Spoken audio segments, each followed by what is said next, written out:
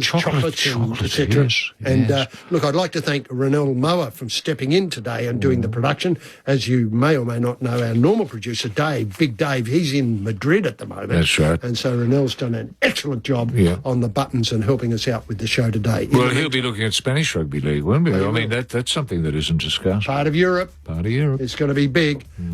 So we say farewell and leave you in the safe hands of Declan Byrne and, of course, Andrew Moore later. And wish you all the very best for Easter and see you in a fortnight's time. Bye.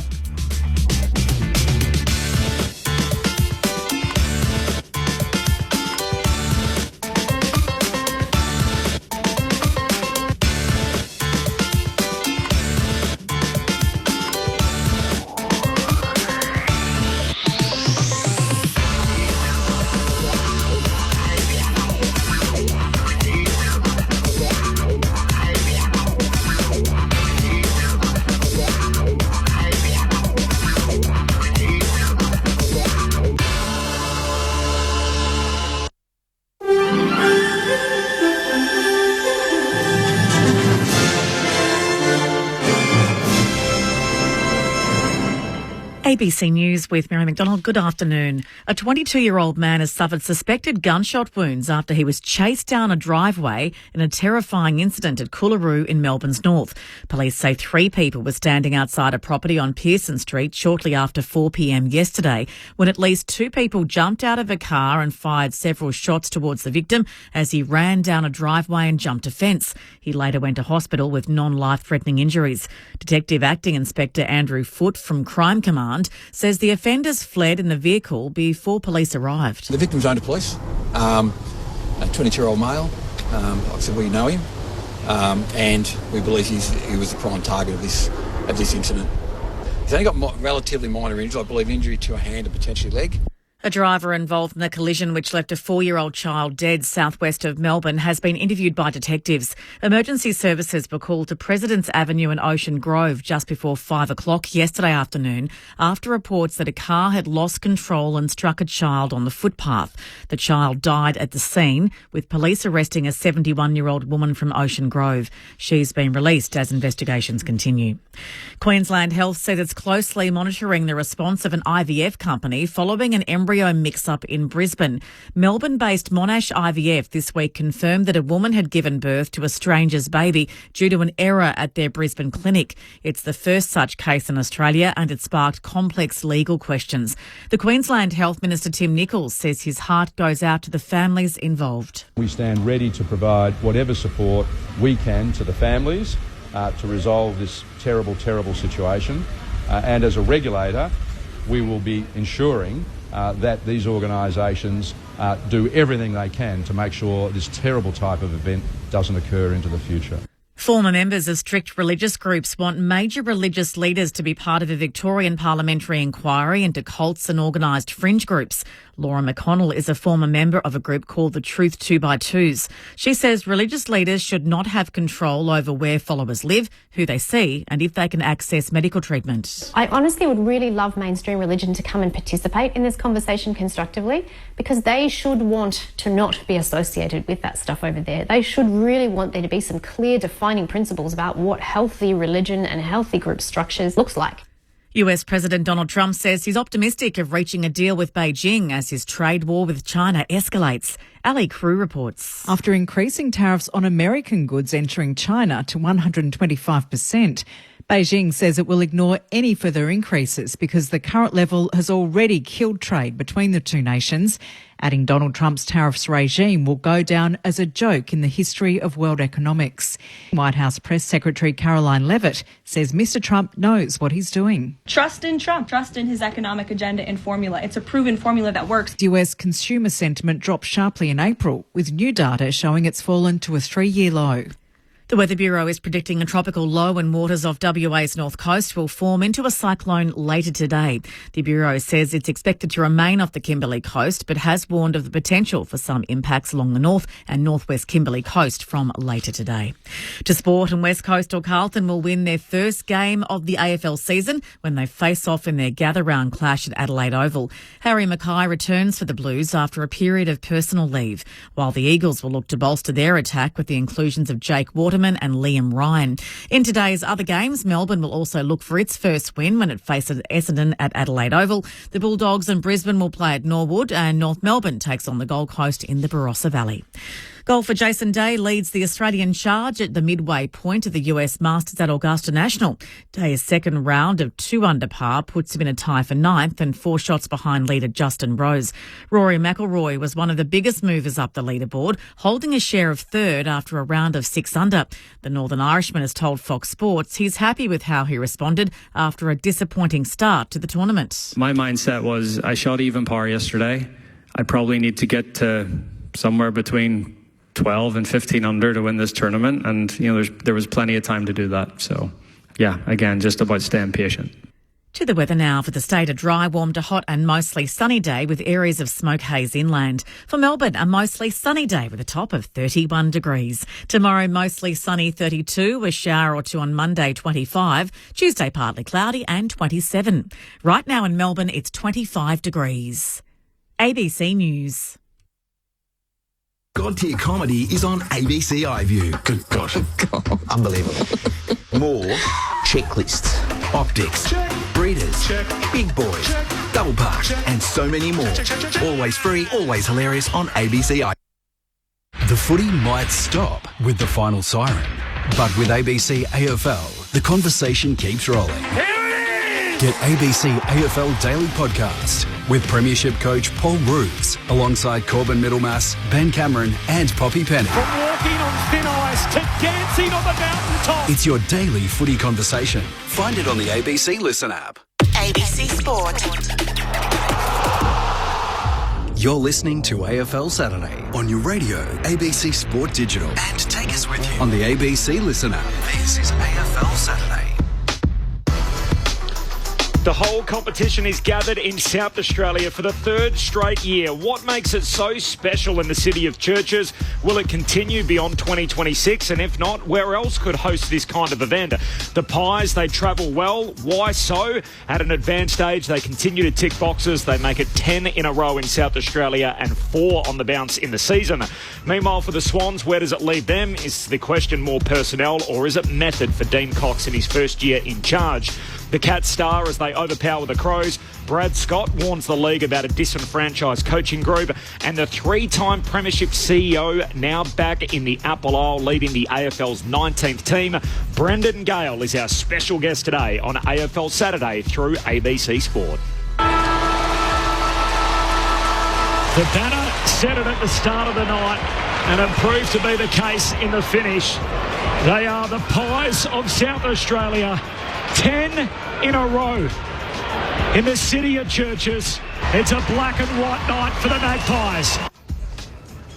Pretty impressive win too for Collingwood, given the fact there was no Houston, no Schultz, no De Goey on top of an already strong injury list for Collingwood, and yet they deliver in the face of it last night. This is AFL Saturday on ABC Sport from Adelaide Oval. It is already 30 degrees and it's not yet midday in South Australia. It's great to have you with us wherever you're listening across the country. Corbin Middlemass with you alongside Luke Ball, the Premiership Pie. G'day, Bally. Corby, yeah, it was a little bit too hot to walk, wasn't it? About a 1.5k to walk from the Quest down here to Adelaide Oval, and it was magnificent last night, wasn't it? As the sun went down and you get a chance to immerse yourself in the energy and the vibe of the place. But we deferred to our man to the right here's comment around. We don't want to arrive at the ground full of sweat and sweaty underarms and all that sort of stuff, and before the game's even started. So we got the Uber. And even then, he dropped us about a kilometre away from the commentary box. But anyway, it's great to be here. Yeah, beautiful sunny day and two good games of footy to kick off what's been a wonderful weekend so far. So the Barossa, which is something different this time around in Adelaide for Gather Round. So Mick Moldhouse is out there, the coaching icon. So you can catch coverage of that game through the ABC Listen app if you're looking for it. North Melbourne and Gold Coast. You can toggle between the two games between AFL and between the AFL and the AFL Extra button through the ABC Listen app, which means Adam Ramadaskas is back with us, the youngest Essendon Premiership player on planet Earth. Hello, Rama. Yes. Good afternoon to all, or still morning here in Adelaide. But off the sub bench again, Mick and Ben are on their way, or they're at the Barossa. Yeah. They're going to spend a couple of days up there, which would be absolutely lovely, I think. Just seeing the vision and photos of what they've done up there looks amazing. But we're here at the beautiful Adelaide Oval, and Ballie's right. Just a cracking couple of days. The weather here has just turned it on, and the vibe in the city is as good as it's been in previous years, and I expect it to get better with the doubleheader here both days. The talkback number is 1300 558 222. So 1300 558 222. We've got 2 games of footy, and we'll chat about the coaching landscape with Rama as well coming up in just a moment. But your calls, if you want to throw a question to Bawley or Adam Ramanauskas, you can do that through 1300 558 222. We may as well start with the occasion, the fact that it is gather round rather than sort of delve into the Friday night game off the top. So what is it that makes gather round so special, Bawley? For people that are probably listening, say, back in Victoria or in other parts of the country, and they hear this round on the radio or watch it on TV, and all they ever hear is all the commentators say how wonderful it is. But for people that haven't experienced, why is it in particular? Why do you think people get so swept up in it? Well, I think it's just pretty rare that there's an opportunity for the whole footy community, all 4 corners of the country, to come together in the one spot and celebrate. Really, it is a celebration of the game, isn't it? And it's great this morning walking around, and we made the comment. There's plenty of Eagles colours around, isn't there? Now, obviously how they've been going and where they are on the ladder. But I think there's something still about the opportunity for them to come over and celebrate. Celebrate this great game, as I said. So it's really just as simple as that, I think. And I think Adelaide, even just geographically being where it is, gives the opportunity for people to almost congregate in a central point of view. Clearly the weather plays a big part, and just the way it's set up here. There's the regional games. We'll just talk about the Adelaide Oval here. It's just a magnificent facility. The walk over the bridge into the city, it does just have a great feel, early in the season, and for the ability for everyone to be able to celebrate footy, I think. And everyone, whilst some teams haven't started well, and obviously there's a big focus on Carlton today. Can they register their first win? There's still a bit of hope in the season for everyone. I think that with a lot of the season still to play out, so everyone's here in good spirits, in a good mood to celebrate footy. When I was about 10 or 11 years of age, Rammer, I came to Melbourne on a holiday, and there was this thing set up in Swanston Street called the AFL Hall of Fame and Sensation. It was basically this little activation area, and you went in there, and it was like a nice history lesson, but you could also kick footies around and do handball drills, and it was like this sort of Aussie rules wonderland. And that's basically what's set up, isn't it, down on the river, on the Torrens. And you can just imagine if you were that age and you were a footy nuffy, what an amazing time that would be to be able to go through there, meet your favourite players. There's giveaways. You can kick balls around all over the place. It's just a tremendous family vibe. I wouldn't get my youngest son out of there. He would literally be there all day and wouldn't stop. So I spoke to him on the phone this morning, and he just starts going through the games with me. Oh, Dad, what are you going to this game today? And what game are you going tomorrow? Where did you go last night? And what did you do? And he goes, at the end of it, and by the way, next year I'm coming with you. That's a great point, though. We probably take it for granted a little bit, being lucky enough to have been involved in the game, Rammer, for over 20 years now. And you're right. You think back to your 5 or 6 year old self, and that's spot on. This just would have been just nirvana, absolute heaven. And regardless of the team you support, it's just an opportunity just to immerse yourself in footy. But that's the point, Paulie, I think, because last night there was 47,000 here at the ground. So that's Collingwood and Sydney. Amazing. So people are coming here to go, I don't really care who you're playing. I just want to go to the game because I want to be involved in the atmosphere. I want to partake in that. And if you've experienced grand final week, and we're lucky enough to have in Melbourne, it is like grand final week, but every team's involved. And so your main event of the weekend is all at different time slots. So if you're a Fremantle fan, your main event is at 1 o'clock tomorrow. If you're an Essendon fan, it's 7 p.m. tonight. If you're a West Coast fan, it's 1 o'clock today. And so you can sort of build your whole week around when your team plays while taking in the rest of the round as well. Well, we haven't even spoken about Norwood and the parade today. Like that now, like the beautiful, it's 30 degrees outside. The pubs along there and the restaurants along the parade there will be absolutely jumping. Yeah, I think it's the beauty of Adelaide too. And we were chatting on the way down. Could Melbourne host it? I think it'd just get a little bit, and you're right, there's a bit of a comparison with grand final week and how well they do it with Yarra Park now, but Melbourne just feels so much bigger. Where this, you've got a bit of that, still a bit of that sort of country or local community festival vibe, along with the city and the grandeur of Adelaide Oval. So I'm not sure it would work in Melbourne. So for that reason. Just on that question, where else could do it? And Melbourne almost doesn't need it, though. There's so many games of footy every week. They virtually have that everywhere. Yeah, that's right. But if there was another city, and we'll chat to Brendan Gale a little bit later on, I know Tassie have put their hand up this week as a way to try and sort of make a huge boom on their way into the competition when that happens in a few years' time. But can you imagine another city that could put on this kind of an event? I'm not sure there is, Rama, that ticks all the boxes that Adelaide ticks. I think Queensland. So Okay. I think... So you've got, obviously, the Gabba and Carrara. Yep. Then Southport is a magnificent facility there. They could quite easily put some stands up around there. So I think the infrastructure will be there in southeast Queensland to do something like that. And again, a lot of the times you can't predict the weather. Yeah. But if that was in Queensland, generally you're going to get pretty good conditions up there as well. It'd be nice. Maybe you could do that in the middle of the year. I was about to say later in the year. I think it has to be around school holiday. I mean, the idea is to get families and kids involved. So the school holiday element to it is pretty crucial as well. So maybe mid-year on that period where everyone wants to get out of Melbourne. The middle school holidays is always the under-16 championships up on the Gold Coast. Yeah. So maybe you tie it into that. We're always up there. Now, they also play an under-18 game up there, Vic Metro and Vic in the Allies. But again, it's where the industry come back almost together again. So I think maybe if it's Gold Coast have their home game, obviously, but is it another club prepared to sell their game up there as well to go, well, rather than having 1 or 2 games, we've got 4 games. I know you hate that too in your job, Rama, that you have to go to the Gold Coast in the middle of the year. I can't stand it. Get out of the Melbourne winter. Love an extra trip to Queensland. It's the only thing. Again, that's the benefit of here. You've got to think about everyone in the Perth clubs.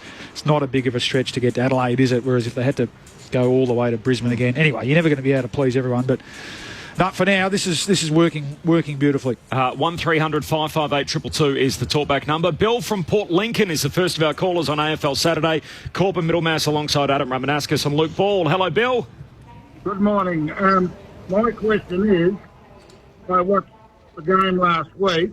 In the first 12 minutes playing time, there were 17 free kicks given in a free open flowing game. And I worked it out, it's about every 42 seconds there was a free kick given. Which game, Is Bill? that over umpiring or... Which game are you talking about, Bill? The Crows and Gold Coast. Right. Okay. Too much intervention, you reckon, Bill? Well, a free kick every 42 seconds in a free open flowing game. Yeah.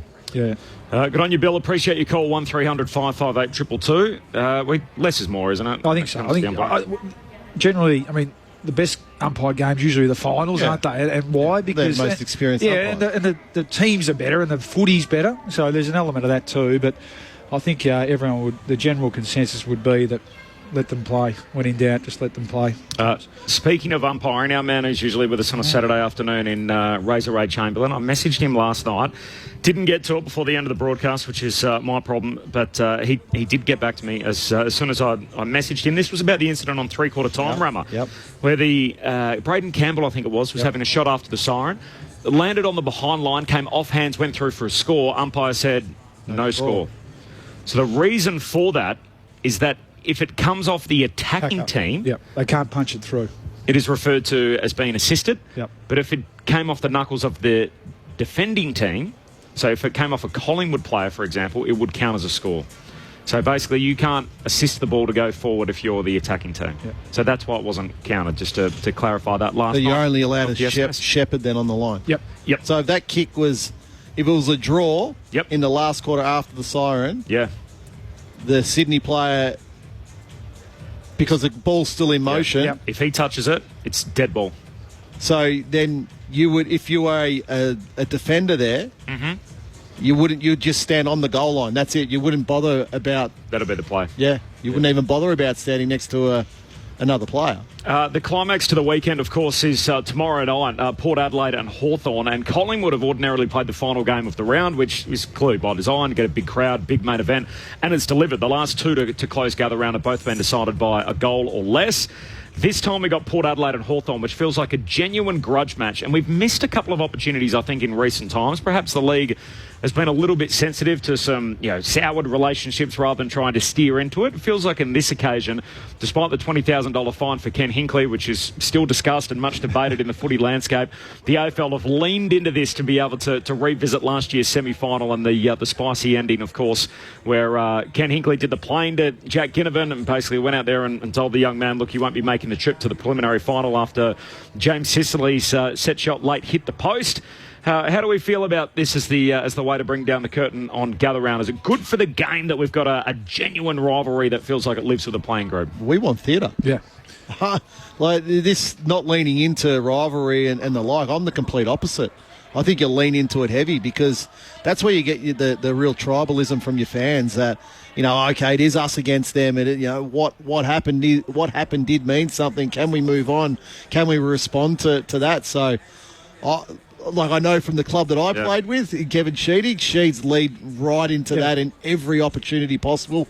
But it's promotion of the game. So why don't we do it as much anymore? I don't know. The glory days of the marshmallow match and everything else that the Bombers had under Kevin Sheedy back in the day, and the jacket match with the Eagles, and it feels like it's I don't know if it's coaches that are basically saying, hey, it's just another game, it's another 4 points, but surely the broader marketing campaign around the game, we need more blockbusters, don't we? I think Kendall, I think Port, and given where they're stuttering start to the season, they'll lean into it, knowing how Kenny coaches. Yeah. I don't think the coaches lean out of it. I think $20,000 fines are probably reasons why, maybe one or two have been sensitised a little bit, but I'm trying to think. I'm trying to think of reasons why or times when we haven't. I still think we do. I still think there's a big part of it. There was a couple recently, like when Clarkson and Mitchell met for the first time, for example, coaching different teams. I think it was a 1-10 game on a Saturday in Launceston, for example, and maybe the AFL thought, it's a little bit raw, the way the relationship's soured, so we'll sort of bury that away rather than, why isn't that Friday night footy prime time as a blockbuster game? Ross Lyon coaching the Saints, coming back around a second time against the Dockers, the team that he got sacked by, it was a Sunday night game, for example. It wasn't, prime time footy where you just think these are opportunities where there's a sort of an inbuilt storyline that's easy for people to follow that we can beef up.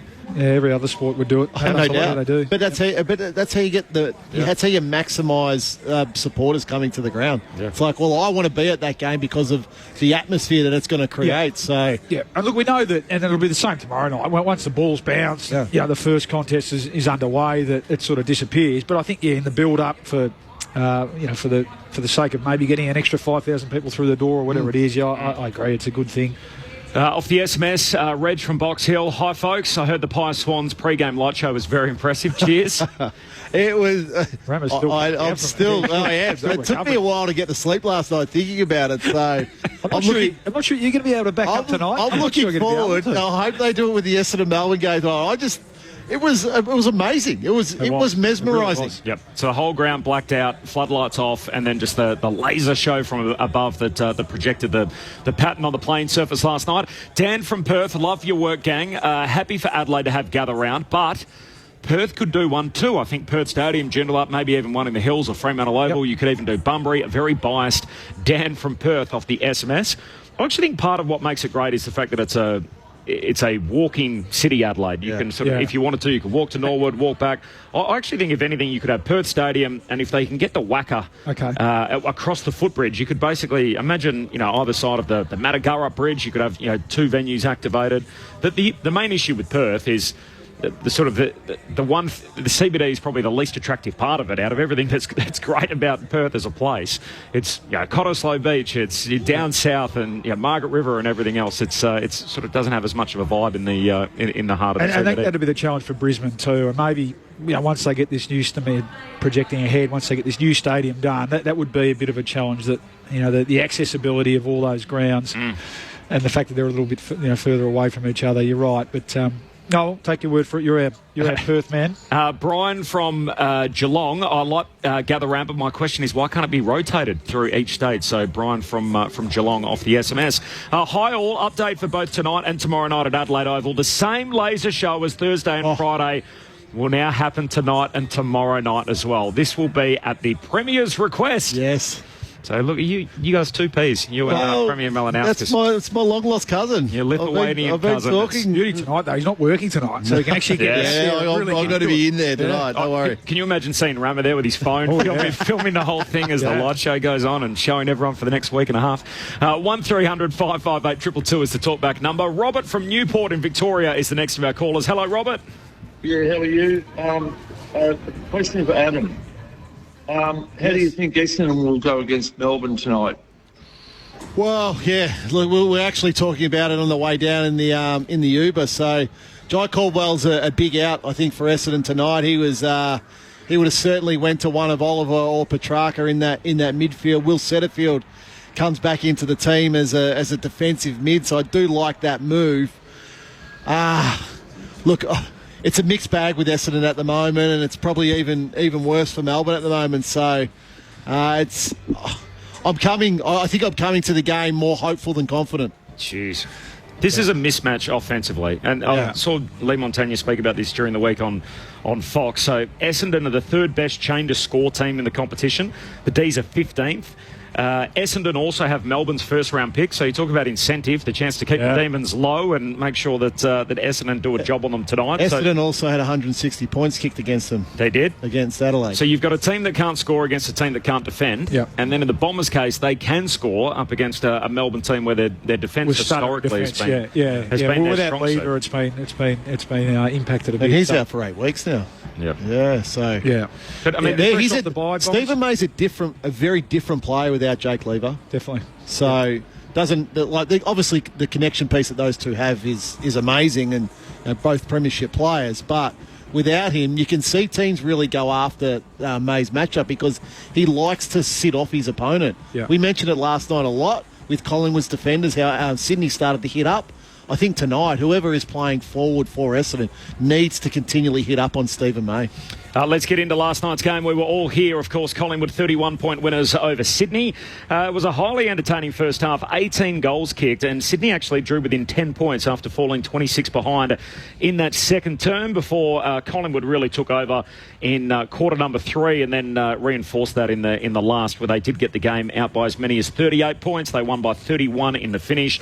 Nick Dacos broke through the tag. He got top votes in the ABC Footballer of the Year from Luke Ball last night, past the padlock in James Jordan and the job that he was able to do last night. If it wasn't for Nick Dacos, Ned Long would have been best of field. He got 2 votes in just his 17th game of footy.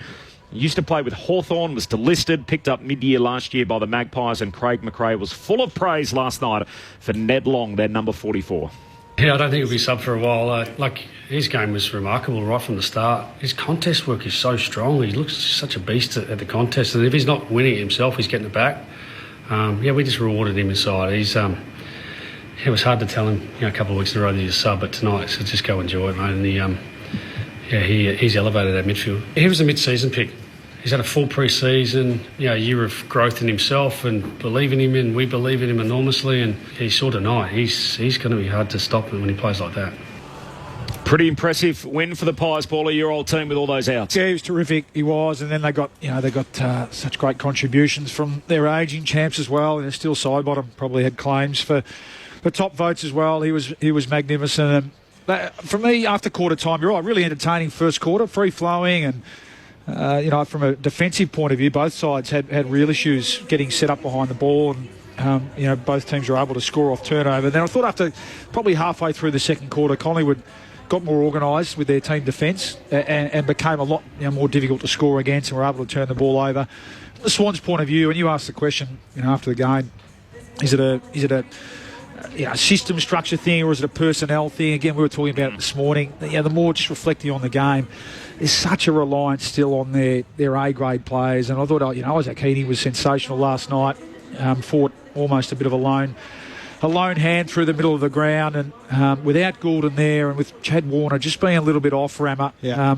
You think back to last year, their first half of the year, those three players were just out of this world, were unbelievable, and they probably made up for shortcomings elsewhere. Yeah. In a sense, the three of them probably won not single-handedly, but the three of them won the Swans a handful of games last year. Well, especially in front of goal. So the trio last year kicked 84 goals between them. Yep.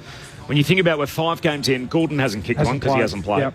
Heaney's got 4 goals and Warner's got 7. Yeah. So that's a long way off a projected 84 than what they got out of them last year. So then when the reliance falls back onto other players, and look, they've got some players out. We know Papley's a big out. McInerney's an underrated, important player. But there's a bit of what it's showing is there's a real drop-off, certainly forward of the ball. And I thought their forwards last night, McLean hit the scoreboard a couple of times, but they were pretty well beaten. And really... McLean was dropping Tressman. He was, from quarter time onwards, and Amadi subbed off, obviously. I mean, he had to resort to swinging McCartan forward again halfway through the third quarter. And then that exposed them behind the ball without Melican. And, Rampy's a warrior, but he's ageing as well. So they got some issues, the Swans. And the next sort of 4 weeks, they've got Port at home, they probably will start favourite. Then they go to the Gold Coast, and they've got GWS, and then they go to Essendon Marvel Stadium. So they might be 3-6 and coming from a fair way back, I think. The other one's Papley. I think he's an enormous out. He's an unpredictable X-factor type of player, and he's an energy player as well in that forward line. So as much as he's small in stature, he has a huge presence for Sydney, I think, out on the ground. So he's one that they're still going to miss for at least another month with that fractured heel. So who did we learn more about last night? Swans or Pies? Swans for me. Swans. It just sort of enhanced those concerns that I had a little bit about them going into the year. So they go all the way to the last weekend. So they get a tougher draw. To me, given that reliance now, and it's just starting to just shows on a night like last night. Rami, as you said, against a side like North last week, they can carry it a little bit. Against what we think is going to be a top 4, top 6 team, they get exposed like they did last night. So Pies were good. I thought it was I didn't think it was a brilliant performance, but they got good contributions from guys who had been down, like Jamie Elliott and Bobby Hill, Bo McCreary, and I think Brody Myercheck stood up last night with a few of those senior players out, Houston and Schultz, who's been in good form, and obviously De Goey. So, to me it shows that they're establishing a pretty nice, deep squad. Ned Long was brilliant coming off the bench. Sullivan came in and did his part. So they were solid, I thought, the Pies, but for me it was more of there's some worries at Sydney. Quick one, will Tom Mitchell get back in the Pies Best 22 from Brendan in Hobart off the SMS? That's the role that Ned Long's playing. Yeah. And you listen to the coach after the game, it was glowing praise of how he's going about his football. So, look, Tom Mitchell was such an important player in that grand final team for the Pies, but he's certainly going to have to earn his spot back. It's not just going to be when he's fit and ready to go. He's coming into the team. Great. Yeah, I'm a big Tom Mitchell fan, but all of a sudden he's missed so much footy. That's the other part. Yeah. Now he'll be eyeing the second half of the year. Yeah. We know what his finals records are like as well. So he's a good guy to have in the stable, isn't he? As someone who can come in, but he's going to need to play some footy. Yeah. Joel Amarty's night was over in the first half. Here's his coach, Dean Cox, on the assessment post-game. Yeah, so he'll have scans on his, obviously, hamstring. The severity we need to find out. So that wasn't certainly ideal. He's been pretty consistent for us, and, very unfortunate for him that he has another soft tissue. We've got to work through and support him. He's got a shocking injury, shocking history with soft tissue injuries as well. Basically, his 2023 season completely ruined by injury, and again picking up a hammy last night. One late change for our broadcast game. Cooper Lord is in. Blake Acres is out. So Acres missing for the Blues today. He's had a horrid start to the year along with the rest of his teammates, Blake Acres, but no room for him today. We'll get more word as to why he's missing in just a moment. Cooper Lord takes his place in the team and will start as the sub, and Hamish Davis is the sub for West Coast in his second game. There's no late change in the fixture in the Barossa between North and the Suns. That starts shortly. There is a call available through the ABC Listen app. Riley Hardiman and Nick Holman, the two subs for the Roos and the Suns, respectively. Let's head back to the phones. 1300 558 222. Mark from Maryborough is the next of our callers. Hello, Mark. G'day, gents. How you going? I hope you're having a good day. Listen, a lot's been said about St Kilda and people not wanting to go to it as a destination club. But what concerns me is we have a habit of picking up reasonable players, well-named players and whatever, and then they all fall over with injury. Even going back to recruiting, Max King, Paddy McCartan, then you get Brad Crouch with an injury, now Liam Henry. And the players we let go end up going and having good careers at other clubs. And it's ironic you mentioned Blake Acres, but I was surprised we got rid of him. He was a pretty good footballer. But, you've got to take into account not just the destination. What, are players afraid to go to St Kilda because they're going to get injured? I don't know. It's just... What do you reckon, Paulie? Well, and you asked me, it's a good call. It's a good question. You asked me last week or a couple of weeks ago, I think, about this call. And ultimately, what makes a club attractive or winning? That's the first port of call, isn't it? But linked to that, what our caller is touching on there is how they the medical program, their sort of broader fitness program. Yeah, do players go to clubs and I think Brisbane's the most recent example, isn't it? Yeah. We were talking about it earlier with Joe Danaher and poor old Lincoln McCarthy has run out of luck, but other players that go to clubs and sometimes it can just be a change of environment and a change of mindset from a player. But also clubs can build, and Geelong's another one, build strong reputations as having really strong ability to turn clubs around. Turn players who have injury histories around. You're a player agent during the week. Rama, does anyone ever come to you and say, I don't want to go to St Kilda because of their injury history? I think it's a factor. And I do think it's, if you look at particularly how teams medical, particularly if the player has had a history of injury. So if they're going to a club, now I think Brisbane's a really good example of their reputation of rebuilding players and going from there. So, why's Brisbane been a destination club more than St Kilda? Yeah. Look, success, what Bally said, but I also think that is a factor. If a player has had a history of injury and you can go to that club and get the best out of yourself and the best out of your body, it does come into the consideration. Interesting in the NBA, where, and I know you follow the NBA very closely, Rama, sort of where the free agents are deciding to go. Almost always they choose to go to either tax havens. The tax is obviously different in certain parts of the world, but it makes big markets like New York less of an attractive prospect given the tax you pay.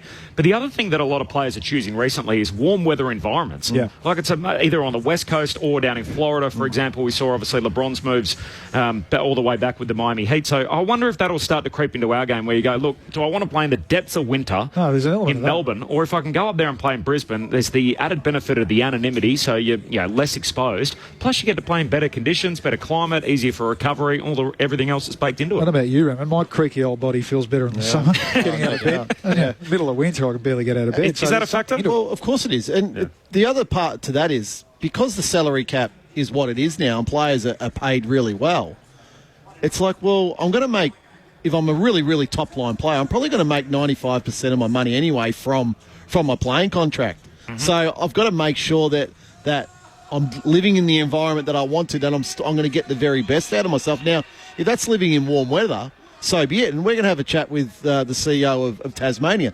That's going to be a factor when people are thinking about it down there. And I'm sure they will come up with strategies to not avoid that, but make sure that they're that they can work through it. Mark, appreciate your call. Coolhound Luke coming up as well at 1300 558 222. The CEO of the Tasmanian Devils, the 19th team in the competition, Brendan Gale, is going to join us shortly. Just repeating the late change here at Adelaide Oval. Cooper Lord replaces Blake Acres, who is out ill. So as a result, he will not be playing. We'll get into Thursday night's fixture next, coming up on AFL Saturday through ABC Sport. Get ABC AFL Daily Podcast with Premiership coach Paul Roos. Alongside Corbin Middlemass, Ben Cameron and Poppy Penny. ABC AFL Daily Podcast. It's your daily footy conversation. Find it on the ABC Listen app. You're listening to AFL Saturday on your radio, ABC Sport Digital. And take us with you on the ABC Listen app. Just look for the AFL button. And Geelong are going to get it. And they are going to ruin Adelaide's party. The whole comp's in town. and Geelong prove they are still a prime-time player. The Cats by 19. There was a sensational game of footy. What a way to start. Gather round. 33 goals in a shootout. Adelaide led by 30 points. The Cats, their stars, closing down the stretch like good teams do. Holmes and Smith and Atkins, who the coach shouted out, and in particular in front of the sticks, Cameron and Dangerfield kicking all 5 goals in that final term between them, Bally, in the final quarter. Yeah, I thought it was the best game of the year that I've certainly seen to this point. Certainly that first half, high scoring, free flowing, both sides struggling to stop scores against from turnover. And Adelaide's first half, they were brilliant really, and got out to that 5-goal lead. And then, like we spoke about last night, Geelong's, they're a marvellous club. Just their ability for their leaders to recognise the situation, stand up, and as you said, Corb, it was Tom Atkins in the middle of the ground getting the shout out, and then the meters gained duo in Holmes and Smith, their run as the game went on, and then Dangerfield, just the champions ahead of the ball, recognising the moments as well. So it was just an unbelievable performance from Geelong with a couple of their stars behind the ball out as well. They just next man in, and a wonderful away win from them. Well, we spoke about this last night. Adelaide will rue the end of the second quarter. I think Carlton kicked 2 goals in the last 54 seconds of that second quarter, and then the first goal of the third quarter. So they were essentially back within 2 goals to start that to start the third quarter. So I just think I think Adelaide, in terms of their attacking game, is absolutely sound. I think their defensive game will be worrying Matthew Nicks at the moment. They're getting scored on, and they're getting scored on relatively heavily as well. So I think there'll have to be a slight tweak in their defensive mechanisms. We asked Jeremy Cameron about just that, the turnaround, particularly late in the second term. We thought it really turned for us just before the half, so we got a really good look at what we could do when we got on top, and it was about just believing in it and coming out after half time. And the very first centre bounce after that, Maxi Holmes kicked that goal from in the centre square, so that added another one to it, and then from there it was pretty much an even ball game. So we're never out of it. Even when we lose, we like to fight and scrap until the very end. So that's what it's all about, and I think that does hold you in good stead in close games. The Cats jump up to 3-2 on the season, and they drag Adelaide down to that record as well. 3 wins, 2 losses for the Crows.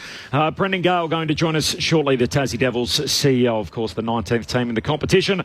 Corporate Middlemass alongside Luke Ball and Adam Ramanauskas at Gather Round. Regarding Gather Round, Adelaide has done it perfectly. Don't move it, don't change it. Why would you break it when it's working? Do something brand new in Queensland and New South Wales. That's from Chris, who is a Queenslander. Okay. Yeah. Could we do a second, what would you call it?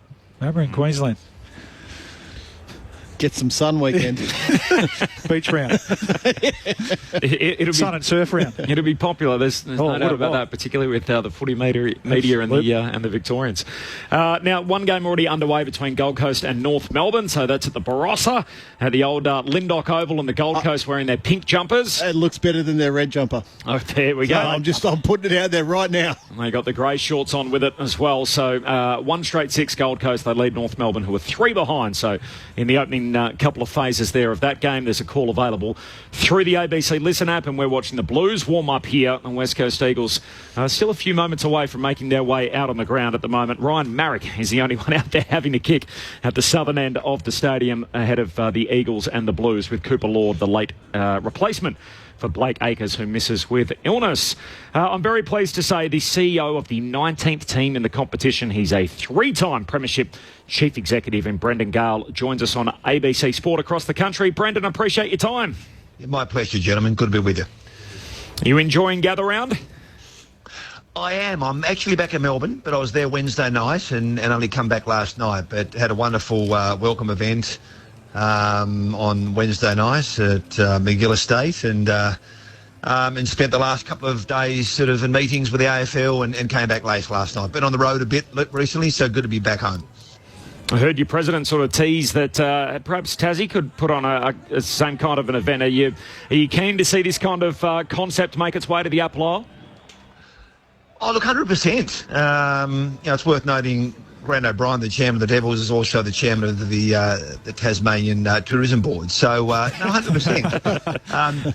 But look, I've been lucky enough to be to each of the gather rounds. It just gets better every year. You look at the broader benefits, the impact is incredible. They set a very high benchmark. But yeah, look, why not? Why shouldn't Tasmania aspire to be able to deliver something like that? It certainly can. It's got the football infrastructure spread right throughout the state, and it's got the food and wine and the art and the culture and the world heritage and world-class golf. It's got all of those. It'd be a massive benefit for the state of Tasmania.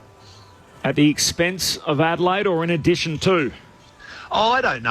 I don't want to get ahead of myself. We've got to stay in the moment. That's part of footy. And right now we have a conditional licence. We're working very, very hard to ensure that we get a full licence, and we're certainly building our team on that basis. But there's a few other things we need to tick off. And once we get through, I'd love to put a hand up at the very least. And really, it's up to the AFL. And Adelaide have set a very high benchmark for others to follow, but they can't have it forever either. It felt like in the media last week, Brendan, there was a whole lot of doom and gloom around the stadium prospect and obviously the report that was released, and yet the optimism seems to have swung back a little bit this week. I know you addressed the other CEOs and there was a theme of a bit more positivity. Can you give us a little insight as to what you told the other clubs during the week? Look, the optimism is real, and we continue to build the club, and the response to the club itself has been seismic. Participation, Auskick participation, 30% year on year. Statewide participation, new leagues, new teams. It's just wonderful. That was part of the story, to say, look, there's some really positive sentiment we're building, and this is additive to the entire competition. But there's some big pieces of infrastructure in the stadium, clearly the most notable. I mean, there's no good time to build a stadium. Nowhere around the world is there ever a good time to build a stadium. And they're big and they're expensive and they're significant investments, public infrastructure. But those who do build stadiums, and you're in a city right now that, it didn't just transform clubs, it transformed cities and states. The investment is worth making. There's a process in place. The government will run that process and we'll back their judgment. Are we behind schedule? No, we're not. We're actually on schedule. The state government committed to a particular planning process around September last year. That's got 12 months to run, due to wind up in September. So what you would have noted last week was some public submissions. There's hearings, there's written submissions from a range of different authorities, and there was some coverage around that last week. So that'll run its course, but ultimately it needs to go through the Tasmanian Parliament, and Parliament's the arbiter of the people. And it needs to clear both houses of Parliament, the upper and lower house, in September. We'll let that process run its course. I know the club's planning to come in 2028, and from a football point of view, you're flying ahead. You got a mascot, you're advertising for list managers and key personnel, obviously involved in the footy club. Knowing how stadiums work and how long they take, how long do you think is realistically viable that this team can exist in the competition before the stadium is ready to go? We'll start round 128,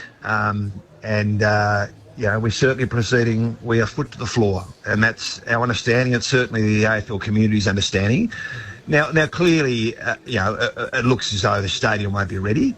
But the good thing about Tassie, because it's a football state, there's incredible infrastructure already. Now, it's not infrastructure to support the needs of a team in the elite competition, hence the need for a new stadium. But we've got Bellerive Oval, that hosts around 19,000 and Kangaroos in recent years. We've got York Park, UTAS Stadium in Launceston. I mean, that's a home of footy in the north. There's a $100 million project underway. We've got great stadiums scattered around the state, but they're the two principal ones. We would play it until the new stadium is ready. So, Brendan, round 1, 2028 it's going to be quick. It's going to come quick. So what's then the order of events? We hear a list manager. Is it a GM of football first? Is it a coach first? What's the next order of events for you to make sure everything's in line for round 1 in 2028? Yeah, Rama, my preference is to get the key thinkers and leaders in the departments first and get them to think about and shape and build their own team, and bring in the people they want and invest in the things they want and focus on the priorities they want and have complete ownership of it. Now that would probably necessitate a header footy to start with, but I think there's probably some list management issues that are more pressing. We need to have the establishment rules resolved by June, July. So we need some expertise in around that, some grey hair, someone who's been around the system for a long time and can put us in a really good position. I've got some knowledge, but I don't work in that space day in, day out. So that'll probably we'll have to backfill a couple of roles. Then you'd think there'd be a header footy. We need to, it's our intention to begin at the VFL next year for a whole bunch of reasons. I think that's critical. So we need to build a VFL program for next year. I mean, that really starts, we need to firm up roles by July, August at the latest. Well, and you look at both GWS and Gold Coast as the most recent teams to come into the competition. You've had GWS playing a number of prelim finals and a grand final. Then you've had Gold Coast that haven't been able to make a final series yet. What learnings do you take from them that have worked really well, and what are some of the things that they have both done that it's just a complete no-no, we can't do that with our football club? Yeah, look, you just can't focus on the list and the list build and the sorts of decisions that were made because, you've got to take into account environmental factors as well. Giants, clearly, they've been a formidable club. Very competitive over the journey and the Gold Coast Suns, well, in terms of building the footprint, participation, these sorts of things, they've done a great job as well. The list has been a work in progress. I think they've got a really, really good list at the moment. I think, Craig Cameron and Damien Hardwick and Mark Evans have done a wonderful job. They look as though they're ready to pop. So, Gold Coast are a little less experienced in terms of the back office. Maybe that, in the key roles, maybe that had a bearing on some of the decisions they made as well. But certainly, mate, we'll be looking at all those experiences and all the learnings because there's good learnings and there's learnings that we can really build upon as well. Brendan, we really appreciate your time. Enjoy the footy over the weekend and we'll chat to you soon on ABC Sport. My pleasure, gents. Thank you. Brendan Gale, the CEO of the 19th team in the Tasmania Devils. It's a fascinating time in the competition. One thing we forgot to ask then, he said it's a provisional licence that they have at the moment. How does it transfer into a permanent licence? The stadium. It's just the stadium. Just the stadium. Yep. Basically, they need to break ground and start building it. Once they start building it, the team's coming in and away we go. So they'll play in the VFL from next year and continue to do so until that's rubber stamped. So 2 years of VFL football, 26-27, then round 1, 28. I know they're talking about 2028, and I think that's optimistic and everything else, but surely the AFL doesn't want this team existing for 3 years playing out of Belrive Oval and Launceston. So if it looks like the stadium's not going to be there until 2032, 2031, whatever it is, surely the can gets kicked down the road another year or two. And if they're playing in the VFL, well, I don't think that's necessarily a bad thing. Well, again, you go back to learnings from Gold Coast and GWS. Gold Coast initially were out of portable training facilities in Carrara, and GWS started at Rudy Hill, RSL club. So that's a clear learning, isn't it? So you talk about attracting talent down there. They're not going to be able to do that without a facility, are they? So they sort of go hand in hand a little bit. Now that could be a training facility. My understanding would be, or my thought would be that the home base, the club's home base, slash training, it has to be state of the art and would be attached, like the Geelong model, would be linked to the new stadium, would it not? So it's a genuine home base, so a genuine home ground advantage. So there's a few things that are clearly linked there. Yeah, and the AFL's not budging. We know that for sure. The contract says a stadium with a roof. They know what that is, and they need to deliver it in order to trigger the licence. We're counting down to the start of Carlton and West Coast. Blake Acres out sick, so Cooper Lord takes his place in the team. He'll start as the sub, and Hamish Davis is the sub for West Coast. Team's warming up on the ground. Harry Mackay's out there. Gold Coast 3 points ahead of North Melbourne midway through the opening term. Interesting. I was looking at Blake Acres was out there before, walking the ground, so it's interesting. Wonder what sort of sickness he's got. Anyway, hopefully he's not too close to. No, that's right. He was by himself. Yeah, he was. Yeah, maybe that was part of it. Get out of there. Get out of the club. Get out of the rooms. We've got a hot 8 minutes before we get to our game coverage. It is now time for Cool Hand Luke on AFL Saturday. What we've got here is the champion bloke. Failure to communicate. This is Cool Hand Luke. Well, I want to just preface it by saying that you probably lose that tribal passion. Having worked in the game, and I've sort of been at a few clubs now, and I'm probably not talking on behalf of the 6-year-old me, the mad Hawthorn supporter who would have been devastated if Dermot Brereton had have spoken to an opposition coach about leaving halfway through the year. But I look down here and Oscar Allen's having shots at goal, and clearly that's been a massive talking point. And we probably have moved on from it. But I just thought, given the position that he was put in, you could tell that the toll that it had on him this week. Just as an industry, we do need to sort of move past and mature with the fact that the players now are going to be able to, or are going to take in a position where they can take their destiny in their own hands, especially if they've served a certain period of time. We know that free agency dictates that once they've been at a club for 8 years, that they are in a position to take their destiny in their own hands. And look, the one thing that maybe, I think probably have a little bit of an issue with, that I don't think we're going to be able to stop either, is the maybe the brazenness of Sam Mitchell to fly over there 4 rounds into a new season. Maybe he could have waited for the Eagles to play in Melbourne one time and caught up with Oscar then. But it's interesting. I had a walk and a coffee with the Eagles coach this morning, ex-teammate of mine, and clearly it came up. Really mature about it. From his point of view, in the 4 walls, he had plenty of conversations with Oscar.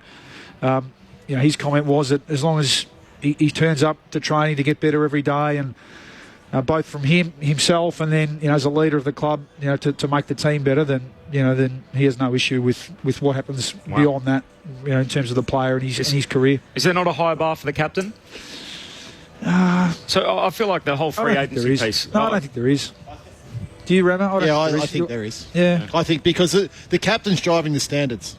He can still do that. He can still do that. It doesn't undermine him? No, I don't think so. Like, you don't think if your captain is off chatting to someone else and then comes back in and says, boys, we're all going to buy in and everything else, you think, well, come on, but pal, he's not saying. The captain's not talking about the next 5 or 10. That's the club's job to an extent. But I think this is a bit of both ways as well. Yeah. So captain drives standards, but it's also on West Coast to go, well, he's our captain, we should be extending his contract as well. Yeah, well, that's right. So that does work both ways. Yeah, that's right. And he's been there for 8 years, and he wants to see, from his point of view, he's not sure, he's exactly sure with it. So that's my point. That's the list manager and the club's role. Day to day, he'd absolutely be in their driving standards. And that's if it's distracting what he's doing on the trading track.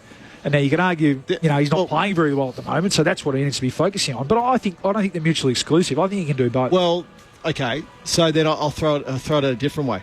How would Oscar Allen be having a conversation with Harley Reid to say, we need you to be staying for the long-term future of the club? I don't think he would be, though. The players don't have those sort of conversations. I'd be wanting to say, hey, Harley, let come and do some extra training sessions with me. So you're better at the moment. Let's worry about the now. Let's be where our feet are. Let's worry about whatever's distracting you, or what's stopping you from preparing and playing a bit better for the now. Because then that stuff sort of takes care of itself to an extent. I live in this world on a weekly basis, so it was interesting. It was interesting the way it all happened and transpired. The other unspoken element is if any club in the competition came to West Coast and said, hey, we'll give you pick 2 for Oscar Allen, would they be doing it? And they got the opportunity to get the compensation for him if he does leave by free agency. I teased this conversation off the top. It's a good cool hand, Luke, by the way. Brad Scott spoke during the week about a disenfranchised coaching group. This is what he had to say. I've never seen a coaching group more disenfranchised with the way they're treated as a whole. While the game is blossoming, and the game, I think, is in great shape, the AFL have clearly said what their priorities are, and coaching and football departments are low on that priority list. So that is a problem. And if that festers, it's only going to get worse over time. I talked to the Players Association about pathways for players into coaching, and their feedback is solid. No, the players don't want to do it. They see what the coaches do and they don't want to do that. So Jay Clark's article in the Herald Sun last week spoke about how the wages in a 15-year period in the game haven't matched inflation for assistant coaches. The average salary is $183,000. Compare that to the players' average wage at the moment, which is almost at $500,000, and the average senior coach gets paid $750,000. Has he got a point? Oh, it certainly does. He's got a point, and what Brad's talking about, that's come through on survey results. So it's not just hearsay talk. This is legitimate concerns from coaches and assistant coaches and development coaches. So it's something that the AFL need to look in. We need to keep the best coaches in our game. We need to be getting the best coaches in our game. If we want to put the best product out on the field, We need the best coaches to be able to train that. I do have a contrary view.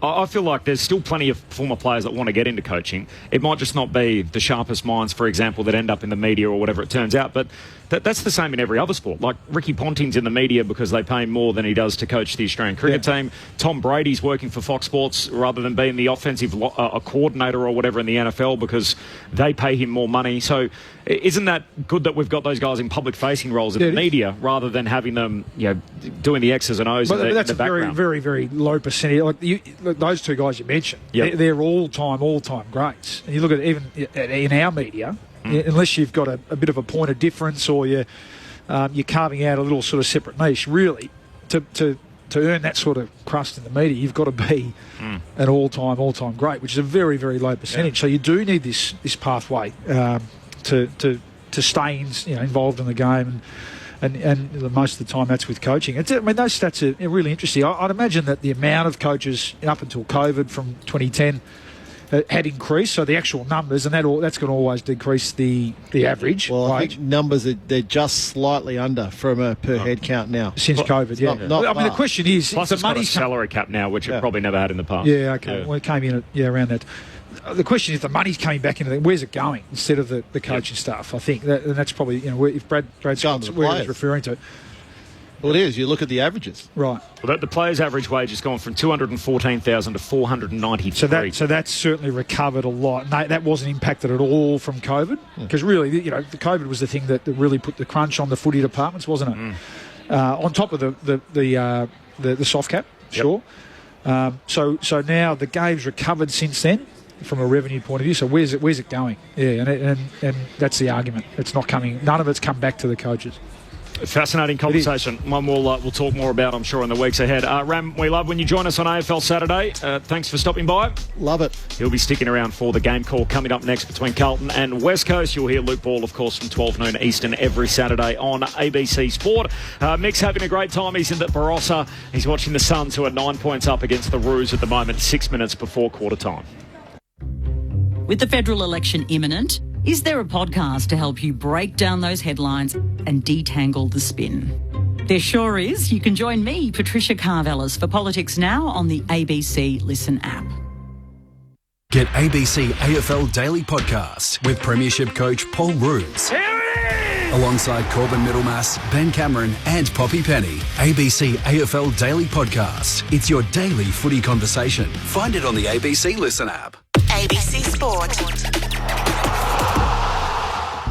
We begin this broadcast by acknowledging the traditional custodians of the land on which this match will be played today and pay our respects to their elders past, present and emerging. We extend that respect to Aboriginal and Torres Strait Islander peoples listening. One state. And they will come from everywhere. 4 days. This will be special. 9 matches. The umpire holds the footy up. And all 18 clubs. For a once-a-year festival of footy. Just cannot take your ears off this game. Oh, there's a bit to get excited about. I wouldn't want to be anywhere else on earth. On ABC Sport, this is the 2025 AFL Gather Round, live from South Australia. The celebrations as they come from everywhere. Gathers bursts away, kicks the goal, and the party continues. This is Gather Round.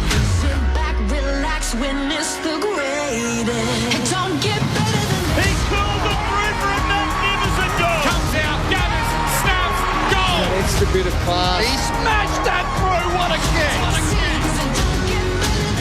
Goes bang with everything he's got. They are leaving nothing out there. Listen to the roar. The drop punt. He's good. And the building is jumping. We know he's a big shot taker. He's a big shot maker. Leans back on the kick. Game on. That camera action, baby. Countdown to contact. From the right forward. Off it. Oh, he's a sharpshooter, all right. Step up in the big moment. Points to the man on the mark. Drop punt. He's there. Gathers. Snaps. He'll bring the house down. Sit back, relax, witness the greatest. It don't get better than this. He'll put it on the boot. Kick up towards the leg. Take a seat, cause it don't get better than He this. defies the laws of gravity. He runs onto it 50 from goal. He's in Dusty's pocket. He shoots. Oh, he's as bloody good as Dusty. Oh, yeah. Rose snaps goal. The drop punt. It's good. And you can hear that body roar. Sports one way and the next, and the snap. There's the finish. 60 out. Oh my goodness! That's a massive hit. Big time spot. Big time goal kicker. That's why we love football. Brilliant to watch. From the centre wicket, whacks it for 6. Scores level. Running pass, throws it on the left. Could that be the sealer? Seconds ticking down. We're not done yet. What a finish. Welcome to AFL Gather Round 2025 on ABC Sport. On radio, on digital, and on the ABC Listen app. You take a seat, cause it don't get better than this. Saturday afternoon footy in Gather Round, and it brings together two teams at Adelaide Oval on neutral turf that haven't got a win between them. The 0-4 Blues up against the 0-4 West Coast Eagles. The Eagles very much in development and rebuild mode, while for Carlton, they projected they were going to be a top 4 team and wanting to try and win and contest as many finals as possible. Instead, they find themselves with a zip and 4 start for the first time under coach Michael Volson, have lost 11 of their last 13 wrapped around last season. So how desperate are things for Carlton this afternoon? They get Harry Mackay back, who hasn't played since round 1, while for the West Coast Eagles, they do get back a couple of All-Australians in Jake Waterman and Liam Ryan, but they're at a very different stage of their development. Despite those contrasts, they find themselves in a similar spot on the premiership table. Corbin Middlemass with you in commentary alongside Aaron Bryans. G'day, Az. Good to see you, Corbs. Big week so far. You pulling up all right? So far, so good. So far, so good in Adelaide. I've stayed out of trouble, I must admit, and the weather has absolutely turned it on. So 31 degrees on our way to 32 at the moment, and barely a cloud in the sky. Bustling downstairs as well. I was quite surprised but excited about what I saw on the way in. It's certainly building across the day. We've got the double header, but a bit of a gap between the two. And this is a true blockbuster, but for all the wrong reasons, right? We've got a Carlton side who I think fans a month ago would have booked their flights and accommodation anticipating this to be an easy kill as part of a holiday. And now it's this dreaded journey where they're in free fall. They could hit rock bottom this afternoon. And for West Coast, Corby, I think we can touch on it through the pre-game. They've flown under the radar a little bit of how bad they actually are. So over the past 4 years, they've had 16 80-point losses. The average age as well between the two sides is 40 difference. So Carlton 109 to West Coast 69. The Eagles, I'd argue, are further behind than Richmond, despite the fact their rebuild has been 2 years older. This is an awkward afternoon for them, and maybe a bit more spotlight if they do get trounced by the winless Blues. We'll see what we get this afternoon. There is a late change. Blake Acres is out ill, and Cooper Lord in the end holds his place in the lineup. So he was dropped at selection, but in the end stays in the team. 4 changes made for the Blues. Mackay, Cottrell, Carroll, Durden. So Carroll is on debut. This is a feel-good story. The 19-year-old who was rookied, delisted, and then signed up as an SSP, so the pre-season supplementary pick. And the 19-year-old Matt Carroll, a left-footer, gets his opportunity to debut today. The West Coast Eagles made 4 changes too. Brockman, Long, Cole, Kelly out. So Kelly omitted, Cole omitted. Their premiership player and defender in Tom Cole, and of course their high-prize recruit in Tim Kelly. In comes Edwards, a surprising omission from that trip to Sydney. Hutchinson's back from the hammy. Waterman and Ryan both returning from injury and illness respectively. Our premiership pair are here. For those of you that heard them on AFL Saturday, you'll know all about that. The premiership pie, Luke Ball. Hello, Bally. Hi, Corby. It's grim listening, those numbers, as isn't it? You painted for the Eagles today, but I think we come along and we just want to see some green shoots, that famous sort of term. I love their jumper. Actually, it's caught a glimpse of their, what is that? Is it their clutch jumper? Is that the clutch jumper? So you had it again? Have you claimed another win here? I'm actually not a fan, to be honest, Paulie, but this is what they're calling the Electric Eagle. So it is the original Eagle head, so going back to the early days of the club, and of course the famous premiership teams of 92 and 94, but they've blown up that Eagle head to fill sort of half of the jumper, and then the rest of it is the original royal blue. So it's a mix of the bright gold and the blue, and the yellow lettering on the back and the yellow shoulders with the white shorts. So a special event jumper for the West Coast Eagles today. Yeah, well, we just want to see, just to start to see anyway, a semblance of a method of the way they want to play. I mean, I think I mentioned in AFL Saturday, I know their coach pretty well, and I know the stock that he's come out of programs like Richmond. So he'll be dead set on trying to instill and embed a way to play, a way to set up the ground, both offensively and defensively. But I guess first and foremost today, you want to see that effort around the contest and around the ball. From their opponent's point of view, in fairness to them, that's one area of their game that's actually held up okay, despite their zip 4 start to the season. Their effort and their inside work's actually been pretty strong. It's just been their ability to get the ball to the outside and to run and carry and move the ball from one end of the ground to the other. It's really let them down. So, from their point of view, they just have to come along and get the job done today, don't they, the Blues? It's great to see Harry Mackay back. I think, certainly every team needs their best players playing, in this competition. So it's great to see him back out there alongside Charlie Curnow, who now gets his 3rd game in a row. So he'll start to come into the season, you'd think. All eyes on the midfield. I think Tom DeConing can't do any more, can he? He's holding up his end of the bargain. He's had a sensational start to the year, so he should give them first use today. And I guess Harley Reid's another one that you come and watch today, isn't he? The number 1 pick. I thought he turned the corner a bit last week. I think it was his best game for the year, so hopefully he can continue on that form today. Patrick Cripps picks up little mascot to the top of the race and starts to get into a little bit of a jog as the West Coast theme song finishes. One he would know well as a West Coast Eagles fan growing up. He wears the number 9 as Ben Cousins was his favourite player. He is, of course, well and truly entrenched in navy blue now, 212 games in, and he leads a team under siege through the banner. The Blues 0-4 under their coach in Michael Voss. Adam Ramanaskas is here, the Essendon Premiership player. It's a familiar position for Carlton, particularly under Patrick Cripps' tenure. Backs against the wall. Yeah. It's a day in which they need a response against the lowly Eagles. Yeah, no doubt, and it's probably a position that we didn't expect him to be in to start the season. I think a lot of us had high hopes for Carlton that they'll continue to move up the ladder, but it just hasn't worked for them to start the season. They've been competitive in games, certainly, but it just hasn't come together yet to get a win. So it's not panic stations, but they want to start to get moving. You lose the first month of football.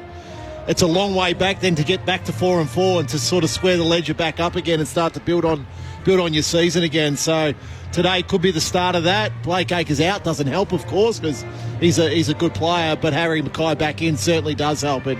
That's what the Carlton forward line need. You then turn. The West Coast stuff's interesting with Tim Kelly and Tom Cole not coming into or being dropped from this team. I think with any developing team or any rebuilding team, you need to build minimum standards. And clearly Andrew McQualter's gone, well, there's certain guys that are not at minimum standard that we want, that I want to move forward with. So is it a statement? Absolutely it's a statement. Absolutely it's a statement. Don't think anything different. It's like, hey guys, we can't keep accepting it. Yeah. We simply cannot keep accepting it as a football club, as a team. So here's what we've got to do. Here's the standard that we've got to get to. If you can't meet that, I'll find the next player that can meet that. But there's such a fine balance in it, Rama. No doubt. So last week, Minnie pulls the trigger and decides Harry Edwards wasn't good enough against the Swans, I'm not going to play him. And poor old Sandy Brock gets 9 goals kicked on him, the most in history. So you've got to juggle not overexposing youth, which their midfield might find today against Cripps and Walsh and Shearer. That Tom Gross looked great last week. He could be their best midfielder this afternoon without Tim Kelly. I'm a firm believer in young players need to earn their spot. They don't just get given games, because all you do is you stun their development and growth. It's like, well, my minimum standard in the reserves team is not where it needs to be, but I'm getting a game. So, I'll just keep doing about it now. As Bally said, Andrew McQualter was an incredibly hard-working role player when he played out. He got the very, very best out of himself.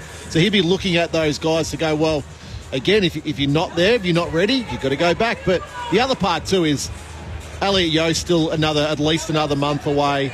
Jeremy McGovern another couple of weeks away. Yep. Jake Waterman's he's playing today, but he's clearly playing underdone at the moment.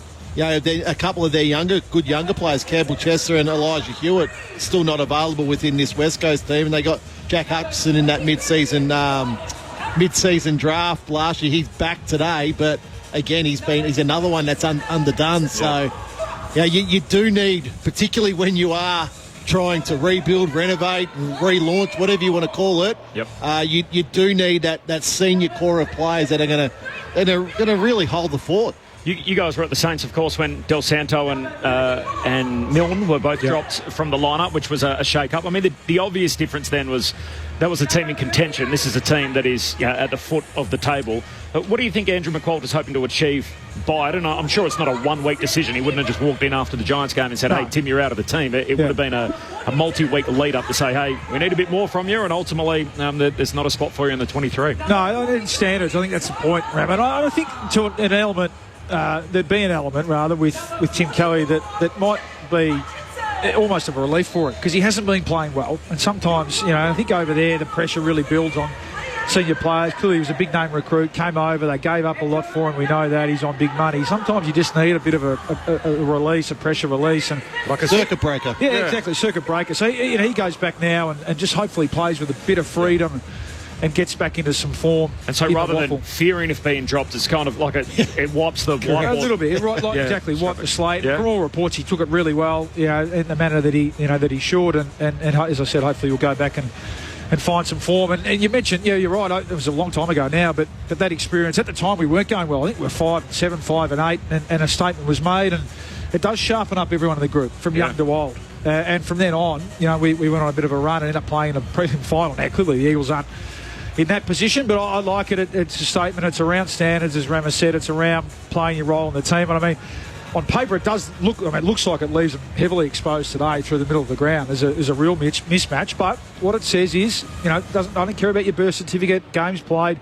If you're playing your role, if you're giving great effort, you're going to get a game. You're going to be rewarded with a spot in this team. So looking forward to seeing some of these younger Eagles players go against, again, on paper, what looks like a much more formidable Carlton midfield today. 5 teenagers in the team today for the West Coast Eagles, including 2 18-year-olds, and the youngest of them is Tom Gross, in jumper number 27, who, of course, played last week, had 17 disposals and kicked a goal on debut against the Giants. Back to the Blues, just repeating that late change, so Blake Acres out ill, Cooper Lord in the end holds his place, and he's going to start as the sub. Hamish Davis is the sub for West Coast. We'll get a check of conditions in just a moment with Liz Walsh. Harry Mackay's back. It's an unavoidable storyline. I actually think as an industry this has been handled pretty well as an AFL community. I'm not sure everybody agrees with that, but Harry Mackay spoke on his podcast during the week ahead of his return to the AFL arena this week. I guess 5 or 6 weeks ago, late Feb, started feeling in not a great place mentally, and I think the most challenging part of that was me thinking I shouldn't be feeling the way I was, and everything in my life, to be really honest, was in such a great place. Football club, loved my teammates so much, was in a great place in terms of footy, most beautiful loving partner and family, so supportive. Everything in my world was in such a great place, and as I mentioned, that's why it was really scary. I guess you'd say it was really irrational to feel like that. It was a fascinating insight on the podcast that he does with his twin, Ben, of course. He's back today, kicked 2 goals in the VFL last weekend, Rama. Did we get this right as an industry in the way it was covered? He misses 3 weeks for mental health. He's back today.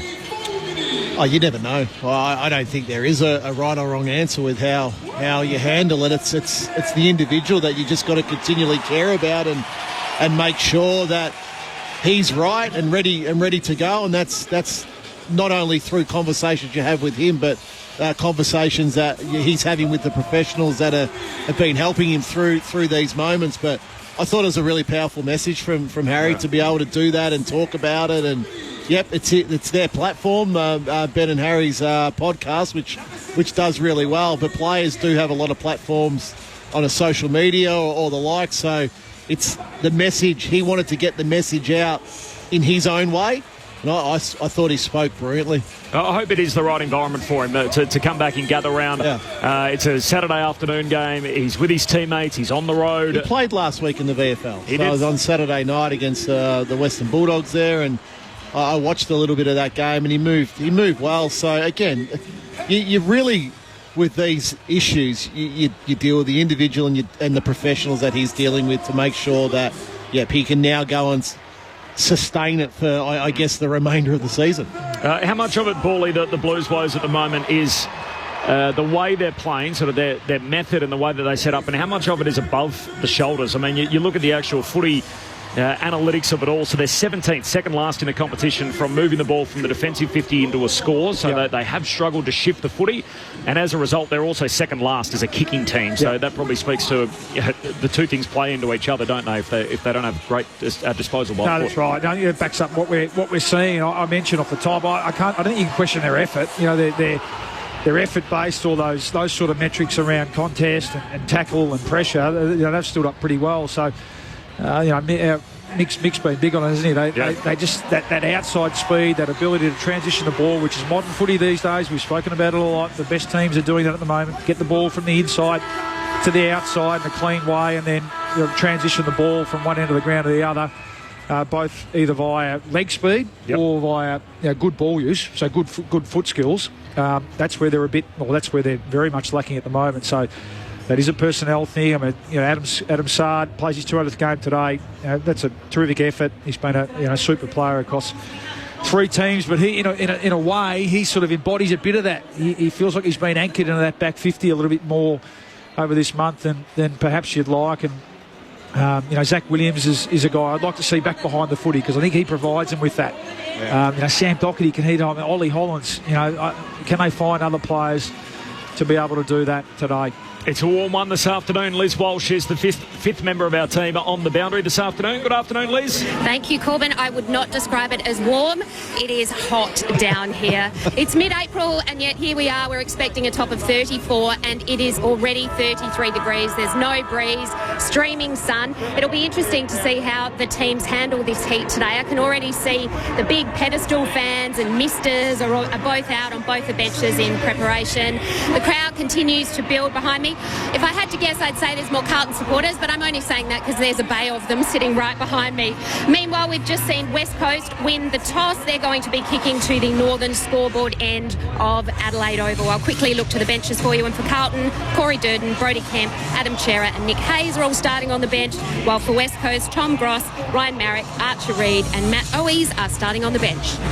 Thanks, Liz. Fascinating to see what sort of positional changes Michael Voss makes, if any. He swings the magnets around, and you mentioned the Adam Sard story. So from Brunswick to Coburg VFL, and the next door neighbour to Ange Christou growing up ends up with the woof from the Carlton fans himself, and now plays his 200th game in the navy blue. So a feel-good story for Adam Sard, reaching the 200-game milestone. It's time to get winning for both the West Coast Eagles and the Carlton Footy Club. 2 teams without a win between them through the opening month of the season. They're out to change that here in Gather Round. It's Saturday footy on ABC Sport, and you're with Aaron Bryans. Tom De Koning and Bailey Williams stand off in the middle. Fair bit of work put in by Jack Hutchinson on Sam Walsh as well. Patrick Cripps left alone by Liam Baker. Beautiful bounce in the middle. De Koning searching for his skipper. Cripps puts his head over it. Diving in is Hewitt. Can't pick up the footy. Reed's brought down without it by Motlop. No whistle. And finally a ball up called as Hewitt dives in and wraps up Hutchinson. Attacking edge of the centre square right now for the Blues. De Koning tries to force it sideways to the eastern wing. Found Hewitt. Hands it back to Walsh around the body. Tumbling kick that bounced off the bootlaces of Reid. Back towards Cottrell. Hacks it in. Mackay rises. Couldn't claim it. On the bounce, gathers. Tumbles it towards goal. It's rolling across the face and through for a minor score. Nearly a perfect start to his return, Harry Mackay. Blues on the board with the one behind in the opening minute here at the Adelaide Oval. Straight in the game.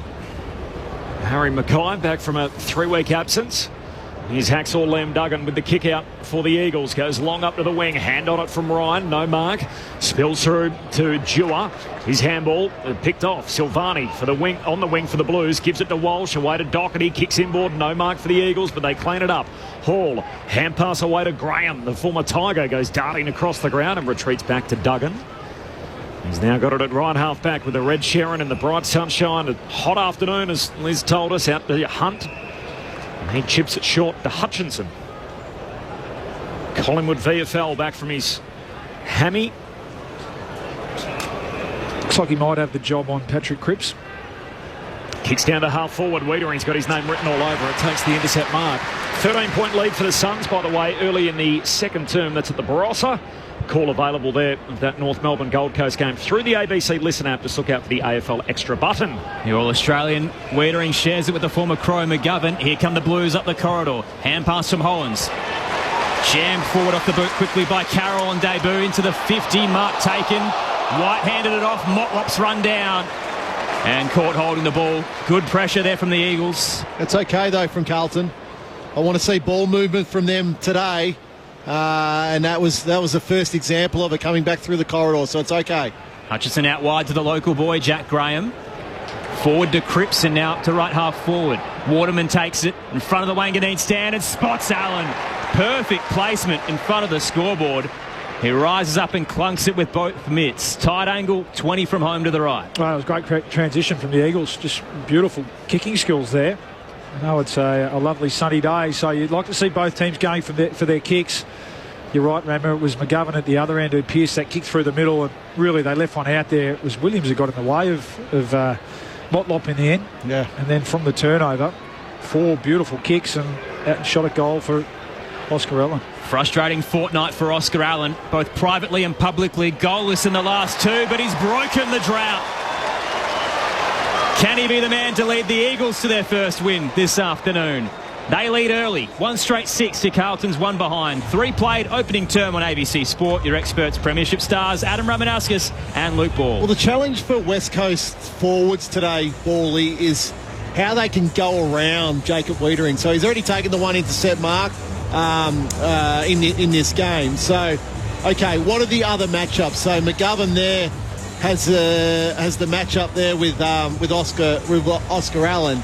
So, okay, well, so who's got then the matchup? What's the Wiedering matchup? How does Wiedering's direct opponent drag him back to the goal line more? How does Wiedering's direct opponent drag him wide so then we can get one-on-ones with our other forward? He's been in unbelievable form, Jacob Wiedering, for a team that hasn't won a game this season. So just really important that West Coast play smart forward football. Mackay and Allen, the first 2 scores, so promoter's dream as DeConey gets a handball away to Hewitt and he gives it to Doherty. Kick inside the forward 50 for the Blues. Mackay hand on it again. Motlop front and centre. Superb roving. Handball away to Curnow. Oh, he's handball to Williams. Too much on it. And the Polly Farmer handpass goes through for a score. It's a behind. Off the hand of Charlie Curnow from 15 out. Missed Williams on the goal line. So West Coast by 4 points, 1 straight to 2 behinds early doors at Adelaide Oval. Duggan pops it to Hoff, opens the angle and sends it to the eastern wing. Spots Cripps, who's floated away from Cottrell, has the overlap, hands it to Hunt. Through centre wing. They're moving it nicely here, the Eagles. Allen turns, spots Waterman all alone and hits him 40 from home, right forward pocket. And Carlton's defence falling short early here at the Adelaide Oval. It was just a decision to come forward, wasn't it? Yeah. From both Wiedering and then McGovern, and they didn't go early enough. They were never going to impact and just allowed the easy transition up the field. Again from the Eagles, it was almost a carbon copy of the previous play. It just shows there, that's just a good example of a team who's really not quite in sync from a defensive point of view. Jake Waterman, first game since round 1. They've missed him. Trots in, short approach. Slightly to the right, never hooking back. Minus score, Eagles' first blemish of the afternoon. 1-1-7, they lead Carlton, 2 behinds, 5 played on ABC Sport. Harley Reid starting at half-back too. Which I like. Jesse Motlop. Yeah, it's going to be interesting because Motlop's clever forward and a player who hasn't spent a lot of time behind the ball. Harley Reid's just going to be careful. He's lost him a couple of times at the 4 of the ball inside 50. There's a Wolf facade in game 200. Long kick out to Carroll. The young man on debut takes the mark, continues the shift up to Will White in his second game. Good ball movement from the Blues. Down to Williams. He marks uncontested. Crosses the 50. Took a while. Kicks goalward. Doesn't get it there. And Sandy Brock takes the saving mark right in between the sticks. He was very casual, Williams. And a short kick out to Dewar, who marks left half back for the Eagles. West Coast by 5. 12th game this afternoon for the Natanui Academy product. Jewett chips it to Marek. He's in some good form now that he's playing down back. Finding plenty of the footy. He'll share it with Hall. Navy blue boots this afternoon. Through the broadcast wing go the Eagles. Lead is 5. Through the logo. Clunked in the hole by Allen. Had a plethora of blues around him but landed in his lap. He turns and the Eagles are racing away here. Flooding forward. Juggling mark taken by Reid. Carlton desperate to get back. Reid's at left half forward. Man on the marks on the paint of 50. Not overly confident with his distance, but didn't have a lot of options. finally steps across and sets it up at the top of the goal square. Waterman's caught behind and too good in the air from Silvani. It's got to come to ground. Not good enough there, Jake Waterman. Well done by Jack Silvani, but that ball's got to come to ground. Silvani short to Hollands. There's a lot of talk during the week about they spin the magnets, the Blues. Well, McGovern's starting back. Williams is starting forward. So the same guys in the same spots. Haven't seen any dramatic change from Michael Voss personnel-wise. As the kick from Wiedering, a good one, finds McGovern through the middle of Adelaide Oval. Hand pass to Walsh, handball to Saad. He's got it over halfway. Long kick inside the forward 50, superb. Out to Curnow, who marks it left half forward. And Charlie Curnow will get a look, 30 out, 45-degree angle. Yeah, I'm liking the Blues ball movement early in this game. A real appetite to bring the ball back through the middle of the ground, link up with handball chains, and then give your key forwards, Curnow or Harry Mackay, one-on-one looks. Not many are going to beat Charlie Curnow one-on-one if he's got a little bit of space inside forward 50. He's kicked 19 goals. That's right, 19 in his last 2 games against the Eagles. As Curnow on his way in, he misses, shanks it to the near side. So 2 behinds for Curnow, 1 by hand, 1 by foot. And Mackay's missed another. And so we're 8 minutes in. Carlton have 3 scores. They're all behinds. West Coast are 1-1. Saturday footy on ABC Sporting. Gather round. Harley Reid in his new role plays on from the defensive goal square. Big leap from Haynes. Stuck the knee in the back and rises above Allen. Wants to play on quickly. Spotted a target. It was Kemp. He came late, but back with the flight. Fogarty ran into his path. Ball shoots out towards Baker. The Eagles get out of there. Reid thumps it in a hit and hope. Allen now battling in the one-on-one with McGovern. Knocked to ground and bursting onto it is Ryan. Here's the electricity they've missed. Big fend off. Open 50 from 60. He sends it towards the goal square. It's wayward. Bit of backspin as well that didn't favour Waterman. And Ryan just keeps going, throwing his body into the contest. And an elite tackle in the pocket. That is incredible commitment from the Premiership Eagle. Yeah, outstanding stuff. Again here to fend off and to get away from Adam Saad, pumped the, and he just kept going. Saad stopped. He just kept going and tracking the footy and had an impact again. Great stuff, Liam Ryan. Bailey Williams wins the hit out and there's a free kick. Advantage applied. Walsh goes darting away with the footy for the Blues. Oh, that's a shotgun kick in between Kemp and Motlop. Invites the Eagles in, but Chera cleans it up. He's tackled, lost it. West Coast win it back. There's Matt Owies against his old team. Handball through to his teammate who's clipped high in all of that. It's Allen. He's going to get the free. Matt Owies, coming off a career year, was really forced out by the Blues after 33 goals.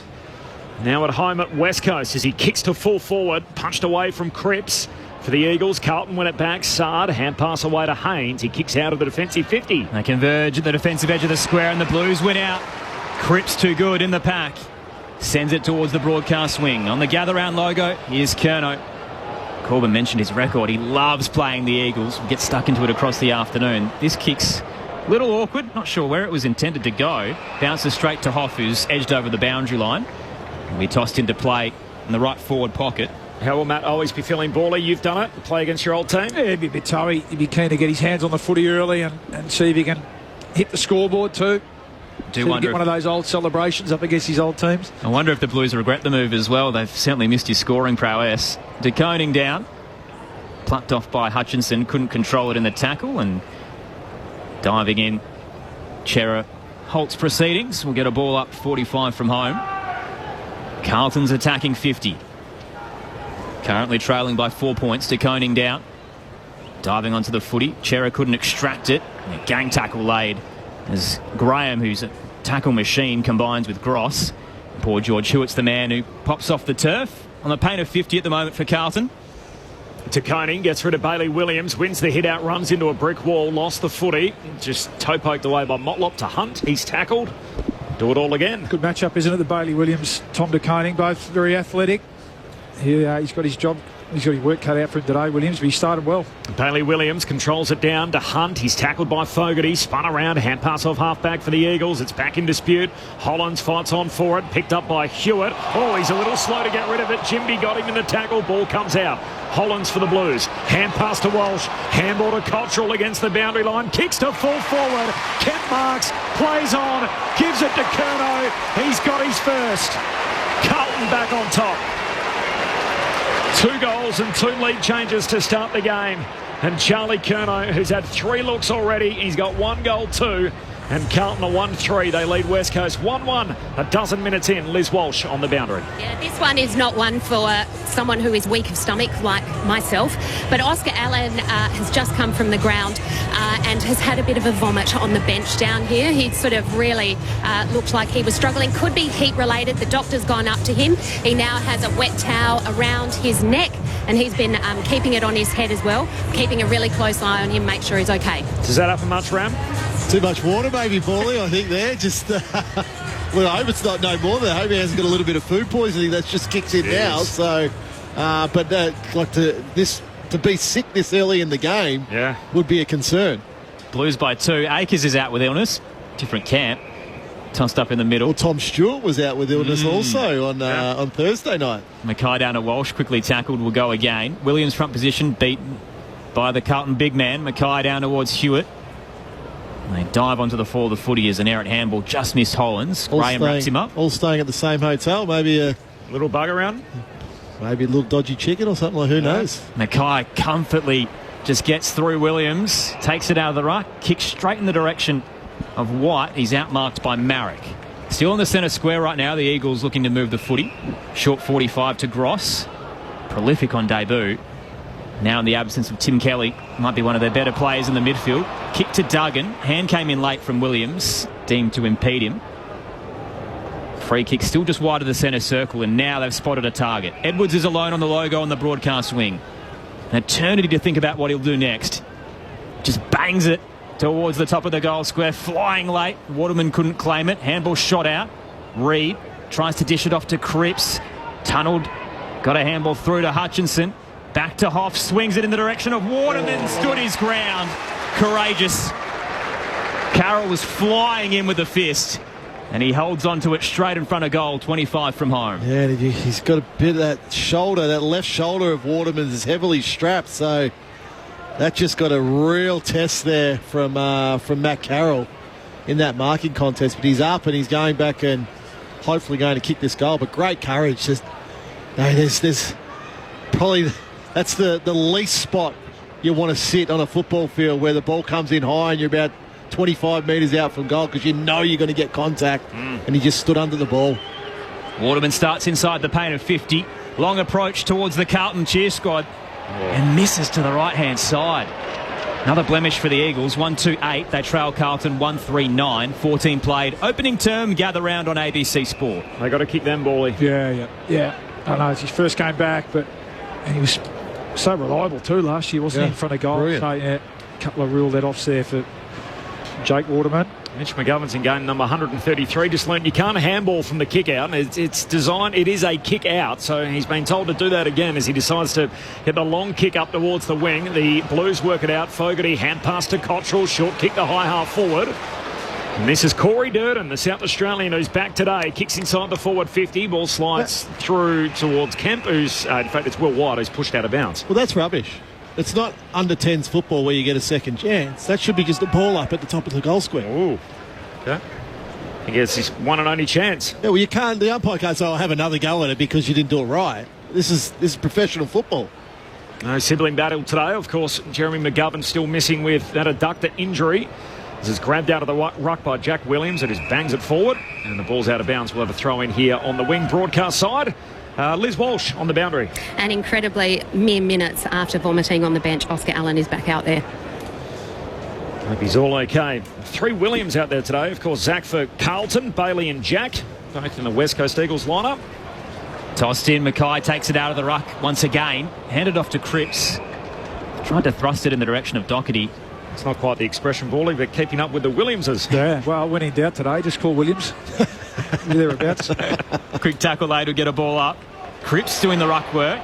Beats out Jack Williams. Doherty now towards Hollands. Carlton heading inside 50. Backtracking one-on-one. Kemp gets rid of Edwards but couldn't claim the mark. Keeps fighting. Handball out to White. Flings it to Durden. Wheeling away from Ginby. Just couldn't quite hit Williams. Gets there on the bounce but gives it away. Hall darting in a phone box. Gets the handball out to Hoff. The Eagles are surging. Chua goes for a run as there's a car crash behind him.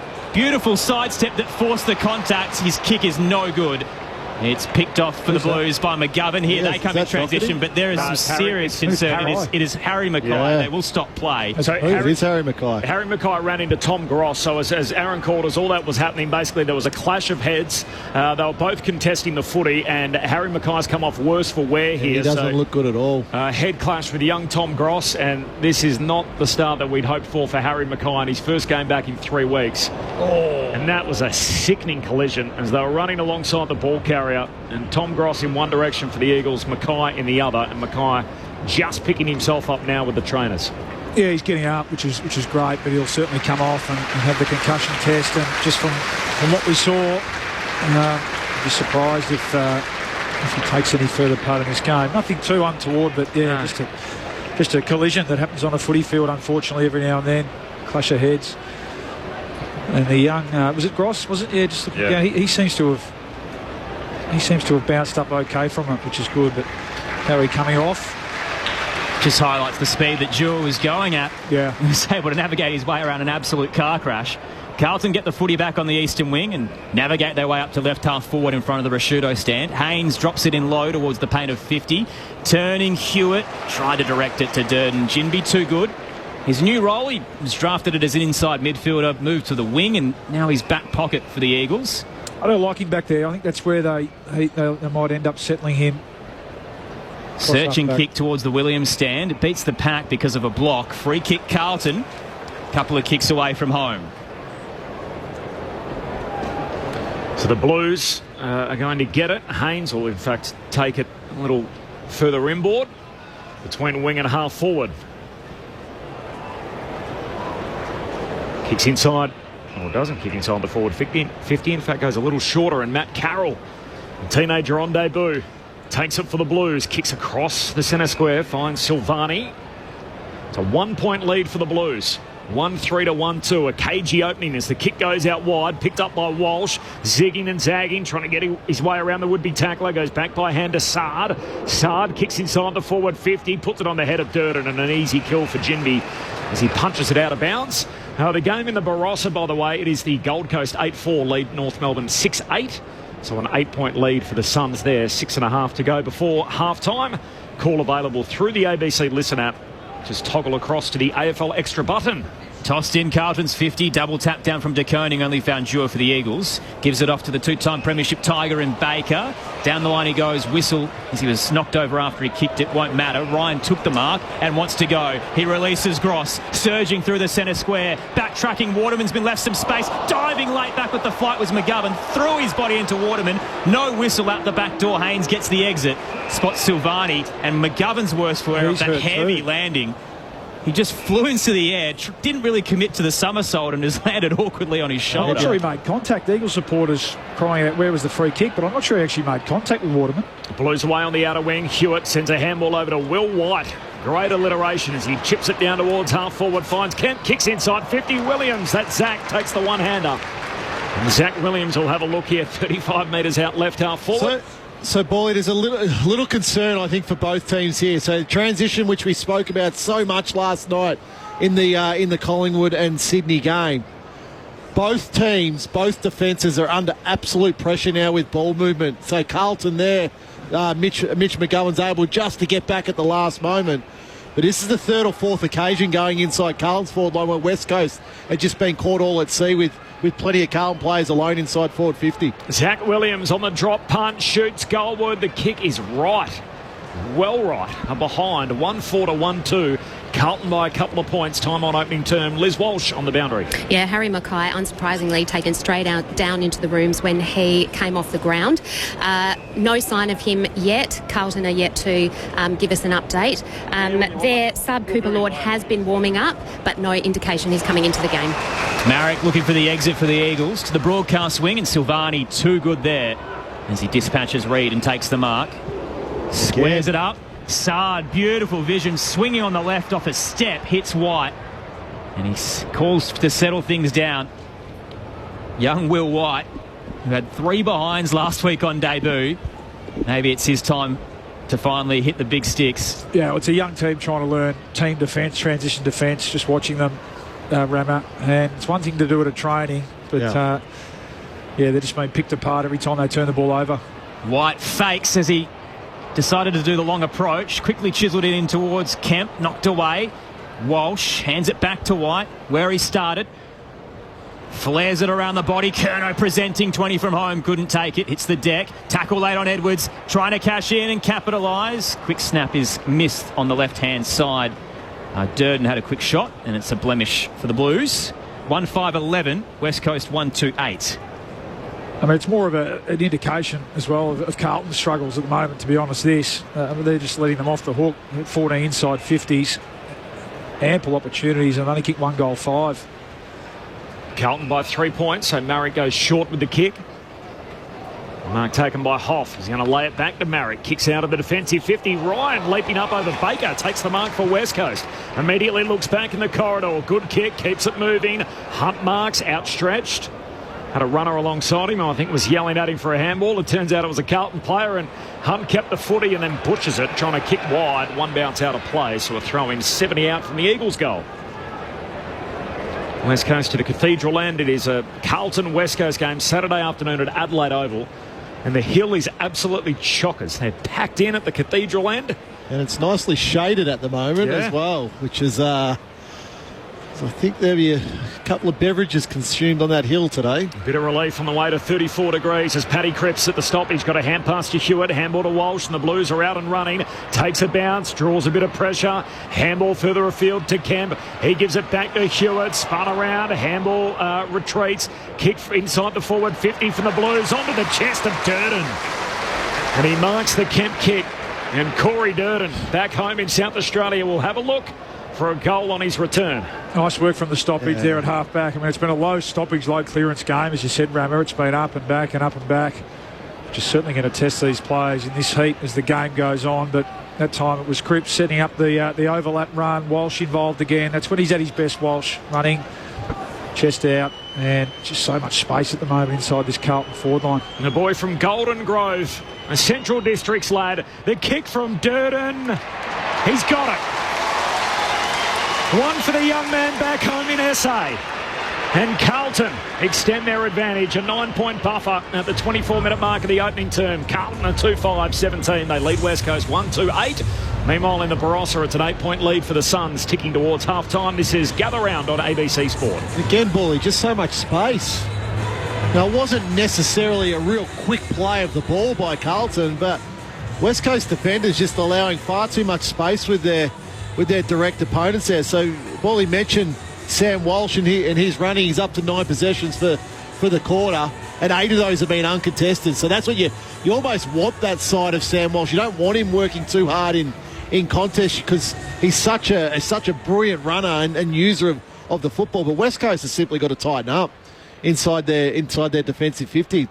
Too easy for the Blues at the moment. He's found his mojo, Sam Walsh, 31 last week. Here's another touch for him now. De Koning picks off the superstar midfielder who gives it to his skipper. Cripps into the 50. Little long for Curnow. It's out the back door. Curnow tries to paddle it centrally. Couldn't get it to Kemp and rush through for a minor score. Harry Edwards walking it over. Carlton's lead moves to 10 points. 2-6-18, plays 1-2-8. Gather round on ABC Sport. Marrick out to half-back, wanted Gross. It spills through to Baker. Sweeping hand pass to Owies on the wing. Pokes the kick back in front of Baker. Gets to him on the hop. Steps around Silvani. He can settle from 45 metres out. The kick heads goal, but it's superb. And Liam... Oh, no, it's not. It's a behind. My apologies. I got a little excited. The Carlton fans were cheering. They were cheering the behind. I thought it was his first goal in West Coast colours. Not to be. 2-6 for Carlton. 1-3 for West Coast and a 9-point advantage for the Blues. 26 minutes gone opening term. Gather round on ABC Sport. Delicate ball movement from Doherty to Hollands, but his kick was a little long heading towards the broadcast wing. Knocked away by Jinby, boundary throw-in. So just on that, Carlton have already taken 6 marks inside their forward 50 for the quarter. West Coast have a habit of leaking to key forwards. Yeah. Jesse Hogan had 9 last week. Can Curnow cash in? Mackay still off after that head knock. Tossed in to Koning. Gets rid of Williams, gathers and tries to hand it to Cripps. Misses. Little bit on. As Cripps sucked the shoulder into Hutchinson, who's been running with him, and he didn't like it, the young Eagle. They come in to support their teammate, Bailey Williams. You don't see Paddy get flustered too much either. So obviously this close checking of Hutchinson is having the desired effect. Toss back in, Williams down, only found Shearer, sharks it, handball astray under the tackle from Gross. Here he is picking it up for the Eagles, hands it to Cripps close to the benches. High wobbler, belly of the ball, floater, Ryan soars but can't reel it in. Play on called, he reckons he might have taken it, he fell into the footy, didn't make any effort to get rid of it, and it's holding the ball, free kick to Adam Shearer. His vertical leap is stunning, isn't it, Liam Ryan? No matter how many times you see it. He floats. Oh, sensational through the air as Chera kicks long down the wing. Hand on it from Edwards. Spills to Curnow. He's happy to find the safety of the boundary line and a throw in. Of course, the Cripps boys against each other today. The two cousins from Northampton. Shout out to everyone in the footy factory up there. Towards the Gascoyne region in WA. So Patrick Cripps, of course, the two-time Brownlow medalist, and Jamie Cripps, who now is equal 14th on the all-time games list at West Coast. Here's Paddy on cue, got it from Chera, kicks inside the forward 50. Durden's out the back, Durden's onto it, he's got a couple. And Carlton are out by double digits. Just worked his opponent under the footy, and Durden running back towards goal like the quality small forwards do, doubles up.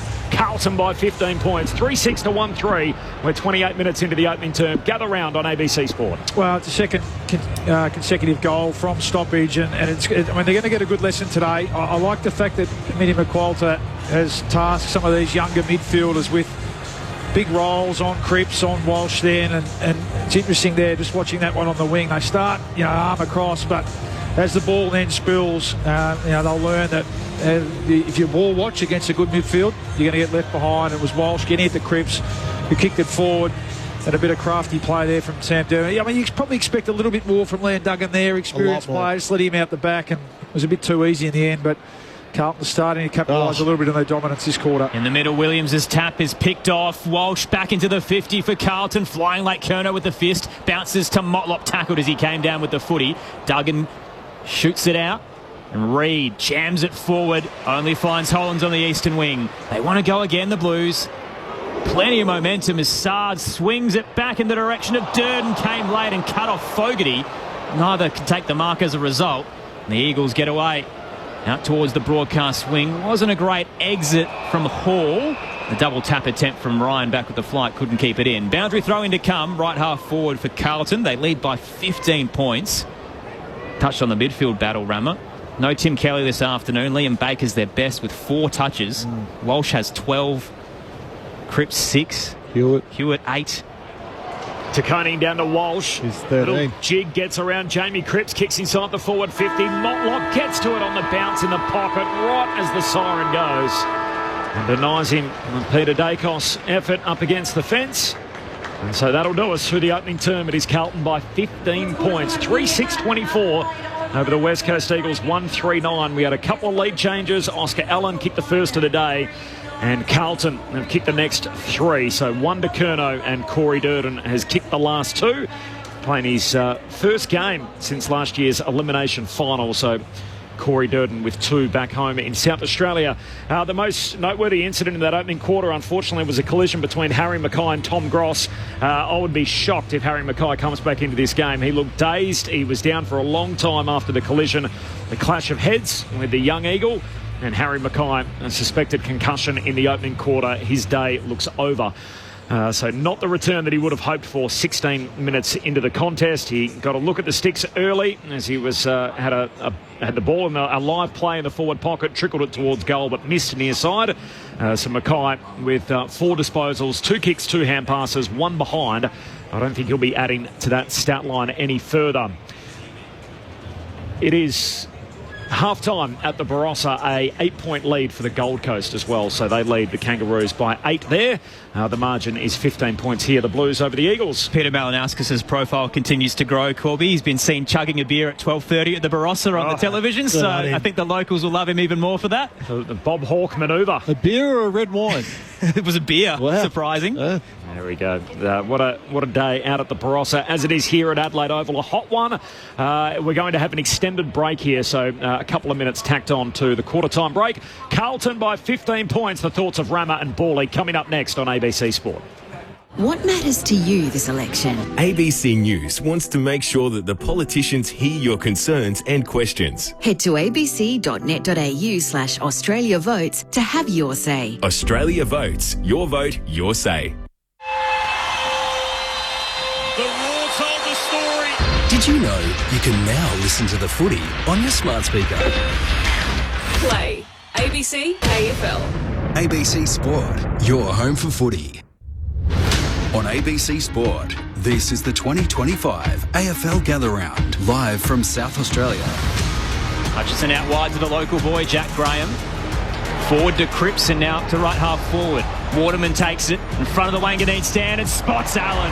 Perfect placement in front of the scoreboard. Frustrating fortnight for Oscar Allen, both privately and publicly. Goalless in the last two, but he's broken the drought. Picked up by Hewitt. Oh, he's a little slow to get rid of it. Jimby got him in the tackle. Ball comes out. Hollands for the Blues. Hand pass to Walsh. Handball to Cottrell against the boundary line. Kicks to full forward. Kent Marks plays on. Gives it to Curnow. He's got his first. Carlton back on top. The Eagles are surging. Chua goes for a run as there's a car crash behind him. Beautiful sidestep that forced the contact. His kick is no good. Serious concern. It is Harry Mackay. Yeah. They will stop play He here. doesn't look good at all. Head clash with young Tom Gross, and this is not the start that we'd hoped for Harry Mackay in his first game back in 3 weeks. Here's Paddy on cue, got it from Chera, kicks inside the forward 50. Durden's out the back. Durden's onto it. He's got a couple. And Carlton are out by double digits. This is the 2025 AFL Gather Round on ABC Sport. On your radio. ABC Sport Digital. And on the ABC Listen app. The Baggers in front by 15 points, but leading in the first half has not been the issue for Michael Voss's team. 3-1 at quarter time on a hot day in Adelaide. Liz Walsh on the boundary. Liz. Yeah, Harry Mackay has come back out from the rooms after a concussion test. He has joined his teammates at quarter time, but he has been subbed out of the game with concussion, which brings Cooper Lord into the team. But one thing I cannot understate down here is actually how hot it is. I am feeling really sorry for the players. The extended break, the umpires have actually gone off the field and gone into the change rooms themselves. That extends the time in the sun for us poor boundary riders down here.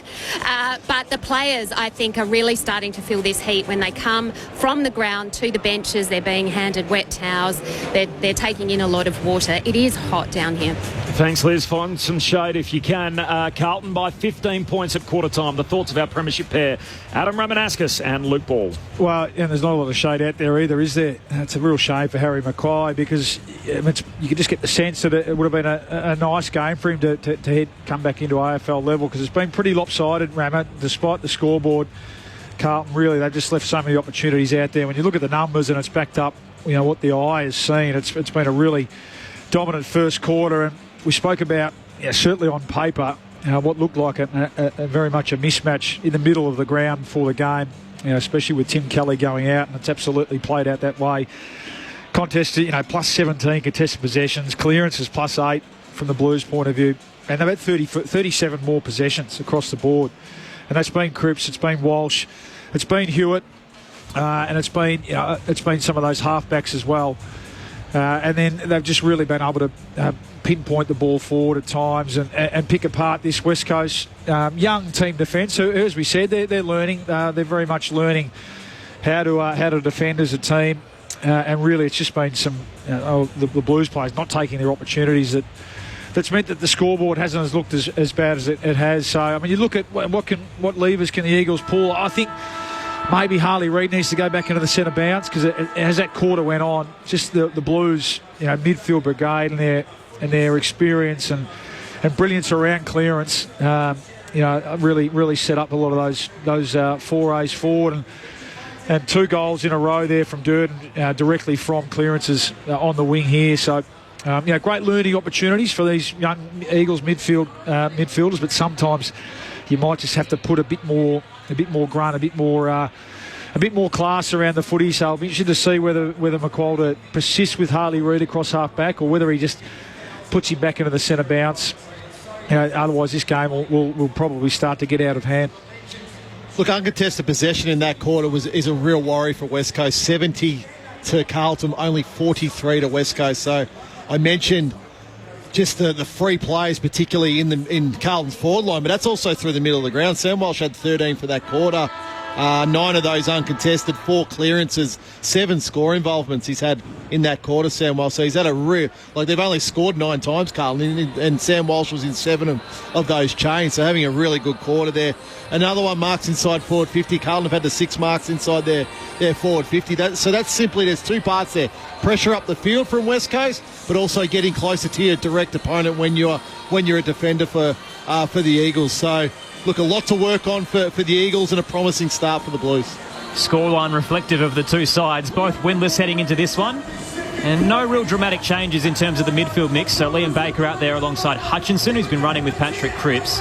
And Tom Gross, fresh off a very impressive debut last week against the Giants, 17 touches and a goal. So the Eagles will continue with what they had in the opening term. Yeah, and they do look dangerous enough forward of the ball, certainly in the air, the Eagles, a couple of times. I mean, Jake Waterman missed a couple of chances that we'd like him to take. Liam Ryan's looked really lively, hasn't he? And Oscar Allen is at least keeping Jacob Wiedering busy. So if they can get some supply out of the middle, they have looked dangerous at times in their front half, the Eagles. Thoughts of Luke Ball and Adam Ramanauskas gather round on ABC Sport. It's the Blues by 15 points at the first break. Second term underway. Williams down. Becomes the tackler on Hewitt. Picked up by Williams. He's in the middle for the Blues. Handball cut off. Snatched. Graham gives it off to Gross. Into the 50. He's targeting Allen. Wiedering got front position. Clean take on the bounce as well off the spoil. And hits Williams just the required 15. Didn't really hear the whistle. Panicked a bit. Gave it wide to Hollins, who shaked it off the side of the boot. And out on the full in front of the Williams stand. Oh, you love Tommy Gross tucking the ball under his arm and bouncing. He just missed an easy one, didn't he? He kicked to a 50-50. He had Jamie Cripps all by himself. Graham to full forward for the Eagles. No mark. Jack Williams down there. Does well to win the footy, but there's another whistle on the play. A bit more intervention. The outer zone umpire. It's a Carlton free kick at fullback, and Wiedering's going to get it. Gold Coast by 8 points, by the way, at halftime against North in what is a high-scoring, entertaining game in the Barossa. Call available through the ABC Listen app. Kick goes wide to Hewitt on the boundary line. Sends the Blues up over halfway. Curnow marks just forward of the wing, down to half forward. Wanted Corey Durden, his opposing number. Hoff breaks it up. Durden wins it back. Gives it to Curnow. Kicks inside 50 and Fogarty takes the mark. And this is better ball movement from the Blues as they work it end to end, as we've seen a couple of times today, Ram. Well, you can clearly see there's been a change. Yeah, usually we're so used to Carlton as a clearance contest team. But there's been a shift in mentality about let's move the ball, let's give handball receives, let's get the ball to our runners, and let's try catch the opposition defence out. Fogarty. It's been a little drive for him in front of the sticks, and that continues as he misses near side. Lucky Fogarty. So small forward, he's in his 5th game of the year. He's kicked 2 behinds. That's it. Hasn't got a goal on the season. There's the pressure forward. Carlton by 16 points. Early stages, second term. Gather round on ABC Sport. 19 goals in 51 games, Corby. You'd argue he's not really living up to the small forward height. Marek to Brock. Looks for an exit to the broadcast wing. Off hands. Ryan tried to float around. Wiedering slipped and was caught high. Free kick to the Premiership Eagle, and he wants to go. Pops up, releases Baker. Tight on the boundary line. Towards the 50. They float across. Williams couldn't bring it. Front and square, Jua. Handball errant. Free kick anyway. He's played holding the ball. He's definitely got a disposal out, but McGovern will get the free kick. Have a look. I think the fist might have missed the ball. So it's a throw there. McGovern has it for the Blues. He'll share it with Sard, and now the exit through the corridor. Hewitt heading towards the eastern wing. Through the logo he goes on the 45 to Curnow. He's in front of the Odie stand. Up to right half forward, spots Williams floating in space. They are getting scorched on turnover, West Coast. And the uncontested possession count just continues to climb. Williams spots Walsh all alone, 30 from home, and drove it central towards his superstar midfielder. So get into that for us. How is that happening, Rama? Is that a method thing, a system thing? For West Coast, that's an effort thing. Right. For West Coast, they just simply don't want to get close enough to their direct opponent at the moment. That's a perfect example. So that's a slow play there from outside forward 50. You're going to be right next to your direct opponent. Sam Walsh is then able to drift in 30 metres out directly in front of goal and take an uncontested mark. Walsh fresh off 31 last week. This is disposal 14, 3 minutes into the second, and he's hit the scoreboard with an excellent finish. Sam Walsh is back to his best. Maybe the Blues are as well. 4-7-31, they lead West Coast 1-3-9. 3 played in the second term. Gather round on ABC Sport with Premiership stars Luke Ball and Adam Ravenel. So Bally, just further to that and further to your question, Corb, everyone will talk about defensive system and defensive structure. But the reality is, to have a structure, you've got to show effort in defending. Yeah, it's both. And simply right at the moment, I don't think West Coast is showing the effort that's required to defend. No, that time it was young Dewar, who, I mean, he was right next to Sam Walsh and just got caught switching off, ball watching. Walsh, who started on the wing this quarter. I like seeing Walsh out on the wing, playing to his strengths again. Just drifted into a pocket of space. So, yeah, that's just an effort and a concentration thing. So it is a combination, you're right. I mean, it's all well and good. You can try and implement the best defensive structure, but if you don't have players that are willing to roll their sleeves up and get to work. Blues by 22, so they do want to play this new style, and yet without the effort, it's impossible for us to be able to judge that and the way they want to go about it. Very much a change in the way the Eagles have historically done it under Adam Simpson as Bailey Williams wins a hit out, but there's a free kick here, and Sard's going to get it. Anyone spot what that was for? It was sort of a Jack Graham was holding on to Sard's jumper as he was going into the contest. Sard goes out wide to Wiedering. Wiedering looks for Hollands, kicks it over his head. That's Ollie, the only one out there today, as Hunt gives it away to Jamie Cripps, goes short with the pass to Graham. West Coast with it, defensive side of halfway. Short kick up to the front half for Waterman. Mark still inside the centre square, looks inside 50. Jack Williams, sprawling mark, didn't quite stick. Spills out towards Wiedering of the Blues. Handball to Cottrell. They love him at Carlton. Kicks out of defence. The target is Hunt, broken up by Chera. Gross wins it, retreats with the kick, and here's Harley Reid in the famous number 9 for West Coast, the state's most famous citizen at the moment, as he often has been. The West Coast Eagles number 9, whether it's Carlton's or Natanui, and so it is again. Fifth touch, he picks the gap to Gross, attacking edge of the square. Wheels around the man on the mark. Searching kick towards the goal square, clears everybody out the back. Ryan couldn't get there in time. So speedy. Stuck the boot out, but just couldn't make the contact, and it's through for a minor score. Carlton's lead 21 points, 6 played, second term. Gather round on ABC Sport. Blues go corridor. Walsh marks that. Handball away towards Haynes. Here they go, straight through the middle of Adelaide Oval. Way too easy. Mark taken here by Boyd. Long kick inside 50. Durden's out the back. Copped an unkind bounce. Becomes tackler on Edwards. Has to get the ball out. Got a handball away. Curnow picks it up. Bounces it goalward, but misses. Behind to the near side. Looked like a certain goal, but a complete dodge of a bullet there. That's green lights right up and down the corridor for Carlton. Open for business, the corridor. At the moment, the Blues just taking what the Eagles are giving them and just all at sea. So defence. So if this was Geelong or Adelaide versus West Coast right now, it'd be 12 goals up. No doubt. Which is what the Giants had last week when they piled on 70 points in the opening half. Transition here for the Eagles.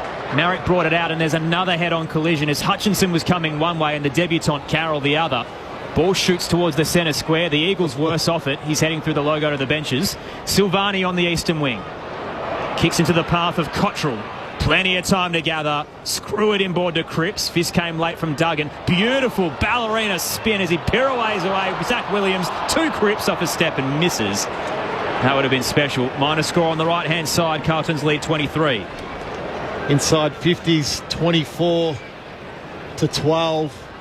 But every time Carlton are going inside forward 50, they're just scoring at the moment. So good day to be a Carlton forward, isn't it? Marrick on the kick-out duties. He goes short to Duggan. Marks in the defensive 50 for West Coast. Kicks to centre-half back for Graham. And Graham will go with a long kick all the way out to Bailey Williams, who takes the mark, still back of the wing. Bright sunshine, headed for a top of 34 degrees. Saturday footy, a warm one with extended quarter breaks. As Bailey Williams goes back to Edwards and the shift is on, they'll try out the western side of the ground. Off the back flank. Kick here from Brock. Down the wing, intercepted. And cut off by Matt Carroll on debut, who takes the mark in front of the benches for Carlton. The rookie draftee had a groin injury all of last year, delisted and now gets another crack. Down the line, Kern, a couple of juggles with the right mitt. Couldn't take it. Spills to Fogarty, though. Hacked it forward. Sitting in the hole, 30 from home. Williams caught behind. Brought Hoff to ground, who flung himself forward and actually collided with Kemp in the process. Poor Brady Hoff, worse for wear there, as he's been bounced off 2 pillars for the Blues. And play will stop here as Hoff is struggling. All his weight, Brady Kemp. Winded, hopefully. You don't need that on a 34-degree day. Another purely accidental incident. Yeah. Williams was caught behind. The momentum of them flying forward kind of thrust Hoff into the path of Kemp, and he's been cleaned up for his troubles. Shout out, by the way, to the Feldman and the London families travelling through rural Japan, listening to the footy. Go the Blues. Rural Japan. Yeah. It's a long way away, isn't it? Yeah. Obviously good reception out there. ABC Listen Up firing in every corner of the globe. Brady Hoff gets the free kick for the Eagles, currently trailing by 23. Sends it to right half back on the charge. Archer Reid. Good clunk in front. Doherty stands the mark, and he'll whip it up over him.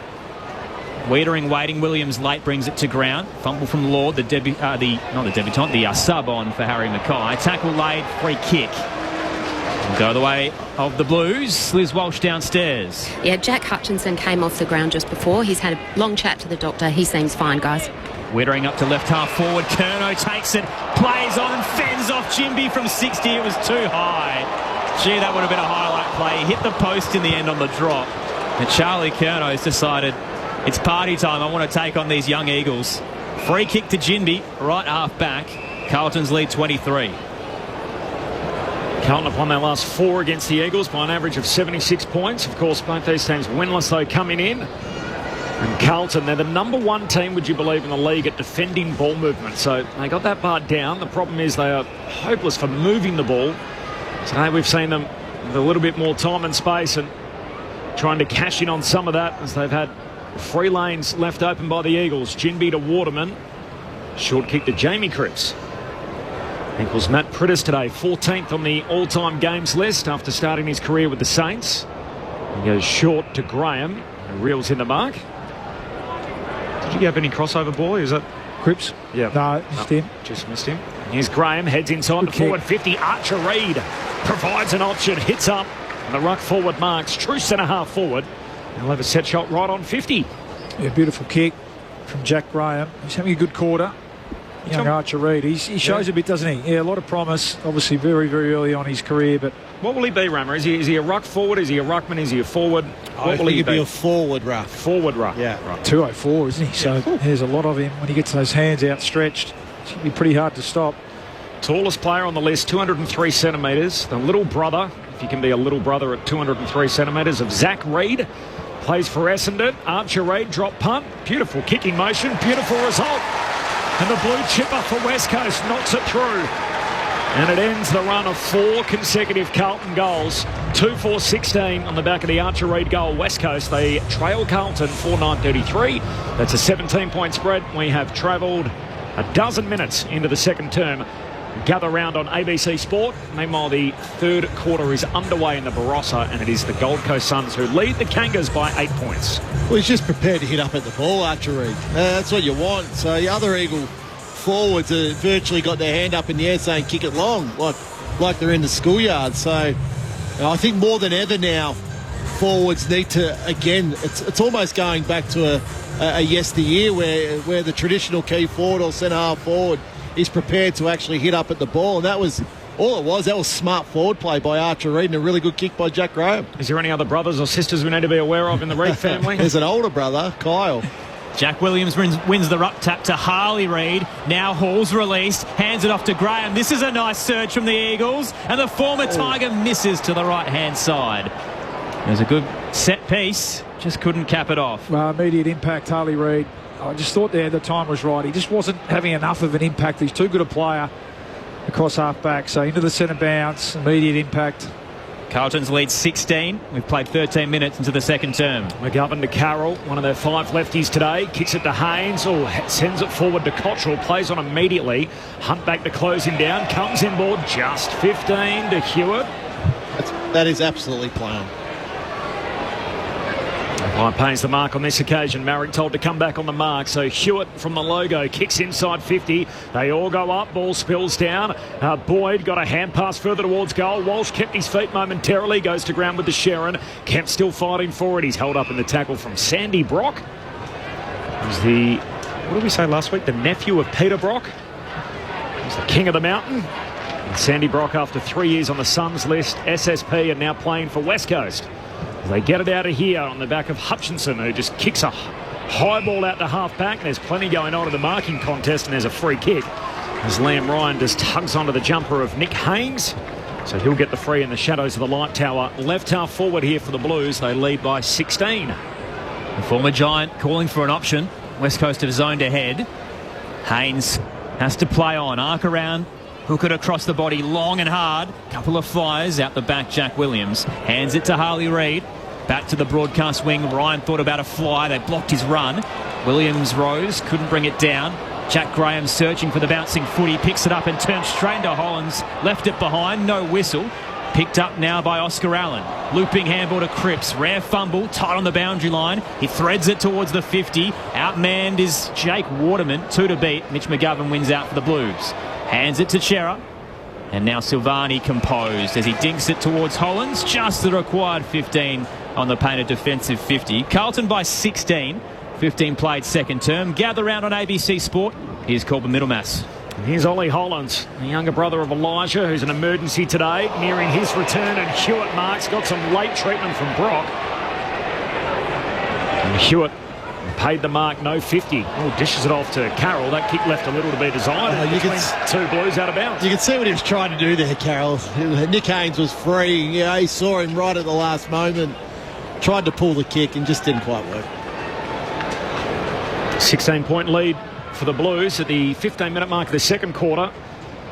Harry Mackay, suspected concussion, out of the game in the opening quarter after a collision with Tom Gross. Nothing untoward, but unfortunately for Harry, his return lasting just 16 minutes as Paddy Cripps gets the clearance from the boundary throw-in, kicks inside 50, but now we got a ball up and another stoppage as Lockie Fogarty is wrapped up 48 metres out from the Carlton goal at the Cathedral end. The Blue Baggers by 16 points. We've had a goal each in the quarter. Just the second touch of the term for Cripps, who's now had to do the ruck work. Hutchinson running with him across the afternoon. Tap down went the way of Baker. Kick smothered. Found its way to Cheris. Hunt through 2 tackles and was collared twice. They'll take the advantage and hook it through from 30.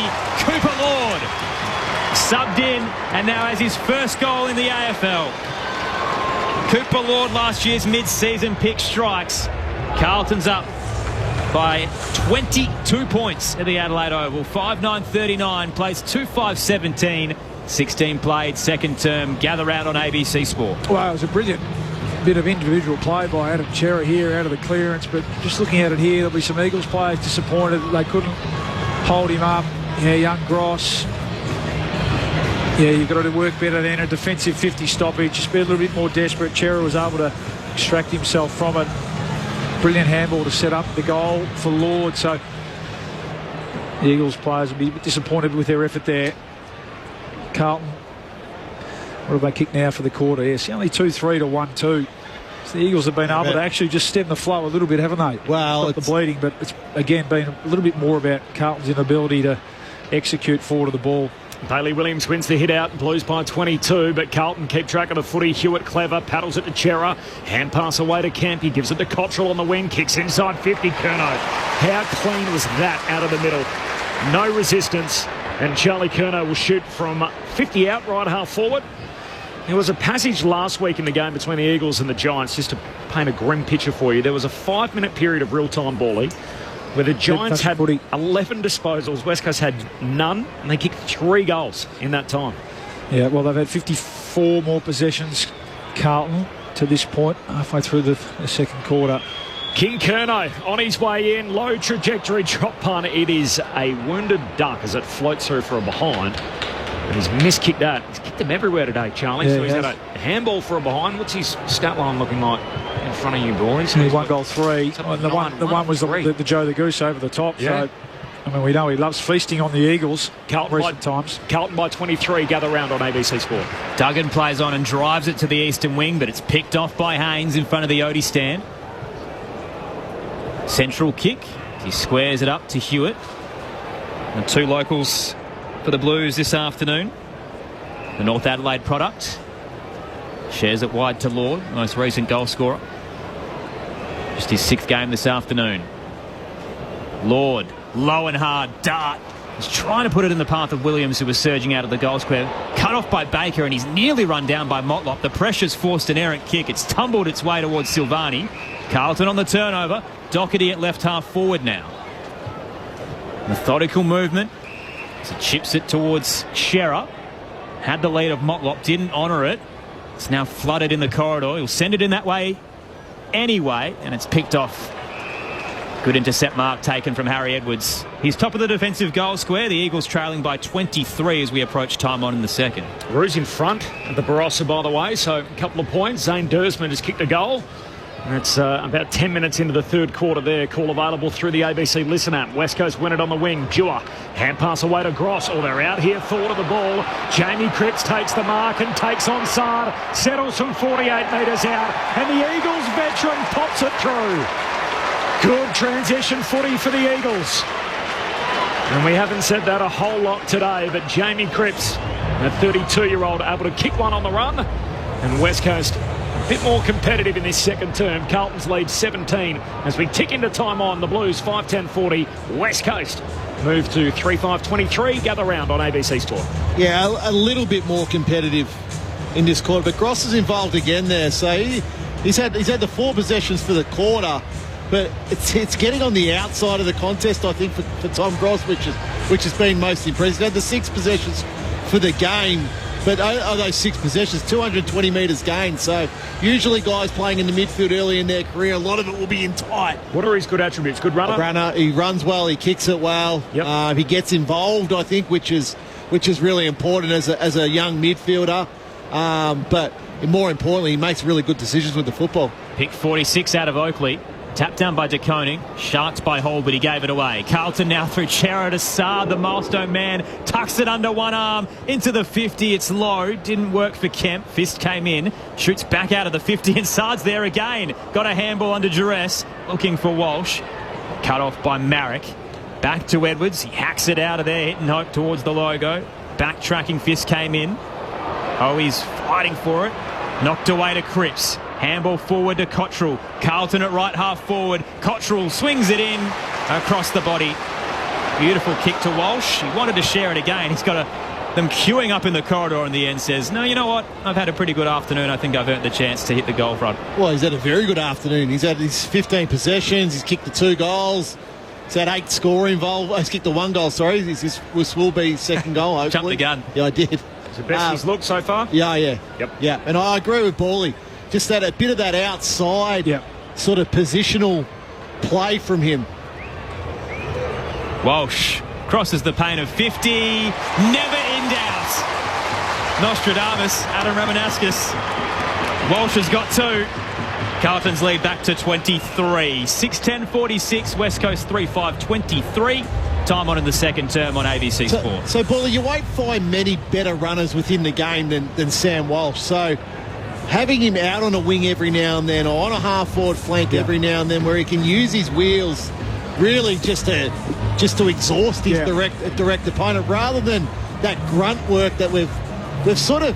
He's probably done a bit too much of that grunt work, particularly early in the season. So I do like this slight positional change for him. Yeah, well, they've got the guys that can do the grunt work inside. They're blessed with Cripps and Hewitt, Chera to an extent. I mean, we spoke about Geelong on Thursday night, getting Holmes and Smith out playing to their strengths, driving the ball forward, getting those metres gained. So, yeah, I think he's certainly relishing the extra space today, Sam Walsh. 23-point lead for the Blues. Cripps and Chera could have raffled it. In the end, Chera gives it to De Koning, kicks to Motlop, and another clean break out of the middle for the Blues.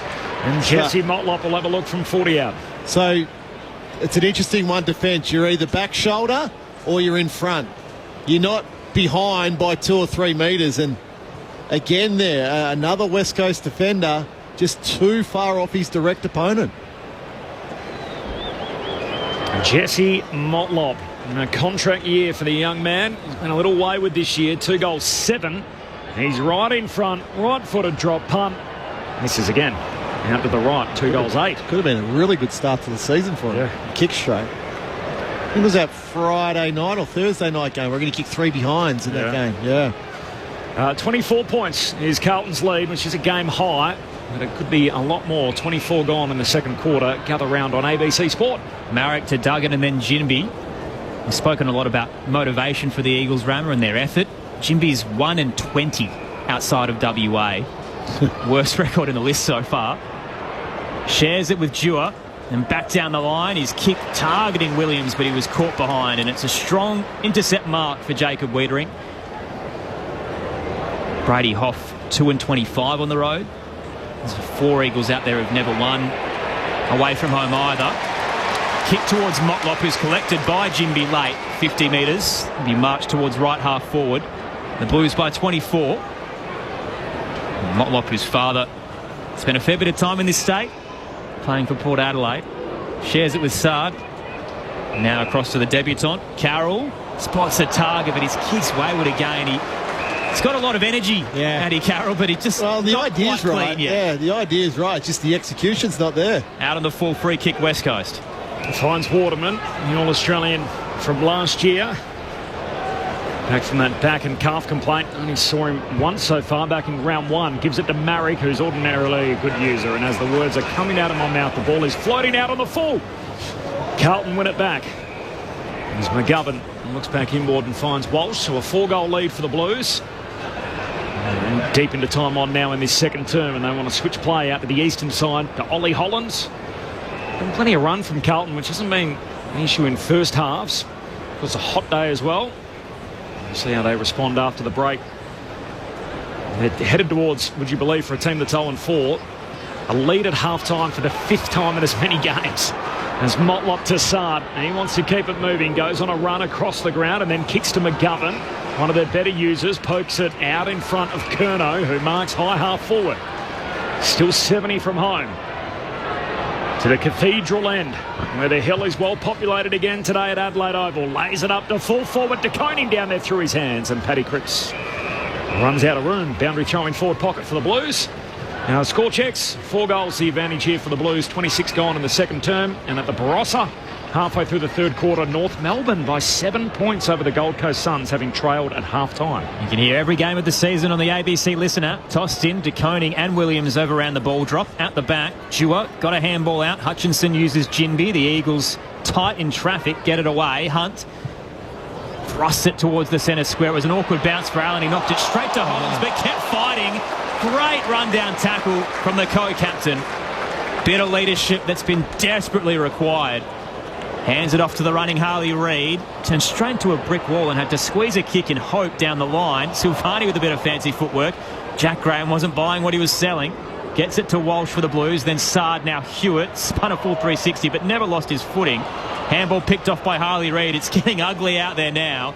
Ball's made its way towards the logo on the broadcast wing. The Eagles win out. Graham to Ryan. Spots a target all alone. Bouncing it to Williams. 30 from home. Can settle and miss. No pressure. Teammates to pick from if he wanted. Went for home and has sprayed it. Carlton by 23. Still a couple of minutes to go here in the second term. McGovern's off and running.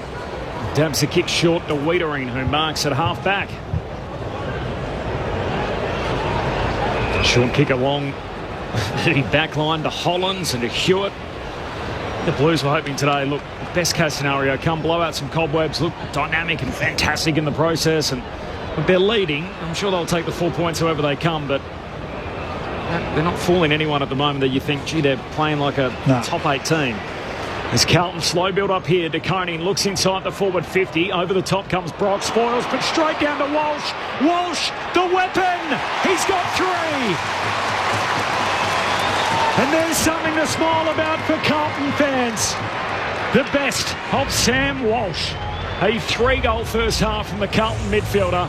And the Blues by 29 points, 7-11-53. The West Coast Eagles 3-6-24. 28 gone in the second term. Liz Walsh on the boundary. The breaking news down here, guys, is that the shade has finally hit row 1 of the members' side of Adelaide Oval.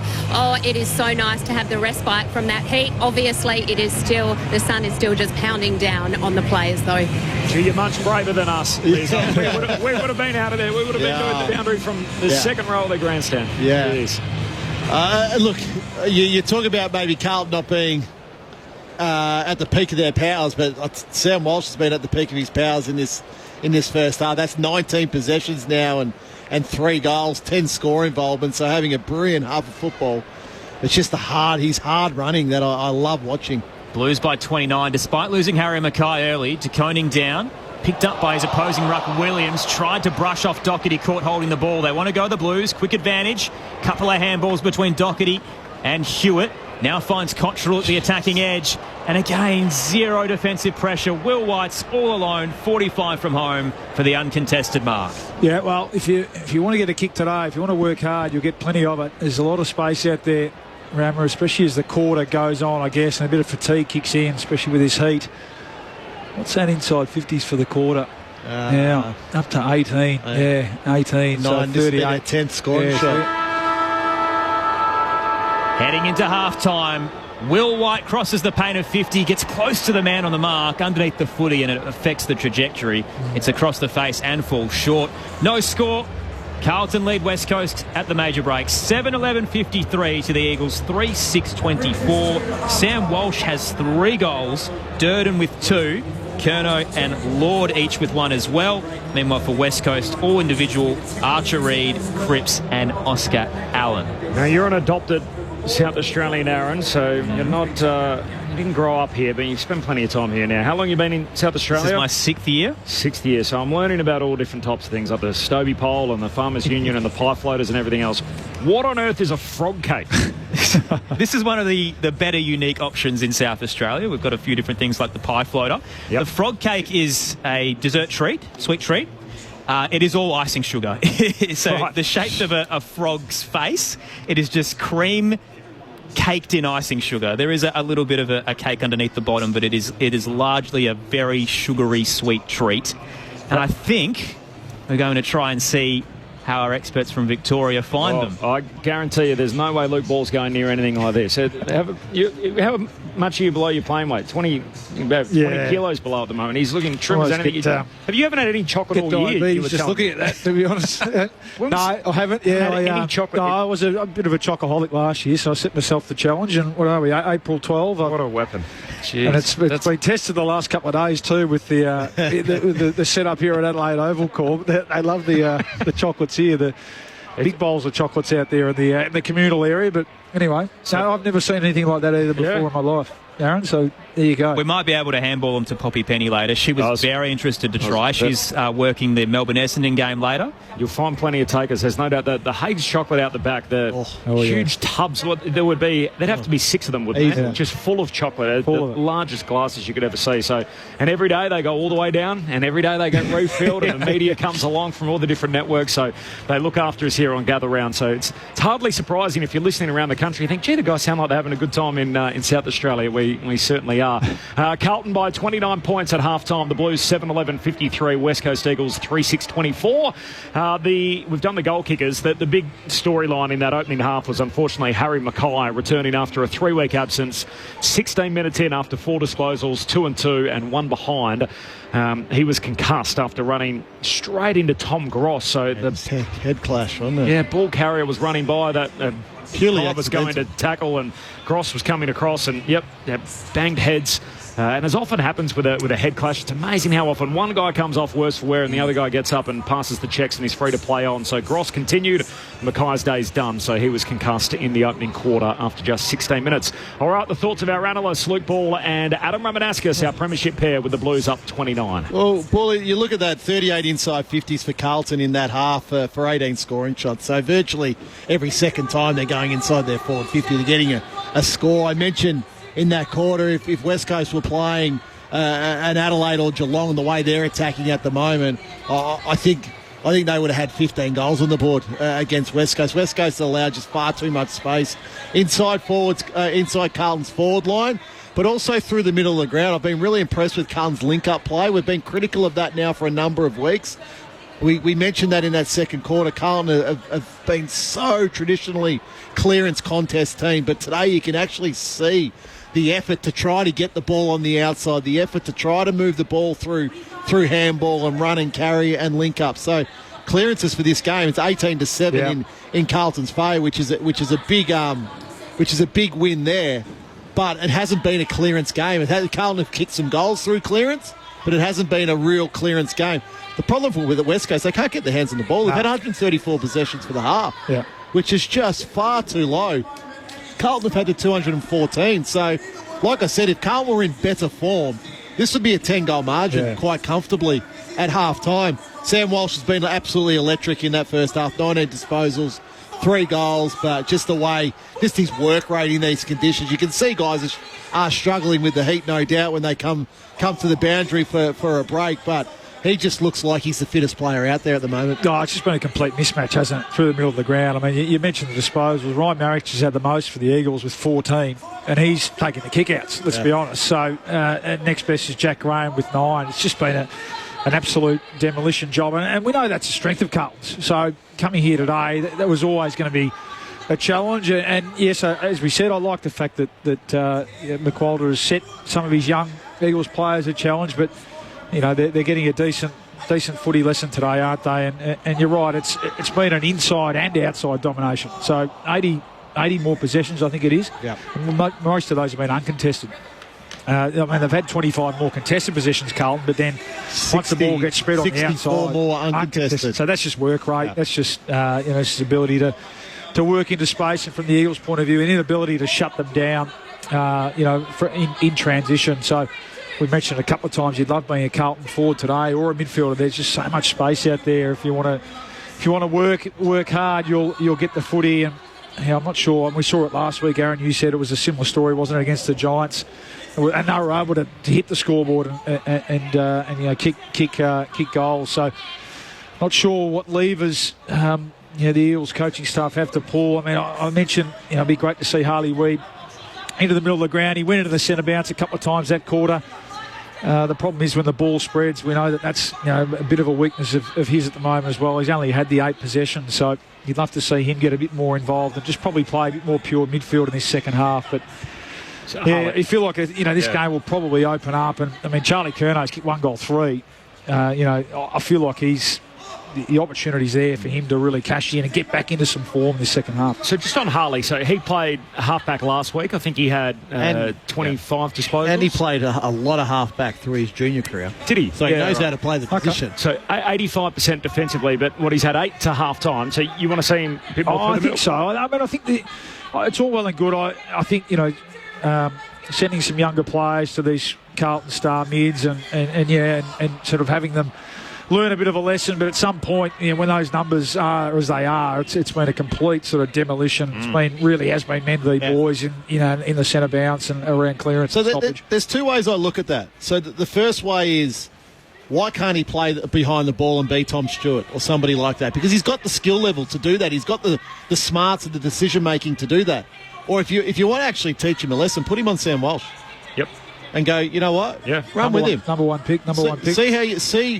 See how fit you need to be to consistently perform in a midfield. Now, I know Harley Reid's a different player to Sam Walsh, but that's a lesson. That's a lesson in preparation and what you got to do and where you got to get your body. The lesson is 19 possessions and 3 goals in the first half by Sam Walsh. Yeah, well, if it's not him, it's Hewitt. I mean, George Hewitt's been in magnificent form, hasn't he? He's had a sensational start to the year. He's 20 possessions himself, 7 contested. So that's a bit more of the Harley profile, isn't it? Okay, so go and win the footy and then push forward, because we're struggling for any sort of impact forward of the ball as well. But I agree with you. You go in there, set him a task. Set him a Cripps or a Hewitt, or if it's a Walsh, and say, learn how to develop your game into being an elite midfielder in the competition.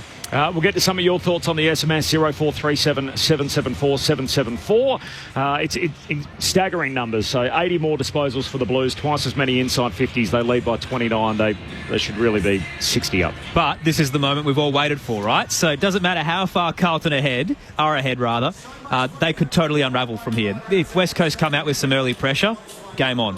Outscored by 110 in second halves this year, the Blues, for the 5th time in as many games. Carlton are in front at half-time, looking for their first win of the young season. The Blues by 29. Meanwhile, a quick score check from Barossa. Of course, the Barossa Park, where Gold Coast are playing North Melbourne.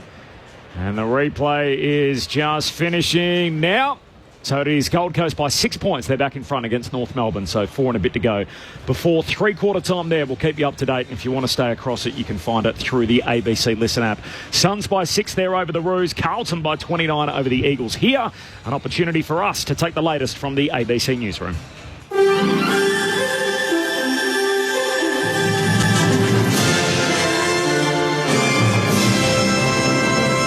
ABC News with Satyam Weinstein. Opposition leader Peter Dutton is campaigning in Western Australia today in a bid to win back seats lost to Labor in the 2022 election. Jake Evans reports. Opposition leader Peter Dutton is continuing his visit to Perth. The city helped to deliver the keys to the lodge to Prime Minister Anthony Albanese in 2022, and Mr Dutton is hoping a strong showing here can help to unseat him. So far, he has made the southern city seat of Tangney a focus of this visit. The seat of Tangney is the most marginal, held by Labor, and the coalition is hoping it can knock off the 2.8% margin that MP Sam Lim holds the seat on. Meanwhile, Prime Minister Anthony Albanese is also in Western Australia today ahead of Labor's official campaign launch in Perth tomorrow.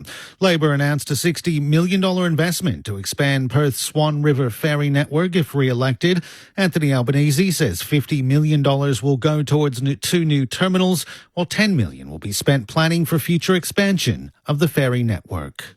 And we want to partner with WA to deliver for the residents here in this growing, thriving state that is at the centre of our national economy, not just WA's economy.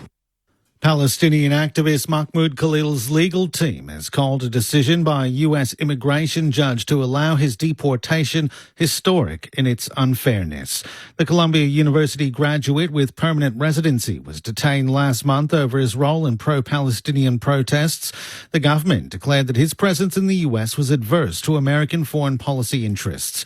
Mr. Khalil's attorney, Mark Vanderhout, says the judge's decision is shocking. It was the epitome of the lack of due process in a court proceeding in this country. The immigration judge had made up her mind before the hearing even started what she was going to do. She basically cut off questioning throughout the proceeding.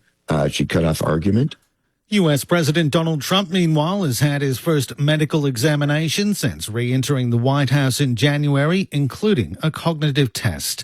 The BBC's Peter Bowes has more. In January, Donald Trump became the oldest person in U.S. history to be sworn in as president. At 78, he told reporters he wanted to have a cognitive test as part of his annual physical and that he got every answer right. He said the test showed he had a good heart and results were likely to be released in more detail on Sunday. Asked about tariffs as the trade war with China deepens, he said he thought something positive would come out with Beijing, and that despite the dollar's slide against major currencies, it was still in tremendous shape. The U.S. Special Envoy for Ukraine has suggested that British and French troops could be stationed in parts of western Ukraine as part of what he's called a reassurance force following any potential ceasefire with Russia. General Keith Kellogg says Moscow would remain in control of territory it occupies in eastern Ukraine, while a demilitarized zone could be implemented along the existing line of control. The Kremlin's repeatedly rejected the idea of European troops monitoring a ceasefire in Ukraine, but Mr. Kellogg says a UK and French-led force would not be provocative to Russia. A 22-year-old man has suffered suspected gunshot wounds after he was chased down a driveway at Coolaroo in Melbourne's north. Police say 3 people were standing outside of a property on Pearson Street yesterday afternoon when at least 2 people jumped out of a car and fired several shots towards the victim as he ran down a driveway and jumped a fence. He later went to hospital with non-life-threatening injuries. Detective Acting Inspector Andrew Foote from Crime Command says the suspects fled before police arrived. The victim's known to police, a 22-year-old male. Like I said, we know him, and we believe he was the prime target of this incident. He's only got relatively minor injuries, I believe injury to a hand and potentially leg. And a driver involved in a crash which left a 4-year-old child dead southwest of Melbourne's been interviewed by detectives. Emergency services were called to President's Avenue in Ocean Grove yesterday evening after reports a car had lost control and struck a child on the footpath. The child died at the scene, with police arresting a 71-year-old woman from Ocean Grove. She's been released as investigations continue. And golfer Jason Day remains inside the top 10 at the midway point of the US Masters in Augusta National. The 37-year-old leads the Australian charge after a second round of 2 under par, puts him in tie for 9th at 4 under. You're up to date with ABC News. The footy might stop with the final siren, but with ABC AFL, the conversation keeps rolling. Get ABC AFL Daily Podcast with Premiership coach Paul Roos alongside Corbin Middlemass, Ben Cameron and Poppy Penny. From walking on thin ice to dancing on the mountaintop. It's your daily footy conversation. Find it on the ABC Listen app. On ABC Sport, this is the 2025 AFL Gather Round, live from South Australia. Jimby to Waterman.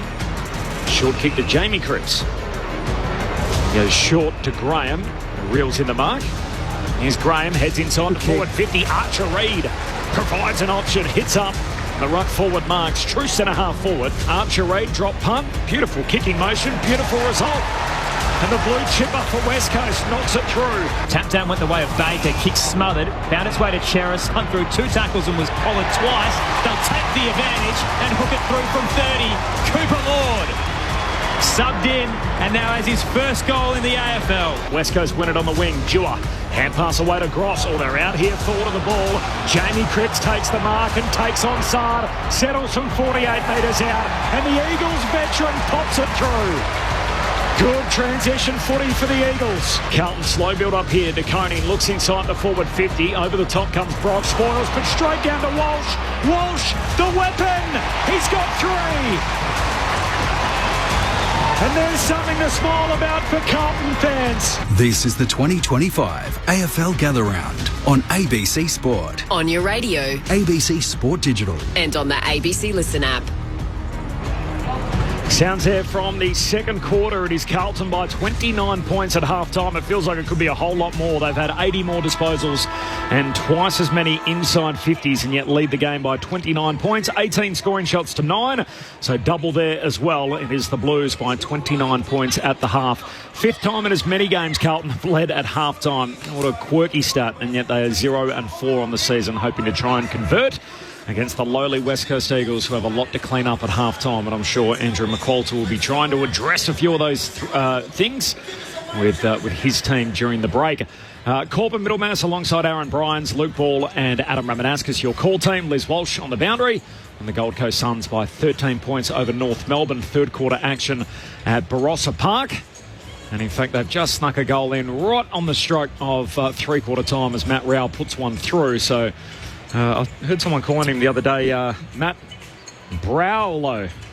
Maybe in Brownlow medal contention. Oh, yeah, certainly that. One for the little editors. So 19 points the advantage for... It's a coach killer, that one. Right on the bell. Yep.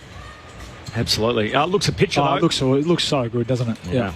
The long shot with the vineyards and obviously the ground in the backdrop. There is a call available of that game through the ABC Listen app. Andy from Wodonga off the SMS. Carlton leading 4 times at halftime and losing all 4. Does that indicate they are not fit enough, Rammer or Bawley? It's an obvious conclusion or question to ask, isn't it? It's hard to know, isn't it? You look at an individual level, as you said. I mean, there wouldn't be many fitter players in the competition than Sam Walsh, for example. I think sometimes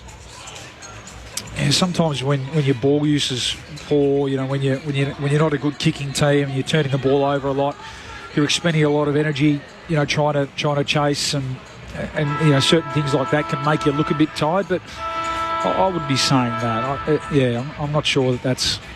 Here's an interesting stat for you. I saw this. David King presented this during the week on Fox. So, uncontested marks and handball receives go down for the Blues in the second half dramatically. So, uncontested marks would speak to running to create space, get an easy mark, slow the game down, and handball receives again speaks to sort of run. So, the conclusion basically, either the game's too long or it's too fast for the way that Carlton want to play. Yeah, well, it's just we spoke a bit before the game, didn't we? The personnel side of things.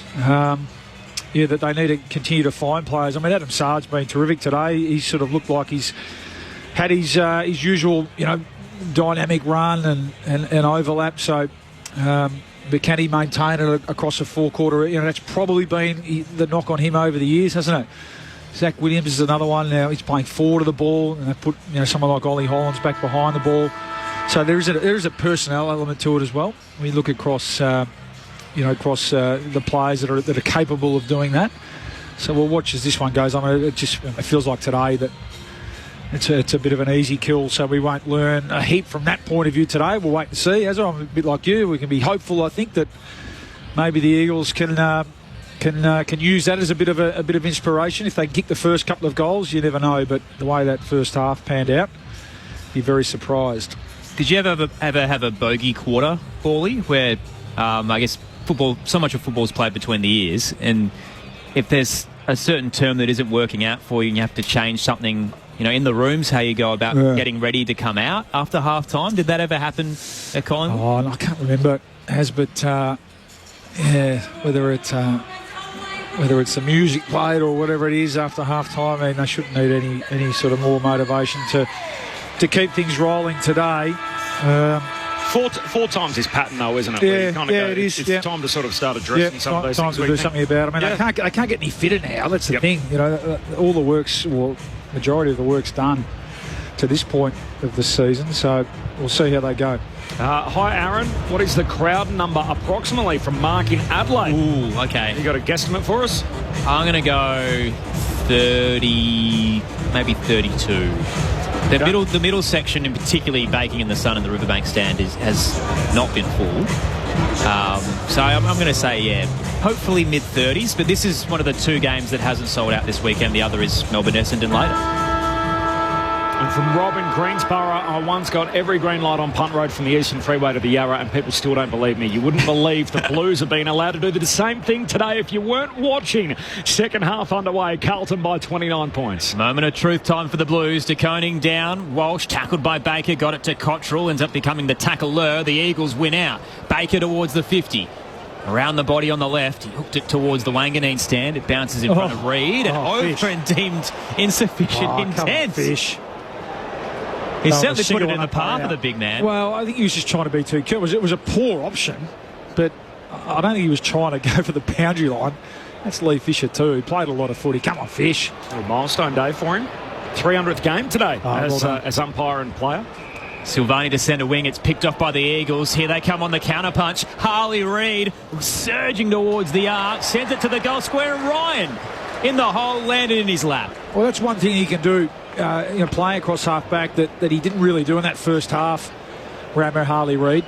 Really get involved in the play when the turnover occurs. And we see so many half-backs play that way these days, so you'd love to see a bit more of that from Harley this quarter. Liam Ryan, 20 from home, 45-degree angle, puts it through the big sticks. Eagles strike first to start the third term. And the Navy Blue fans start to wobble their knees a little bit.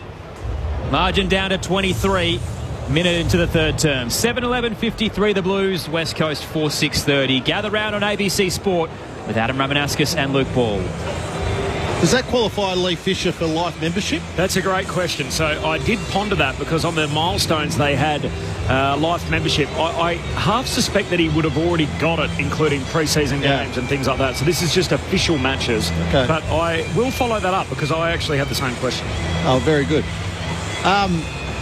Look, that was much better by West Coast. So it was a tumbling kick going inside forward 50, but there was some attack from half back as Borley was mentioning. So a good little start for the Eagles. All right, restart back in the middle. Margin back to 23 points Carlton's way. Falling over, Paddy Cripps still kept possession. Handball to Saad, he drops it. Tackled by Graham. So a few little errors for the Blues, and we'll have a ball up again inside the centre square. That was a flower bag, wasn't it? Yep. From Harley Reid. What was the other? Wounded duck, Wounded isn't duck. it? No, it was a classic flower bag, that one. It's one of Brendan Goddard's favourites as Sard, handball away towards Haynes, tackled, lost it.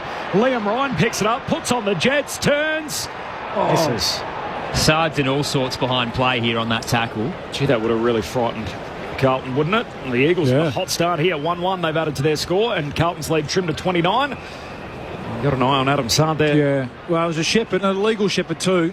Just got him right down the middle, and might be he's grabbed for his shoulder a little bit. Might be just winded, but I think it was one of the big key forwards who came in to clear the path for Liam Ryan. Missed opportunity. You'd expect Ryan to kick that. Tackled by Baker and then brought down afterwards, and has landed on the left shoulder. Stayed motionless for a bit on the ground, has popped back up and doesn't want to go to the benches. Looks okay. And finally, play will resume. Out of the defensive goal square, McGovern sends it straight up the spine towards the centre square. Cripps brought it to ground against his opposing number 9, and Harley Reid's there to tackle Jesse Motlop. Ball up to come. Lead currently at 23 for the Blues. 0-4 for the season and in second halves. De Koning down. Found Doherty. Handball picked off by Hall. And caught in a sandwich will get a ball up. Looks like Reid's standing, Paddy Cripps. Start of this third quarter. I like it. Early goal for Liam Ryan to start his second half as Jamie Cripps is tackled by Doherty and will do it all again. As much as we emphasise that Carlton have only won one second half quarter for the year, West Coast haven't won any. So it's not as if they're any great shakes after half time, as we saw today, or in the first half, as Paddy Cripps whacks it forward.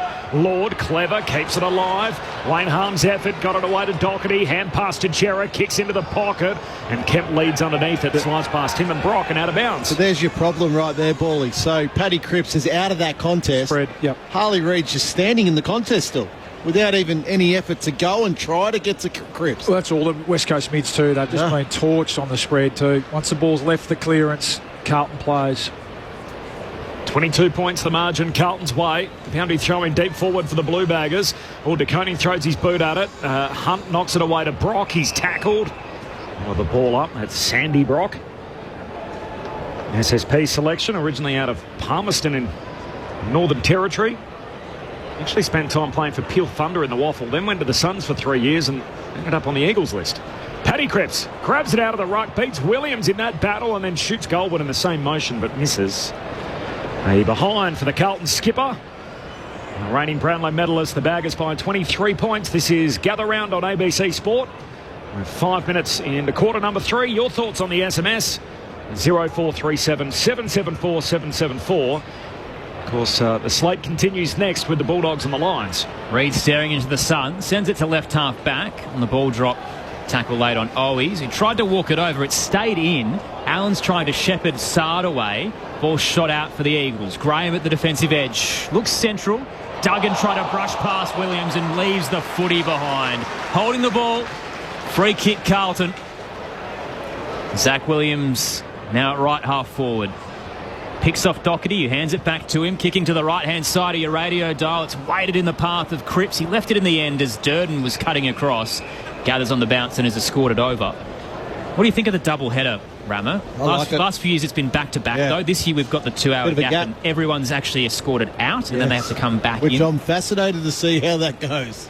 It's good for the crowd, overall crowd attendance, because they get 2 crowds if it's the same people. Toss back in, clears both rucks. Baker shares it with Hunt, then a looping Hollywood handball overhead. Only found Doherty at the centre square. Whitey goes to Hewitt. He's at right half forward for the Blues. Wheeling around, lowers the eyes, places the kick a little bit too shallow for De Koning. With his shins and out the back Hoff. Uses Williams and Clay Hall now for the Eagles. Kicks up to the wing. Waterman runs underneath it. Ball spills out the back to Haynes, who picks up on the logo. Kicks Carlton to centre half forward. Oh, spilling the mark is Lord. Puts himself under pressure and Duggan tackles him. And a ball up 60 out from the Carlton goal. So me being the cheeky little upstart that I was as a kid, I would be working out what I'm doing now to try to find a little avenue to stay in the ground after the game. Are you thinking toilet cubicle? I don't know what I'll be working it out. Back of the scoreboard. Yeah. Here's Dewey. Handball turnover straight to Durden. Kicks Goldwood, but he's offline too. So another behind. Gee, they've had a boatload of opportunities, the Blues. And Carlton now 7-13. West Coast 4-7.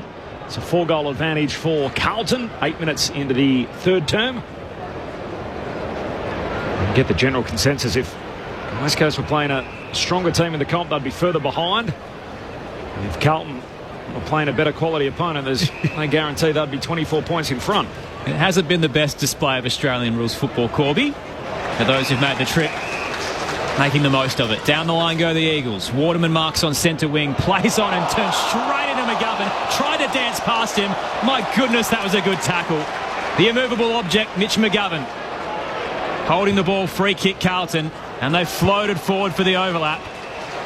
Places the kick to Lord, pops up, spins around, spots Fogarty and hits him. 30 from home, tight angle to the right. Yeah, well done, Mitch McGovern. Good concentration. Teammates run to him. Yeah, that's right. You see what Jake Waterman was trying to do. He just loving to wheel and go. He had Oscar Allen out the back, Waterman, but tried to get a bit too cute. Well done, Mitch McGovern. Just watch the hips, not the ball there. And West Coast, just again, the inability to be able to defend a turnover. Fogarty starts it right, but it's swinging back. And over the goal umpire's hat for his first of the afternoon. Lockie Fogarty puts the Blues up by 30 points at the Adelaide Oval. It's a game-high margin between the Blues and the Eagles. 8-13, 61 leads, 4-7, 31. 8 played third term. Gather round on ABC Sport with Premiership players Adam Ramanauskas and Luke Ball. It has been better from the Eagles this quarter, so possession counts equal. Their kicking efficiency's up at the moment. It's still, the contest is hurting still at West Coast. So Carlton are right at the minute in this quarter working from inside the contest to outside the contest, and that's an indication there where take the mark as Cooper Lord did, but then it's a spread from that little contest. And just West Coast have been asleep to that for the majority of the day. It's really costing. First goal of the day for Lockie Fogarty, first of the year. On top of that, in his 5th game. Former Cat now over 50 games for the Blues and a crooked bounce back in the middle. Meanwhile, a 20-point advantage for the Suns, so we're 3 minutes into the final term there. Gold Coast 15-11 lead North Melbourne 12-9. Roos actually hit the front in that third quarter, but the Suns steadying. De Koning palms it down from the ball up at the restart. Hewitt, did he tuck it in? Umpire said no, tackled by Gross, and we'll have a ball up. Haven't had any meaningful impact from Harley Reid on the game. He makes his way to the stoppage here. Umpire throws it up again. Bailey Williams knocks it down to Hewitt. He's had a tremendous start to 2025. Gets a kick going forward. Cottrell impeded by Hunt illegally. And a free kick for the Redhead. We'll take it on the wing. Oh, Cottrell almost closed down by Cripps. High bomb down to half forward. Jimby could have marked it. In the end, he went the double-fisted, trying to spoil it at the boundary line. Marrick collects, looks for the safety of the line. Fogarty tackles him. And the ump says ball up just inside the boundary line. A metre out from the boundary, a metre out from the Blues 50. It is Carlton by 5 goals, 11 minutes gone in the third. Tossed into the air. Close to the line, rather. De Koning takes it out of the ruck. Rolls it towards the 50. Little low for Jimby trying to cut it off. Motlop picks it up and is crunched for his troubles. Baker brings him down, ball up to come. 25 from home. We've spoken about the hot sun and how Liz has braved it in the opening half, and now has a bit of shade. There's a soft drink sponsor VIP section in the Riverbank stand that is about to cop it through this third term.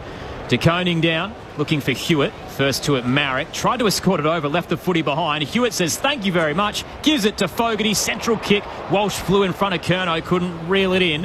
Hunt jams it out of there and only finds Cottrell, who marks 45 from home. Looked like he stepped off his line as he tried to centre the kick and then opted against it, and will take his set shot. Just little things there from the Eagles that are letting them down as well. And we spoke about the broader scenario, trying to learn a team defence, but Marriage overrunning the ball, that just had to be killed, taken over. The contest there when the ball came in, or just a poor kick too, trying to exit defensive 50. Missed last week with an ankle injury. Cottrell back in the side, kicks from 50, nearly good. Started on the right post and ended up the wrong side of it. Minor score for the Blues, up 31, 8-14, 62 plays, 4-7, 31, 12 played, third term at the Adelaide Oval. As Marrick brings it in a hurry, finds Baker, halfback, short kick to Waterman. It's a good build-up, but unfortunately for the Eagles, it ends at half-back, and Waterman unhappy with the lack of progress on the switch, so he's got to kick long down the line. Floating through Silvani, takes a neat intercept mark, and that'll put an end to that forward thrust for the Eagles. And now the switch for the Blues. 13 gone in this third quarter. Carlton by 31. He goes all the way back to Haynes. Three of them. Haynes to Doherty, and there's a bit more run. This is what the Blues are looking for. Chera takes the mark, pushes it up over halfway, finds Doherty, took too long. Great chase from Ryan. Came and got him. And Liam Ryan, what a spark he provides his West Coast team. And the only West Coast player that was chasing. So he gets the reward there at Liam Ryan. It's been that way all afternoon. Never say die for Liam Ryan. He moves it to Baker, then Graham towards the scoreboard. Wiedering backtracking, got a hand in. Knocked it to ground and a clean take. Gives it to Doherty. Carlton with the comfortable exit. Had a few options. Doherty opts for Fogarty, and he made it look easy as he rises over the top of Baker. Hands it wide to McGovern. That's a great kick. Through the corridor go the Blues. They're out here over the top to Durden. Can turn and take a couple of bounces. Centres his kick in the Motlop direction. Desperate dive from Edwards. Knocks it away. White can pick it up. Back to Motlop, 50 from home. Tried to lower it through Jinby. Hand cutting it off. Hoff picks it up for the Eagles. Out to Marek. Tried to put it in the path of Graham, but Chera was coming the other way. A little bit too hot. Carlton with the footy in front of the Williams stand. Chera back inside 50. Curno's too strong as he brushes off Edwards and takes the mark. 15 from home. 45-degree angle to the left. Wayward afternoon for Charlie Curnow, but this one's a gimme. He's got two. Carlton's lead up to 37. 9:14:68 plays 4:7:31. 14 minutes into the third term. Gather round on ABC Sport. Liz Walsh on the boundary. Bit of an unusual one down here for West Coast. Clay Hall came off looking quite uncomfortable, sort of in his abdomen area. He's just had almost what looks like a protective disc strapped around his middle. So is it trying to protect his kidneys? We're not quite sure down here, but I'm keeping a close eye on it. Well, I think he's looked pretty good today, Charlie Curnow. Yeah. He hasn't had the reward on the scoreboard as yet. Better movement. Yeah, but I agree. He's moved up the ground. He's had possessions on the wing here. He's pushed forward hard. That time was just too strong for Harry Edwards, who I think's competed pretty well. But most key defenders are going to struggle. One out against Charlie Curnow in that situation. Harley Reid at the centre bounce. Gets the footy from the hit out, but he's locked up straight away by Chera. Any idea what that protective disc could be doing, Ram? Well, usually they're to protect ribs. So, but if it's a bit lower than that, that's kidneys and the like. Hudson to Graham to Baker. Kicks inside the forward 50. That's better. A stoppage win from the Eagles, and Waterman bursting up takes the mark at left half forward. Much better. Yeah, rare stoppage. Clean stoppage exit. Again, we talk about this modern game, getting the ball from the inside, outside cleanly, releasing a player into space, and that time it was Liam Baker. Beautiful kick. Just drew Jake Waterman to the footy. He's worked into the game okay, hasn't he, Waterman? He first came back. His hands have been pretty good. A little bit sloppy, a little bit rusty with his decision making, and he set shots for goal. Let's see if he can reward himself here. Ordinarily a very good kick for goal. What a season he had last year. Jake Waterman coming off a career year. This kick is out to the right, and in the end it sneaks through for a behind. That's the best he could do. And a minor score, Carlton by 6 goals, so 16.5 gone in the third term. This is Gather Round on ABC Sport. Over at the Barossa, the Suns have kicked 6 of the last 7 and now lead by 27 points in the final term against the Roos. Carlton look to bring it back into play. McGovern towards the broadcast wing. Curnow's his target. Was a little long. Edwards tries to break free and loses his footing. Curnow now inboard. A little bit too long. Heavy kick towards Durden. Picked off by the Eagles. Brady Hoff. When we talk about the foundation of the next gen, he'll be down there in their back 6. Heads towards the eastern wing. Coming out to meet it is Owies. Quiet against his old side so far. On the 45 to the Odie stand. Placed it to Graham. Should have been an uncontested mark. Fumbled, but plenty of time. Up to right half forward he goes. Worked it down the line and the pinpoint pass into the 50. Magnificent from the sub, Davis, as he works it to Gross. 40 from home, right in front of the light tower. He'll have a set shot starting on the fence. Saw big Hayden McLean kick one from here last night. They did have pretty open pockets here at Adelaide Oval, narrow ground. This will take a pretty good effort though. So Gross starts right on the paint of 50, but in front of the front row. He's been a special talent. Trying to thread the needle. Gross on the goal line. It's not through. Gee, it looked good. They're going to come together and have a chat about it. Tell you what, regardless of the result, it was a good-looking kick. And we are headed upstairs. And the decision by the goal umpire was a behind, so it needs to be overturned here, and it's not looking like that's going to happen. There's a flurry of hands before the goal line, and it will be a minor score for the West Coast Eagles. It'll mean they're down 35 points, approaching time on in the third. Liz Walsh downstairs. Yeah, just confirming that Jack Williams for the West Coast Eagles has been subbed out of the game. That's a tactical move. In comes Hamish Davis.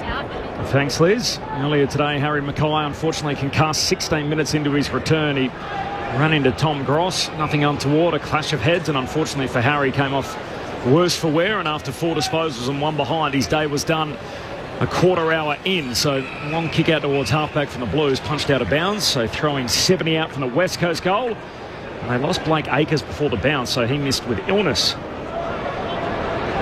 Carlton hunting their first victory of the season. They're 35 points up here. As Aaron said, the Suns the comfortable buffer final quarter against the Roos. Duggan steals it from the boundary throw-in to Gross of the Eagles.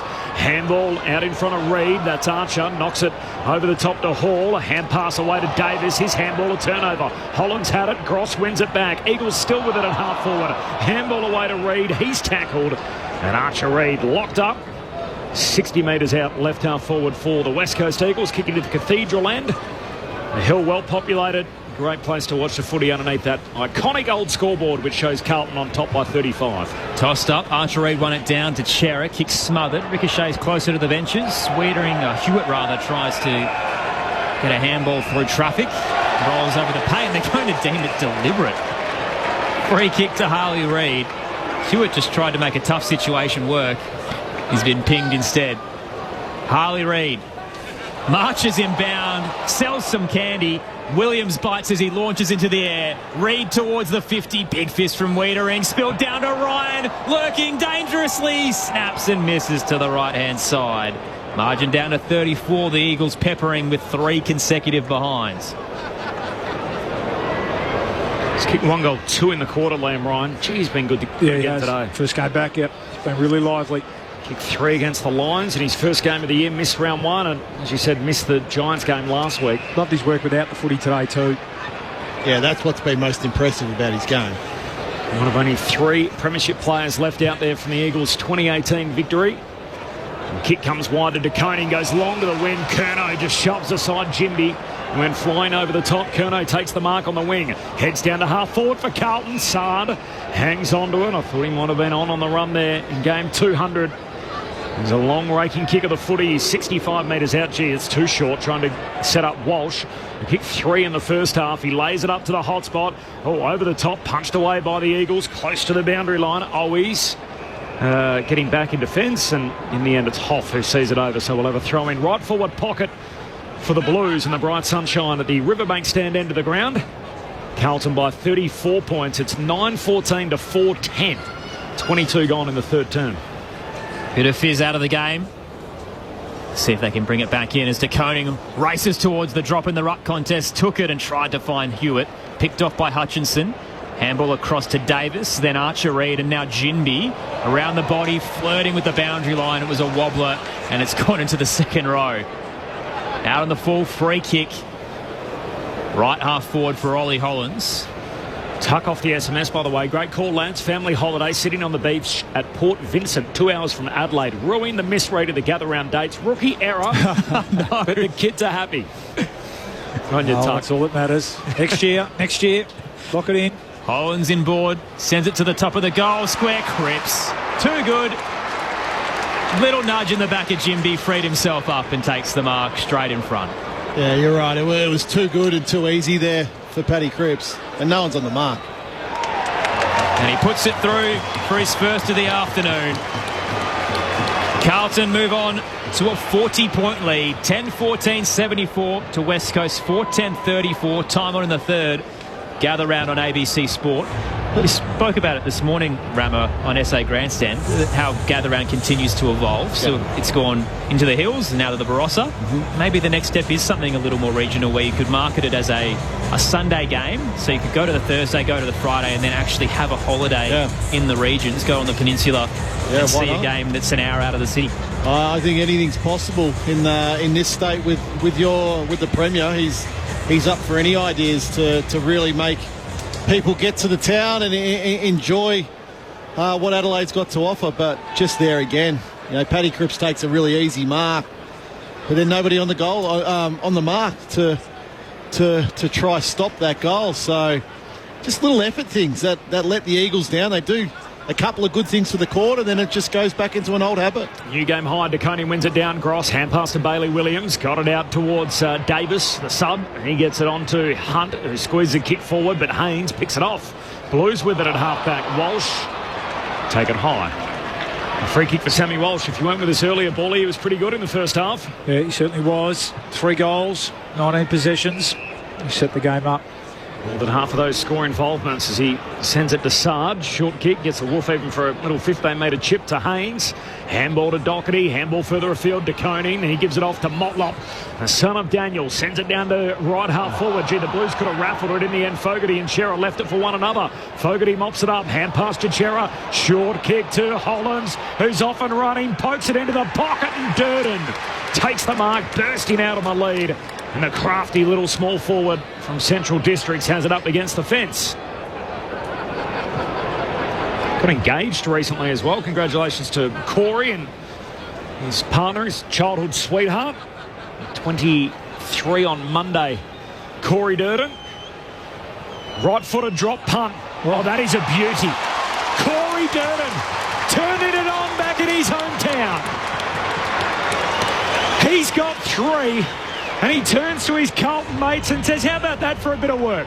A right-footed drop punt against the fence. And Carlton now by a new game high. 46 points the Blues way. 25 gone in the third. 11-14 plays 4-10. Gather round on ABC Sport. Well, you go back to where that free kick was there with Sam Walsh.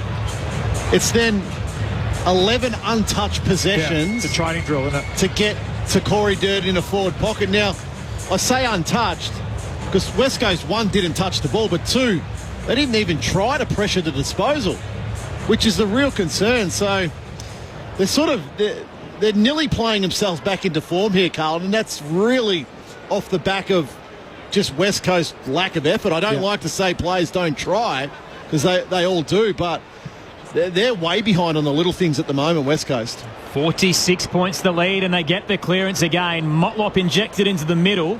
Bouncing ball up towards the R. Picked off by Brock. Tried to get a handball to Duggan. He's bowled over by the 2-time Brownlow medalist. Cripps shovels a handball forward. Kemp driven into the dirt. Head first. Ball comes out towards Williams. Handed it wide to Gross. He's missed his target. Hewitt on the turnover to Sard. Around the body in game 200. Knocked away from Kemp. Straight to Walsh, front and square. Had the runner in law. Didn't hit him. It was a looping handball. Volleyed out of there by Gross. Hall's wrapped up. Ball shot back to Gross. Thought it might have been a throw. The Eagles get away with one. Baker to the centre square. Off to Duggan. Kick smothered. The pressure from Carlton. Elite here. McGovern gets another turnover. Sard to Lord. They've just got to finish the Blues. Put West Coast out of their misery. Long kick towards Kemp. Fist came in. Marrick on the chase. Williams breathing down his neck. The Blue wins out with the slight nudge. Gets it to Motlop. 45 out. Durden tries to break away from 2. Backtracking to Hollands. Bit of time to wheel up. Screw the ball. And Cottrell's left it here in the call behind from Curnow. And the Eagles will mop it up. Dewar gets the exit. Carlton are just toying with West Coast right now, but can't finish them off.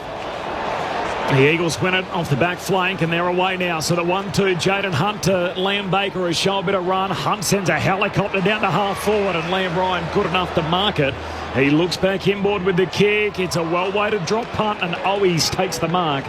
True centre half forward just in front of Carroll, his former teammate. Well, they get it there in the end, don't they? And actually a nice bit of transition, but pretty hard to watch other than that at the moment, isn't it? Remember that last sort of 3 or 4 minutes.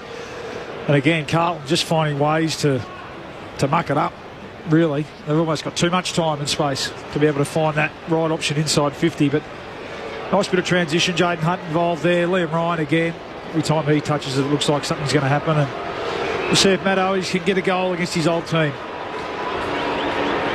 Matt Owies, beloved bagger in his time. A mixed reaction here as his drop punt fades goalward. And that is an absolute shame, as he misses wildly out to the left and behind.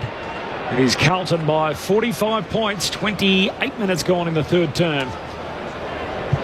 This has been a pretty grim little passage of footy both ways. 28.5 gone in the third quarter. Gather round on ABC Sport. Sard to McGovern in front of the scoreboard. Now back to Sard. Shares it with Hewitt. Little training drill in defensive 50 right now. McGovern gets another stat added to his name. Up to the centre square. Lord flies as unimpeded as he marks wide of Harley Reid. Sends it to the broadcast wing for the Blues. Hollands backtracking, takes it. Has a runner, uses Haynes. Handball forward to Cripps. Alone at right half forward. Can share it with Cottrell. Where are the Eagles? Central kick and finds White. All too easy.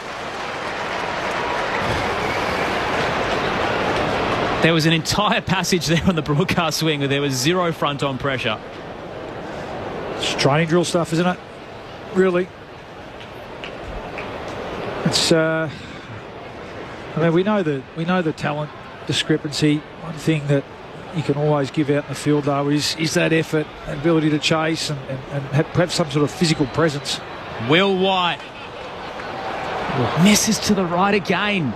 Still can't buy his first goal in the AFL. But what I'm seeing is, like, West Coast are trying to play in this defensive system. So their out is, I'm in my spot, I'm guarding grass. But the problem is, well, Carlton are just sitting in the pockets. And the ball's just getting to them so quick. Eagles working up over halfway. Clay Hall takes on Carroll. Has to chip his kick back inboard. Finds Jamie Graham, who marks here just 2 steps inside the 50.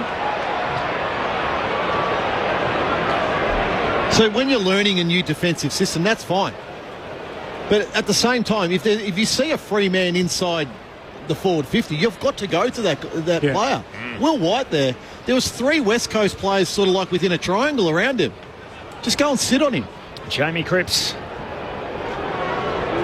just left of centre. He'll have to kick it all of 50 metres. He hasn't got the trip there. You heard the reaction from the crowd in the forward pocket. Bailey Williams competes. No mark. Davis trying to pick it up around his bootlaces. Ball spills through to Walsh. Hand pass to Doherty. Handball to Silvani. Geez, tackled. Great tackle from Owies. And Matt Owies against his old mates with a bit of forward pressure from the small forward. And he'll get a free kick right in front of the hill. Forward pressure. Well, we haven't seen much of that today. But, yeah, definitely a free kick there. Jack Silvani trying to take on the tackler. Umpire was right there. What's he going to do here? He's going to go the banana, run around onto his left foot. Matt Owies right foot up against the fence.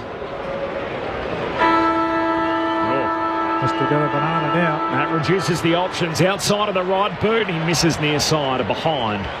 And that'll do us through 3 quarters. So Matt Owies against his old team. A couple of behinds to end the quarter. And Carlton with a comfortable 46-point lead as we turn for home. So the Blues 11-15-81. They lead the West Coast Eagles 4-12-36. Now the story of the day, Carlton, they led by 15 points at quarter time, 29 at the half, and now 45 at 3/4 time. Walsh with 3. Corey Durden with 3.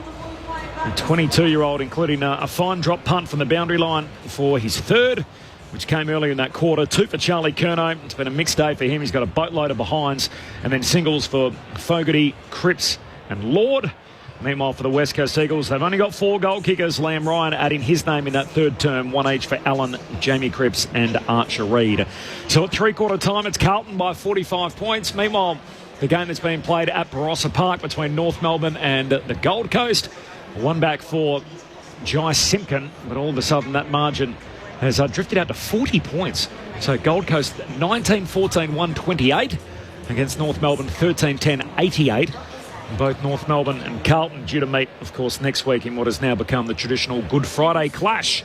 All right, we'll see what's left on the Saturday slate coming up next. This is Gather Round on ABC Sport. Just like this flame bowerbird, ABC iView is free. Watch as he never pays for quality content. ABC iView, always free, always in. On ABC Sport, this is the 2025 AFL Gather Round, live from South Australia. Silvani to centre wing. It's picked up by the Eagles. Here they come on the counterpunch. Harley Reid surging towards the arc. Sends it to the goal square, and Ryan in the hole, landed in his lap. Liam Ryan, 20 from home, 45-degree angle, puts it through the big sticks. Carlton with the footy in front of the Williams stand. Chera back inside 50. Curno's too strong as he brushes off Edwards and takes the mark. 15 from home.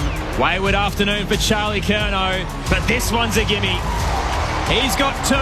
Fogarty and Chera left it for one another. Fogarty mops it up, hand pass to Chera. Short kick to Hollands, who's off and running, pokes it into the pocket, and Durden. Corey Durden. Right-footed drop punt. Oh, that is a beauty. Corey Durden turning it on back in his hometown. He's got 3. This is the 2025 AFL Gather Round on ABC Sport. On your radio. ABC Sport Digital. And on the ABC Listen app. The Suns are about to become winners in the Barossa. 46 points over North Melbourne late in the piece. It's 45 points here, Carlton, over the West Coast Eagles at Adelaide Oval. The third of the 3 venues being used today. Coming up next, the parade out at Norwood, and Quentin Hull has made the trip. He's in town in South Australia, ready to go. And a pretty good game of footy in front of you there today, Q.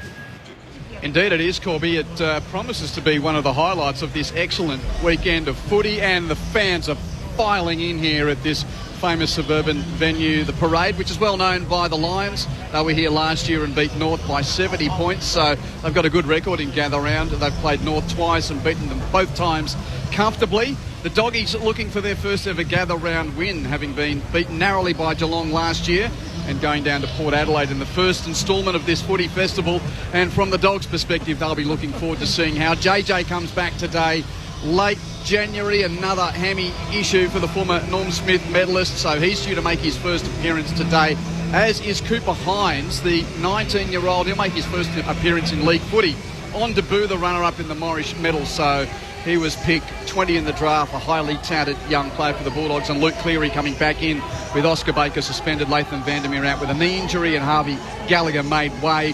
No changes for the Lions at selection, who come in with a 4-0 record, most recently beating Richmond at the MCG last start. Dogs at 2-2, having played well but went down to the Dockers over at Perth Stadium last week. Will McLaughlin is the sub for the Lions, and still just, you know what it's like when you get to these suburban venues, Corby. You've got one part of social media telling you one thing, the Champion Data laptop telling you another. So either Cooper Hines or Josh Dolan is going to be the sub. Fox Footy has texted that it's Cooper Hines on debut. The laptop says Josh Dolan, so we'll confirm that when it's confirmed. Thanks, Q. We'll stand by for confirmation, but that is the latest from out there at Norwood. Full call coming up next, the Western Bulldogs and Brisbane, an absolute beauty. And then tonight, of course, it is Essendon and Melbourne back here at Adelaide Oval. All right, the Blues by 45 points at three-quarter time. The thoughts of Adam Ramanaskas and Luke Ball. Wow, it was a free-flowing sort of quarter that by both teams, really. If you look at the inside 50 count, so Carlton have had 16 inside 50s.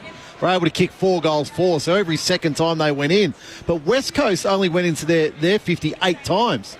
But they were able to kick 1 goal 6. Yeah. So they've had 7 scoring shots from their 8 entries. So the scoreboard could have looked slightly different if they were able to capitalise on a few of those entries inside their forward 50. But it just, to me, the game looks like it's how many mistakes Carlton can't make almost, if you sort of get what I mean. Like, they're not playing anywhere near their best football as we've seen in previous years, but the ease in which they've been able to move the ball and the ease in having more numbers around a contest, and the ease in then when they start to move the ball through handball, how many more numbers they've got than West Coast is alarming at times for me. So, as I mentioned, like effort's a non-negotiable for footballers, and you don't say footballers don't try, but there's just some defensive efforts from West Coast that they have to be questioned. Like, it's just Carlton jumpers just by themselves inside 50s in the middle of the ground. And okay, a defensive system, as Bally and I have spoken about, is one thing, but if there's a free player and you know the ball's going to go to him, you have to go to him.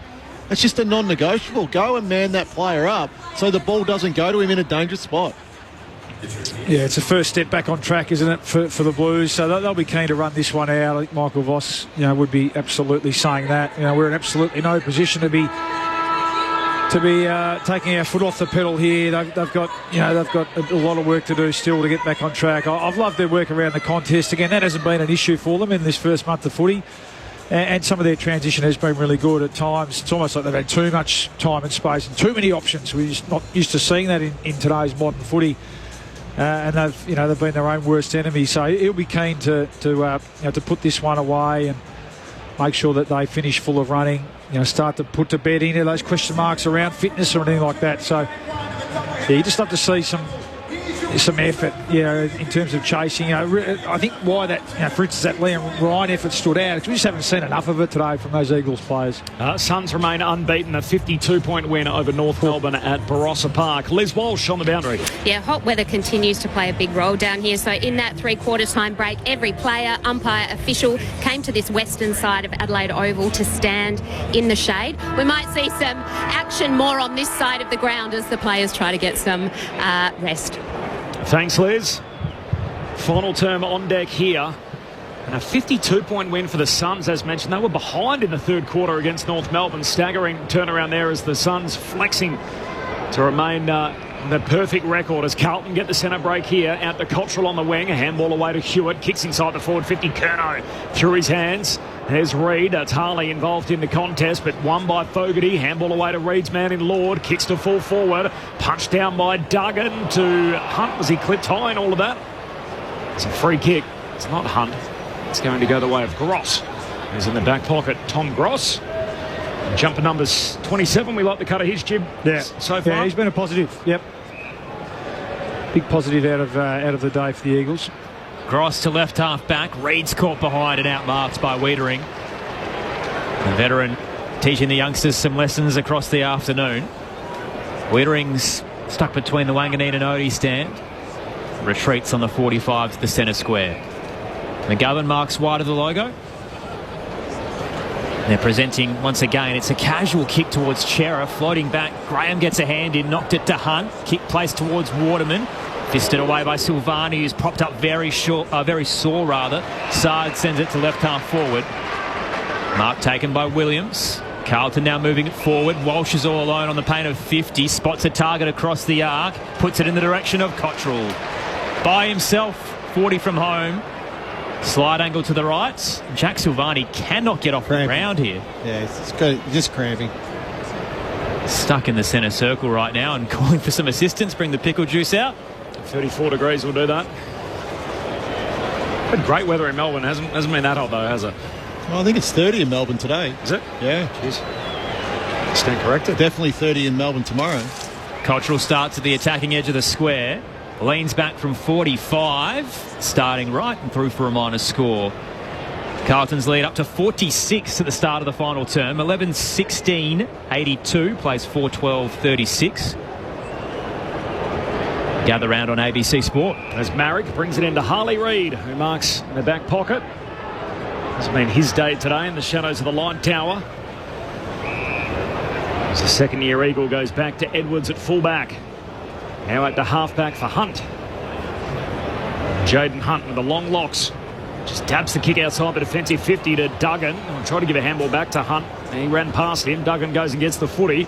Screws a kick across the body, and Carroll Takes the intercept mark, looks inboard, ugly kick, picked up by Hewitt around his bootlaces, trying to weave his way around Hutchinson. He goes back to Wiedering, and Wiedering kicks across the ground to De Koning. Tom De Koning to Silvani, and the shift is on. Hangs in the air, broken up. White the target. Jamie Cripps awake to it. Puts it out in front of Waterman. Running downhill. Waterman needs a kind bounce. He doesn't get it. Silvani for the Blues. Handball away to White. He gives it to Sard, half back for Carlton. Steers it towards Hollands. Clean take on the bounce. Handball overhead towards Walsh. Knocked away by Baker. Keeps it in play for the Eagles. Back to Graham.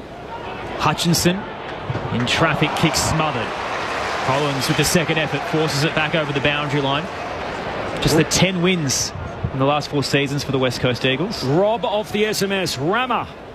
A mate of mine entered Lords dressed as waitstaff. He went into the toilet as the roles were assigned, ducked out in the high-vis jacket he'd worn in, and watched the World Cup final from the boundary line, everyone assuming he was security. What a legend. It can be done. The coning down, makes its way to Chera inside 50. Targeted Williams, knocked away, and Duggan will get the exit for the Eagles. I'm not sure Melbourne Essendon is quite the same in terms of World Cup prestige. final. Yeah. Out comes Duggan, wide to Graham at left half back. Looks central to the centre square. Nice mark from Baker. He stood up today when the Eagles needed some leadership. Handball forward to Dewar. Ryan's alone, 40 out, straight in front and pulls the trigger. He's got 2 for the afternoon. Back down to a 40-point game. Carlton 11-16-82. West Coast 5-12-42. 4 played final term on ABC Sport. Your experts Adam Ramanauskas and Luke Ball. This could be a scrappy last quarter, I think, Paulie. There's no doubt there's some tired boys out in the middle there, but not a lot of pressure to start this quarter, it's fair to say. So that was pretty easy there for the West Coast to come through the middle of the ground and be able to kick that goal with Liam Ryan. He deserves that. Yeah. He's worked hard today. 2 goals, 2. He's kicked for the game. Had the 12 possessions, 2 tackles, but 2 really good tackles, 2 real effort tackles. So he's one that I think can hold his head high today. I love people's imaginations as well. It's great, isn't it? They go and think, this is how I'm not going to get a ticket. This is what I'm going to do to get into the World Cup final. And as the national broadcast, we're not encouraging any of that behaviour, of course not. We enjoy the ingenuity, but that's about it. A 40-point lead for Carlton. They had to wait 5 weeks to sing the song. Harry Mackay returned today. Unfortunately, it lasted just 16 minutes. He was concussed after clashing heads with young Tom Gross. Chera, handball to De Koning, kicks inside the forward 50, picked up on the hop by Edwards. He's tackled immediately, and the umpire says, I'll have it. Is Harry back on the bench? Is he at the back of the bench? I'll get Liz to see if she can get a look at Harry Mackay. If we've seen him after that incident 16 minutes into the game. Had 4 disposals before then. Paddy Cripps at the stoppage. Handball to his mate Doherty. Shoots goalward, but tumbles away. And over the boundary line, left forward pocket. Dan from Perth, as an Eagles fan, whatever we are offering Harley Reid, we should be offering double to Archer Reid. Looking far more impressive this year so far from Dan. 3 to 5 year deal for Harley Reid at the moment on the table. Close to $2 million. 1.6 to 1.8, the reported figure. Tossed in, Bailey Williams edged out of it by De Koning, tackled, ripped away by his teammate Williams. It wasn't a possession. Down towards Curnow, knocked it down, gathered, snapped and gold. Charlie's got 3. There might be touch this one. They're going to have to double check. Carlton could be up by 46 once again. Does give me a chance to whip around the state leagues. Headed to the Waffle. We don't do this often. West Coast had a 19-point loss today in the Waffle, playing against Subiaco. Tim Kelly, 20 touches and a goal. Matt Flynn, the same. Neither were best on ground, and it is deemed a goal as well. So Carlton's lead up to 46 here at the Adelaide Oval, 12-16-88 to West Coast 5-12-42. So what do you have, 20 touches Kelly. and a goal, Tim Kelly. Oh, pretty adamant. Oh, no, that's flicked the finger, hasn't it? Yeah, definitely. So that'll come back. Yeah. Was it young Edwards, was it? He was pretty adamant. He went for it straight away, didn't he? And usually that's a bit of a tell. Yeah, that little right pinky finger is bent backwards there, Ram. Yep. So that'll come back. It's been an almost I was about to say exactly the same thing. That's sort of been the story of the day for Charlie. He's looked really good. I think he's looked on top of the ground. Looked really dynamic, but so if a few things broken other way, he might add. He could add 6 or 7. Yeah, absolutely. 3-3 to 2-4 there. So Charlie Curnow's scoring accuracy of the wrong side of the ledger. Carlton by 41. And Harley Reid will be given the footy here for the kick-out duties. Make sure he gets outside the square. Put that down as one more as he kicks wide, and Hamish Davis takes the mark. He was West Coast's 5th selection in the draft. Good Claremont boy. The Colts premiership with the Mighty Tigers last year as he goes long up the wing with the kick. No mark. Spills down to Hoff, who lays the tackle, and we'll have a ball up on the wing. Liz Walsh. Yeah, just in answer to that question as to whether Harry Mackay is sitting on the bench, he is not. Carlton have confirmed he's down in the rooms. Thanks, Liz. From the restart, Holland's trying to keep it going forward for the Blues. Will White collects. Handball goes straight to Baker. West Coast get it back. So Baker through the middle of the ground to his Richmond premiership teammate in Graham. They continue to shift out towards that eastern wing. Bouncing footy in front of Hunt. Sits for him eventually, trying to get around. Motlop has to go off his left peg. Chera with the climb. No mark. Spills down to Owies. Tackled. Lost it. Owies, a second go. 49 metres out. Gets through 2 Blues. Great work, Matt Owies. Owies with the finish. Remember me, Carlton fans. Matt Owies against his old mob with a bit of brilliance. A tackle burst once, a tackle burst twice, and a goal on the end of it. And Carlton now by 35 points, 9 minutes into the last quarter. But a reason to smile for the West Coast Eagles faithful. Yeah, that was brilliant, wasn't it? Yeah, that was the Matt Owies that kicked, I think it was 34 or 35 goals for the Blues last year, wasn't it? And maybe a little bit of the Blues defenders just switching off a little bit late in this game, but yeah, terrific stuff. Who was it? Adam Sard got past the skipper, fend off, and lovely finish. So a couple of shots that didn't go through in that third quarter. He'll be really happy that he's been able to hit the scoreboard. Hasn't had a big day, only 8 possessions, 5 score involvements, but well done. Bounce in the middle from Lee Fisher.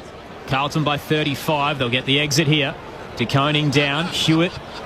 North Adelaide product spotting Fogarty. Little low, he toes it in the direction of Curnow in front of the scoreboard. Edwards gets there first. Curnow rides him. Ball shoots out towards Motlop. Hands it to Kemp on the tight angle. Misses everything. Ends up hitting the left-hand behind post and out on the full. Very early doors, but the multi-club trade, Baker and Owies into the Eagles, got Carlton Jagger Smith. You feel like it was the right move, Rammer? Hard to tell, isn't it? We said before, in a way, it's probably been as horrible as the injury to Smith's been. It's taken the focus off it a little bit. Oh, Kemp trying to take a hanger in the goal square. Can't. Spills down to Durden. Pops through his 4th. Corey Durden back in the team and a day out back in Adelaide. And Carlton extend their lead to 41 points, 11 gone in the final term, 12-17 to 6-12. Carlton by 41 here. Earlier today, it was a 52-point win for the Gold Coast Suns over North Melbourne. And still to come, the Brisbane Lions, the reigning champs, up against the Western Bulldogs. We'll take you there next, out to the parade at Norwood. Yeah, I think the reality of that is, like, Liam Baker's a high-quality player. Jack Graham, so it's a bit of a standards thing there. And you know, Matt Owies had a career year there for Carlton, so they got 3 players out of that transaction. We don't know. Jagger Smith is a very good junior player, no doubt about that. Like a possession winner, and Carlton obviously knew what they wanted. So time will tell with those type of deals. Carlton by 41. While some Eagles fans might argue, well, Baker might not be in our premiership side, maybe Matt Owies won't either. Imagine what it would be like if they didn't have him this year. Yeah. He's leading the possession count for them this afternoon and this season. In the middle, De Koning with the fend off. Speaking of, on Liam Baker.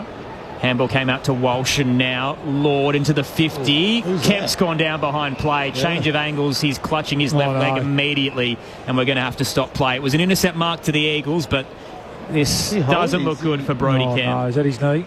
Or is it his lower leg? He's in a lot of pain. He's writhing on the floor. Trainers rush straight out, towel over the head. He's had some injury issues, hasn't he, over his career? He's Brody Kemp. Yeah, Brody Kemp in all sorts here. 49th game for him. He's due to tick off the milestone next week. 4 last time these two teams met. Obviously, he had a 5-goal bag against the Dogs a couple of weeks ago. This is not your run-of-the-mill, sort of quickly tended to, back on your feet injury. He's just gone to set off to lead for the mark, and it's... You reckon he's done the Achilles? I think so. Yeah, I mean, you never want to play. They just had the behind the goals footage, and he went to push off to lead and just collapsed from underneath him, and looked like he knew straight away. Can't put any weight on the leg. He's being essentially carried off by the two trainers. Well, I was just about to say, Turek, and both coaches would be happy if they blew the horn early here. There's not too much to be gained out of this last 15 minutes, but it's a sorry story there for Brodie Kemp. Let's check in with Liz downstairs. Yeah, it's been really quiet down here at ground level. No one likes to see players injured like this, but as he comes past me, heading straight to the bench, he's starting to get a bit of a clap from the crowd, but I can see here he is unable to put absolutely any weight. He can't put any weight, not even putting his toe down on the grass of his left leg, and his face looking really, really pained here. So the physio, he's got a physio and two doctors with him, and they are just taking him straight down into the rooms now. Thanks, Liz. All the best to Brodie Kemp. A non-contact injury here on the lower leg. There's a kick from Brock. Comes out towards half-back. It's picked off, though, and the Eagles have conceded ground here as Lord sends a kick towards centre-half forward. Pack forms, and we'll have a ball up centre-half forward for the Blues. Dewar's got up a bit sore from that contest too, in the hands of the traders. Earlier today, by the way, Blake Acres didn't start. He was ruled out with illness. Harry Mackay was concussed. So there's the injury toll, and now fearing an Achilles issue for Brodie Kemp. But we'll wait further clarification from the club as the Blues send it forward. Edwards marks it, sends it back, sends it out on the full.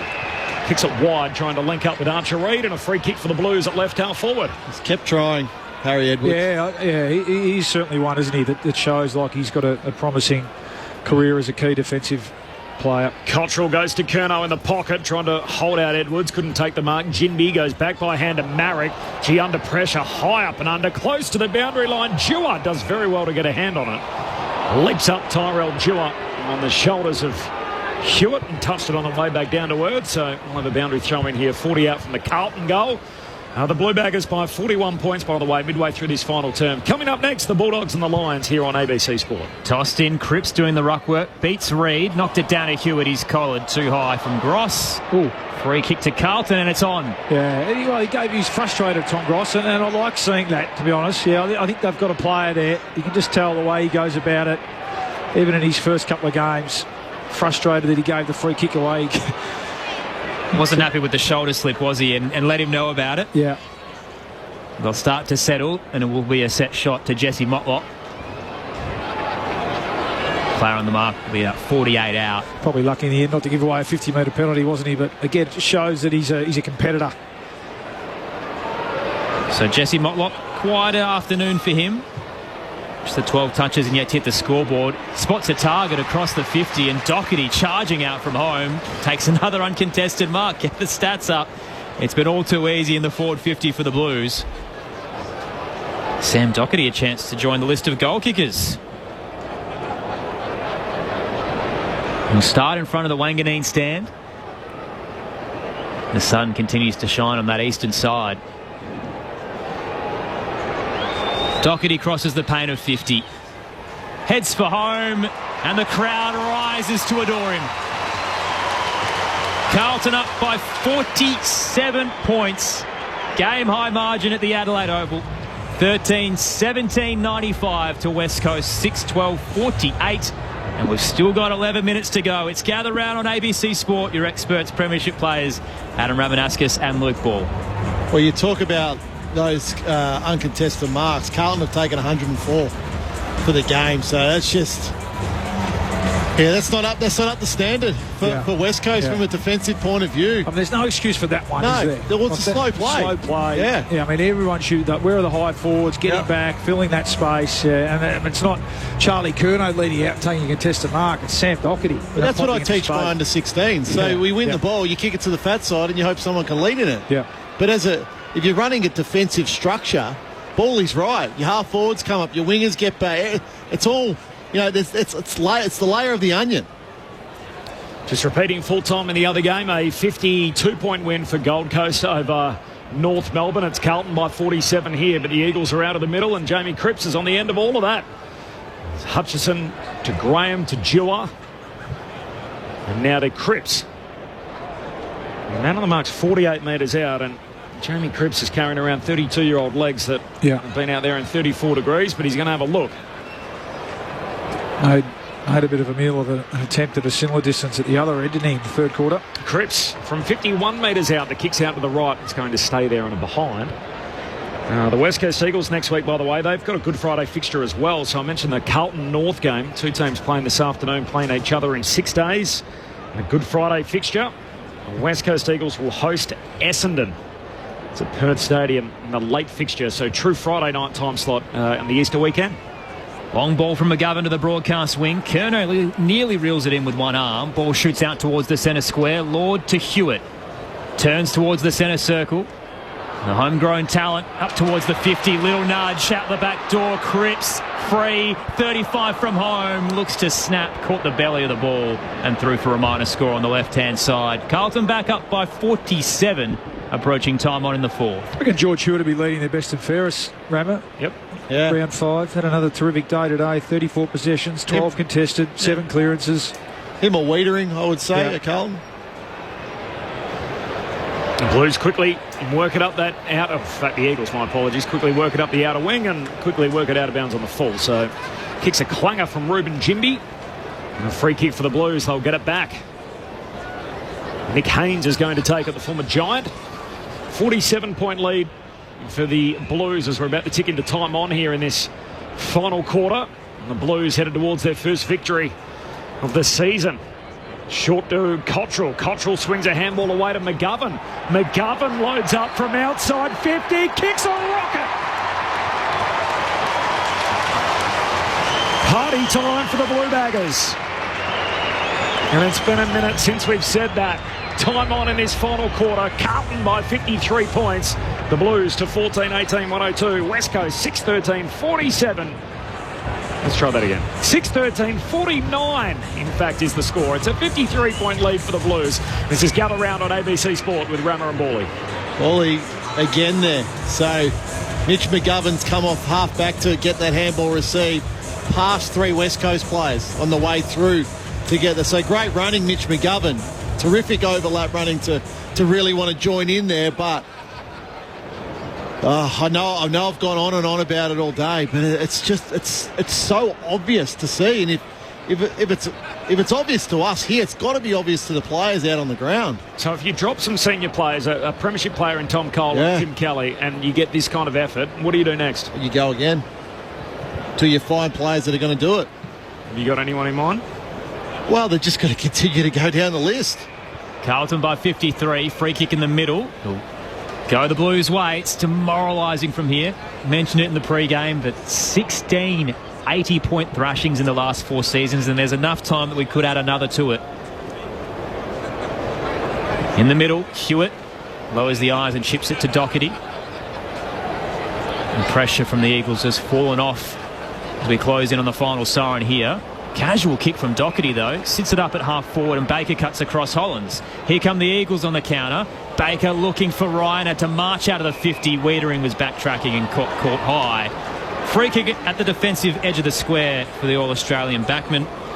Earlier today, the Suns knocking off the Roos by 52. We've got the Dogs and the Lions to come from Norwood, and then tonight, the Demons and the Bombers. Haynes trying the slow build up for the Blues, turns it over. Ruben Jimby. The Dermot Brereton look, the long curly blonde hair, the mullet. Jimby kicks back inboard to Brady Hoff. And marks for the Eagles. Over to Hacksaw Liam Duggan right in the middle of Adelaide Oval, and the co-captain loads up here. Look out for Liam Ryan. He thought about the big leap, doesn't fly. Stays down. McGovern wins the footy. Great tackle, caught by Hutchinson. And didn't get a kick away. That is holding the ball, and it's a free kick for young Jack Hutchinson, and he'll get it here 40 metres out straight in front. It's been a tough day for him, isn't it? A real learning experience. He started on Paddy Cripps, spent some time on Sam Walsh in the middle of the ground. What I like, he has a crack, Hutchinson. He's one player that seems to be pretty unconditional in terms of his contest. And he did well that time. Question for you, Bally. Rich from Ocean Grove. A technical question for your experts. What are the specific characteristics which distinguish a flower bag from a wounded duck? We're still trying to work that out. Remember, it's not my level of area of expertise. Remember Ben tried to tell us last week they're all different in a helicopter. Look, a shank is a shank is a shank. And right on cue. Yeah. That's in the timing. As Hutchinson sprays one out to the right and it's behind. A bit of junk times come early in this game. So 23 gone in the final term. Carlton are up by 52 points. They're about to win for the first time. And if Melbourne beat Essendon tonight, the West Coast Eagles might find themselves as the only winless team in the league through 5 weeks. Hollands long and strong to the broadcast wing. Fogarty got it down. Doherty to Walsh. Now towards Cripps coming out of the 50. Good spoil from Reid, the 2 number 9s. Hopefully the young Eagles learning some lessons across the afternoon. He forces it over the boundary line. How about this from Micah off the SMS? Listening from Alaska in the United States. Excited to see my Blues finally finish the second half and get the win. Nice to hear from you. Liz would be very envious of the temperature in Alaska. Tossed in. Lord at the stoppage. Clean take. Hands it off towards Walsh. Backtracking with a handball to DeConing. It was a dangerous one. Sold him into trouble and Graham wraps him up. Holding the ball. If you have just joined us, the sub for the Blues, Cooper Lord, on for Harry Mackay. Suffered a head clash early in the game. He ran into a strong head of Tom Gross. He was out. And then Brodie Kemp late in this term. An Achilles injury for him, so he's out of the game. 9 tackles for Jack Graham. He's tried hard. Down the broadcast wing go the Eagles. Ryan launches too early. Wiedering's at the back. Thought about handing it back into the 50. Heads towards the boundary line instead to Doherty. Kicks a little hot. Marrick cuts it off on the logo. Back towards half forward. Waterman floats across. Takes the mark. Too far out to score, but good ball movement here for the Eagles. Sun behind him as he heads towards the southern end. The right-hand side of your radio dial. Waterman into the pocket. Presenting Hall. Knocked away from him by Cottrell. Awkward bounce for Hunt, who committed to try and gather close to the line and ends up slapping it over for a boundary throw in 40 from home. Another tough day for the skipper, Oscar Allen. I mean, only had 33 inside 50, so that's not ideal, is it, for a key forward, but just the 5 possessions, 3 marks. Thought he started okay, but just hasn't been sighted after quarter time. Down to throwing half forward for the Eagles. Ollie Hollands wins it for Carlton. Just says, get it out of here. Kicks it up to the wing. Here's Zach Williams. Collects. Jimby tackles him. And ball up on the wing. There's a few lads cramping, as you can understand. Hot day. Coming up next, the Brisbane Lions up against the Western Bulldogs. Josh Dolan is the sub, by the way, for the Dogs. So Cooper Hines will get the start, and Will McLaughlin the sub for Brisbane. That's a fascinating game. As Mick would love to say, I'm sure he'll be listening in the car on the way back, the cigar-shaped ground out there at Norwood. Skinny, like Cardinia Park, so it's thin across the ground. And I sort of went through during the week and I thought, you know what, I'll look at these two teams' recent record at Cardinia Park as a way of sort of thinking, look, yes, they're not playing Geelong in Geelong, but it might give us a little bit of a guide. The Bulldogs have won their last 2 at Cardinia Park. Brisbane haven't won there going back like a decade. So read into that whatever you will. Dogs trying to cause the upset against the reigning premiers. Third stoppage on that outer wing. Carlton win it in the end. Walsh to Motlop. Hand pass goes forward to Lord. Handball over the top to White. Pulls the kick back inboard. Looking for Durden, trying to get him a handful. And Sandy Brock takes the intercept mark for the Chooks. Want to move it quickly out of defensive 50, but they've put themselves under unnecessary pressure. Graham's handball nearly picked off, gets it back. Little 1-2 with Williams to the eastern side. Now going for a jog is Brady Hoff. Through the logo, spears it up to half forward. Allen marks, turns and pops it into the pocket. Wiedering always had front position on Cripps. He sent it in that direction, and it's a turnover to the Blues. Switches on now as well as Haynes waits in the back pocket. Carlton by 52. 5 to play here at the Adelaide Oval. Haynes to Lord. Oh, kicks in the middle of the ground. Miss Chera. Tumbling his way through. Duggan lost his feet. Chera keeps it and wins the footy. There's a lesson, kids. Handball inside to Motlop. He kicks to centre half forward. Zach Williams marks. They're on over the top here. The kick heads in White's direction. He marks unselfishly. Gives it to the skipper. Paddy Cripps goals. Time to sing the song. Da da da da da. They've waited a long time for it. 27 and a half gone in the final term. Carlton by 58 points. 15-18 to 6-14. And Paddy Cripps has got a couple in what is looming as his side's first win of the 2025 season. So, look, it's about getting back on the winners list for Carlton. But, again, this is their third win of their last 13, I think, or 14, isn't it? No, those wins were North Melbourne and West Coast. And West Coast, and now West Coast again. So it'll be their third win in 14. Third win in 14. So, look, they needed to find a win, the Blues, today. They needed to just come to Adelaide, get the job done, get out of Adelaide, and then it's like a restart of their season again. So they've started to start it now.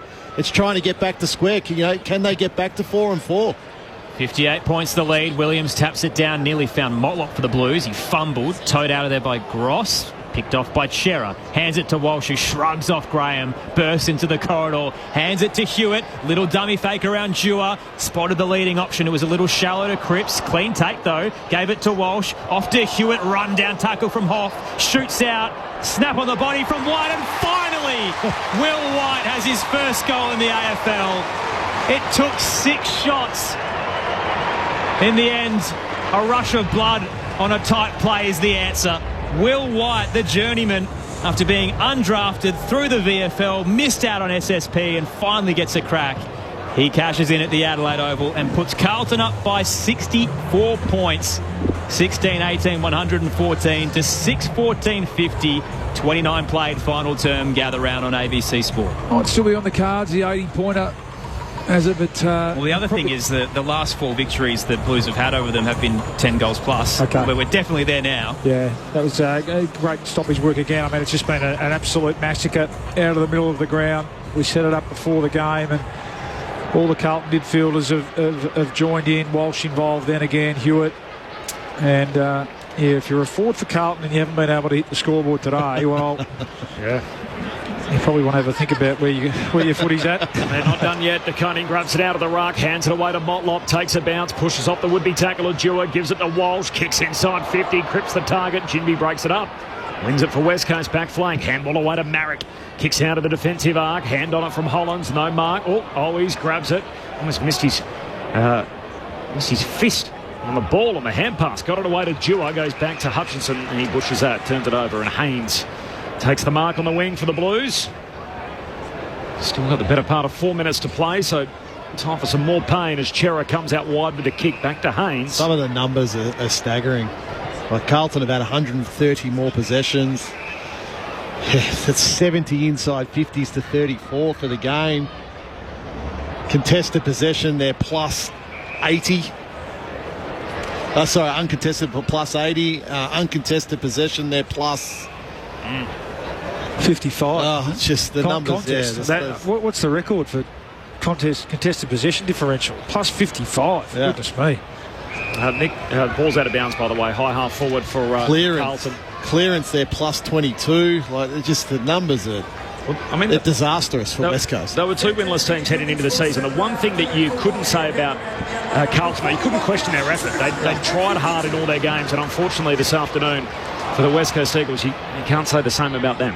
Out of the stoppage, it's flung out by Hewitt along the deck, picked up by Williams for the Eagles, right half back at the moment, hands it to Graham, then Hoff, handballs over the top of Doherty, turning his Owies, squeezing it down the line, presenting his Waterman. Takes it wide of the logo, calls for options, there's not a lot ahead. Finally on the 45, Baker at the attacking edge, releases Gross, now Ryan, it's a good chain, they just didn't hit him. Too low and long, Carlton get the turnover. West Coast looks so slick for 80%, just don't have the cream on top. Turnover, through the middle go the Blues. Kick from Durden in the path of White, wheels away from Hunt, 50 out, one-on-one in the goal square. Cripps has got Jinby right where he wants him. Breaks away, takes the mark, 25 out, straight in front. Just one handball there by Tom Gross, who's been pretty good for West Coast, all things considered, but that's the final part of the final piece of the puzzle there to kick the goal for Liam Ryan. Just couldn't hit the target. Paddy Cripps playing largely out of the goal square this final term. Been tagged by Hutchinson most of the night. Well, the afternoon, I should say. We've still got the Demons and the Bombers to come. Cripps from 30 has 3. Carlton are relishing their time in the great state of South Australia. They're about to get on the victors list for the first time in 2025. The lead pushes out to 70 points. 17-18, 120 to the Eagles, 6-14-50. 32 played, final term at the Adelaide Oval. Up next, it's the Dogs and the Lions on ABC Sport. Well, we're going to be a reasonably quick out. So, contested possession, Carlton 133, West Coast only 77. Uncontested possession, Carlton 270, West Coast 186. Clearances, 39 to Carlton, 18 only to West Coast. Inside 50, 72 inside 50s for Carlton, 35 to West Coast. History says they'll get a win this season, but who will it be against? Richmond aren't this bad. Well, those numbers can't compete with anybody. Just the 8th time in his career, Paddy Cripps, he's kicked 3 or more goals. Nice way to finish the day, playing one out in the cage at full forward as Chera got it to DeConey and away to Hewitt. Kicks for Cripps again, broken up by Edwards, who's now got the match up. Paddy Cripps goes and gets it. Gee, just burst straight through the Gross tackle. Kicks inside the forward 50 and marked by Zach Williams in the pocket. I've got a question for both of you. It's next Thursday morning. You're putting your tips in for the weekend, North Melbourne or Carlton? Where's the game at? Is it under the roof? It's under the roof. I think Carlton. Yeah, not just on today's form, but I actually think, they sort of started to turn around, been trending upwards a bit. I mean, their strength's clearly through the middle of the ground, and their forwards have had an opportunity today to find a little bit of form. So Williams drop punt wide out at right half forward. He misses near side. Make it 71 points now. Paddy Cripps, Paddy Cripps spending a bit of time forward, obviously without Mackay there, and it'll be interesting to see. I mean, you'd think that Mackay will have a mandatory week off, so they won't have to deal with him, but Paddy Cripps spending some time out of the goal square. He could have had a handful today. He kicked 3, he could have had 6. Yeah.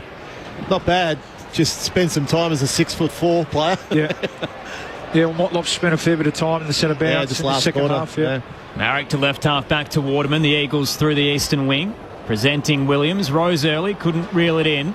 Motlop waiting front and square. Looks central towards Hewitt.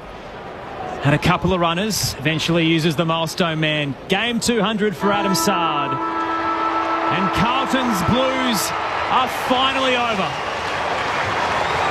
The Baggers sink the lowly Eagles and record their first win of 2025. They demolish West Coast by 71 points. We are the Navy Blues. We are the old dark Navy Blues. We're the team that never lets you down. We're the only team old Carlton knows. We're all the champions they like to send up. We'll keep our end up, and they will know that they've been playing against the famous old dark Blues. After an accurate opening term and a couple of lead changes, Carlton turned on the Jets at the 14-minute mark of the opening term and never looked back. 15 points the lead at quarter time, 29 at the half, 45 at three-quarter time, and ultimately winners 17-19, 121 to West Coast, 6-14-50. It is the 5th consecutive win for Carlton over West Coast by more than 10 goals, and Sam Walsh finishes with 37 touches and 3 goals. We are the Navy Blues. We are the old dark Navy Blues. We're the team that never lets you down. We're the only team old Carlton knows. With all the champions they like to send up, we'll keep our end up, and they will know that they've been playing against the famous old dark Blues. Carlton joined the winners list for the first time this season. Durden had 4, 3 to Walsh and Cripps, 2 to Curnow, singles to White, Lord, Doherty, McGovern and Fogarty. It came at a cost though, potential Achilles injury for Brodie Kemp, and Harry Mackay, a head clash early that ruled him out of the game as well. On top of that, Blake Acres out ill, didn't start. The longer it went, the worse it got. Carlton by 15 at quarter time, 29 at the half, 45 at three-quarter time, and 71 in the finish. Listen to these numbers. Plus 71 on the scoreboard in front of 41,252. Plus 140 disposals, plus 49 marks, plus 59 contested possessions, 59. Plus 22 clearances, plus 38 inside 50s. The West Coast Eagles whacked, and in the end, they're lucky. It was only 71 points. We got a hard out, 4.5 minutes. We'll get the votes from Rama, Luke Ball, and Adam Ramanaskas with your take on what we just witnessed here at Adelaide Oval. Oh, it was a demolition job, really, and we thought it might happen just looking at the teams before the game, and we know that clearly the journey this West Coast team is on. They're young. They've got a new coach who's trying to embed a new game style, a new way of playing, and we spoke throughout the course of the day that the teething problems, well, they were on full display today. And from Carlton's point of view, Rama, sometimes you just need to get on the board. You need a bit of an easy kill. I think they've battled pretty hard over the last couple of weeks, in particular after that. What might prove a costly letdown in round one against Richmond. I think they've been pretty solid in terms of their effort and contest, the things that we know they do pretty well without getting over the line. And today they were able to get a bit more of their free-flowing game in place. Their forwards got on the end of it a bit, but it was certainly driven by an absolute midfield massacre, really. And look, I get to make a statement with Tim Kelly, but sometimes, in hindsight now, maybe you just need a few senior bodies, because it was men against boys there, not just in the middle, but across the course of the day as well. Too many times they were just able to waltz the footy from one end to the other and score. 73 inside 50s. I mean, really, 17-19, it could have been a hell of a lot worse. So we'll wait and see on Harry Mackay. Hopefully he gets through okay. It doesn't look great for Brodie Kemp, which is a blow in terms of a player who's just starting to emerge a bit, and certainly provide some flexibility at the either end of the ground. But they leave with the 4 points and the opportunity to get this season back on track next week against North Melbourne as well. Yeah, look, I said it earlier. I'll simply come to Adelaide, come to gather round, get a win, try and get some confidence back into the lineup, and then keep moving forward from there now. So Paulie's spot on. Their contested and clearance game has always been in perfect working order. It's just now is the confidence of being able to run the ball, and I thought they were able to do that today. Adam Saab, Mitch McGovern, those guys across half-back. Manny Cottrell was able to get involved a bit more. Sam Doherty was able to get his hands on the ball. Thought Corey Durden was really good early for them. Kicked the 4 goals for the game. So, sometimes confidence is all a team needs in football. And, okay, a lot of people will say, it's an easy kill, it's only West Coast, and et cetera, but it can be the launching pad. Yep. I think that's what you need sometimes. Just need a launching pad and then go from there. North on Good Friday, then Geelong and Adelaide in Adelaide. So they're about to find out pretty fast against two teams that know how to score. And that could potentially be their season over the next 3 weeks, really. Yep. So, I mentioned, can they get back to 4-4? How quickly can they square the ledger on wins and losses to then, try to launch again back into the season? I just think with West Coast, they've got a lot of work to do. They're going to find we spoke about this to start, they're going to find a minimum standard and hold their players accountable to that. And whoever doesn't want to do that, well, they can't play. Is it worse than you thought it was, watching it live? That was bad. That was a horrible performance today. It really was. Yeah, that was a substandard performance today. You got 30 seconds, Rama, to give me the votes. Yep. 1 to Mitch McGovern, 23 possessions, a goal, most metres gained on the ground. 2 to George Hewitt, 39 possessions, 26 of those uncontested, 8 clearances, 7 inside 50s, and the 3 was an easy one today. Sam Walsh was brilliant, 37 possessions and 3 goals. You're at the parade tomorrow? I am. Looking forward to it. Can't wait. As good calling tomorrow night, and you got the plane game, the big one to finish, of course, Port Adelaide and Hawthorn. Paulie, thanks for coming across. Thanks for having me, mate. Yeah, enjoy it every time. Fantastic. Thanks to Liz Walsh downstairs as well, to Andrea Williamson on the buttons, for Tim Barrell for making sure it's all running smoothly as well, and Craig Davis back in the studio. The Blues by 71 points. They made a mess of West Coast. Meanwhile, in the Barossa, it was Gold Coast by 52 points over North Melbourne. Some of the network off to the Sharks and the Sea Eagles in the NRL. For everybody else, stand by. We're off to Norwood as the Saturday slate continues in Gather Round on ABC Sport.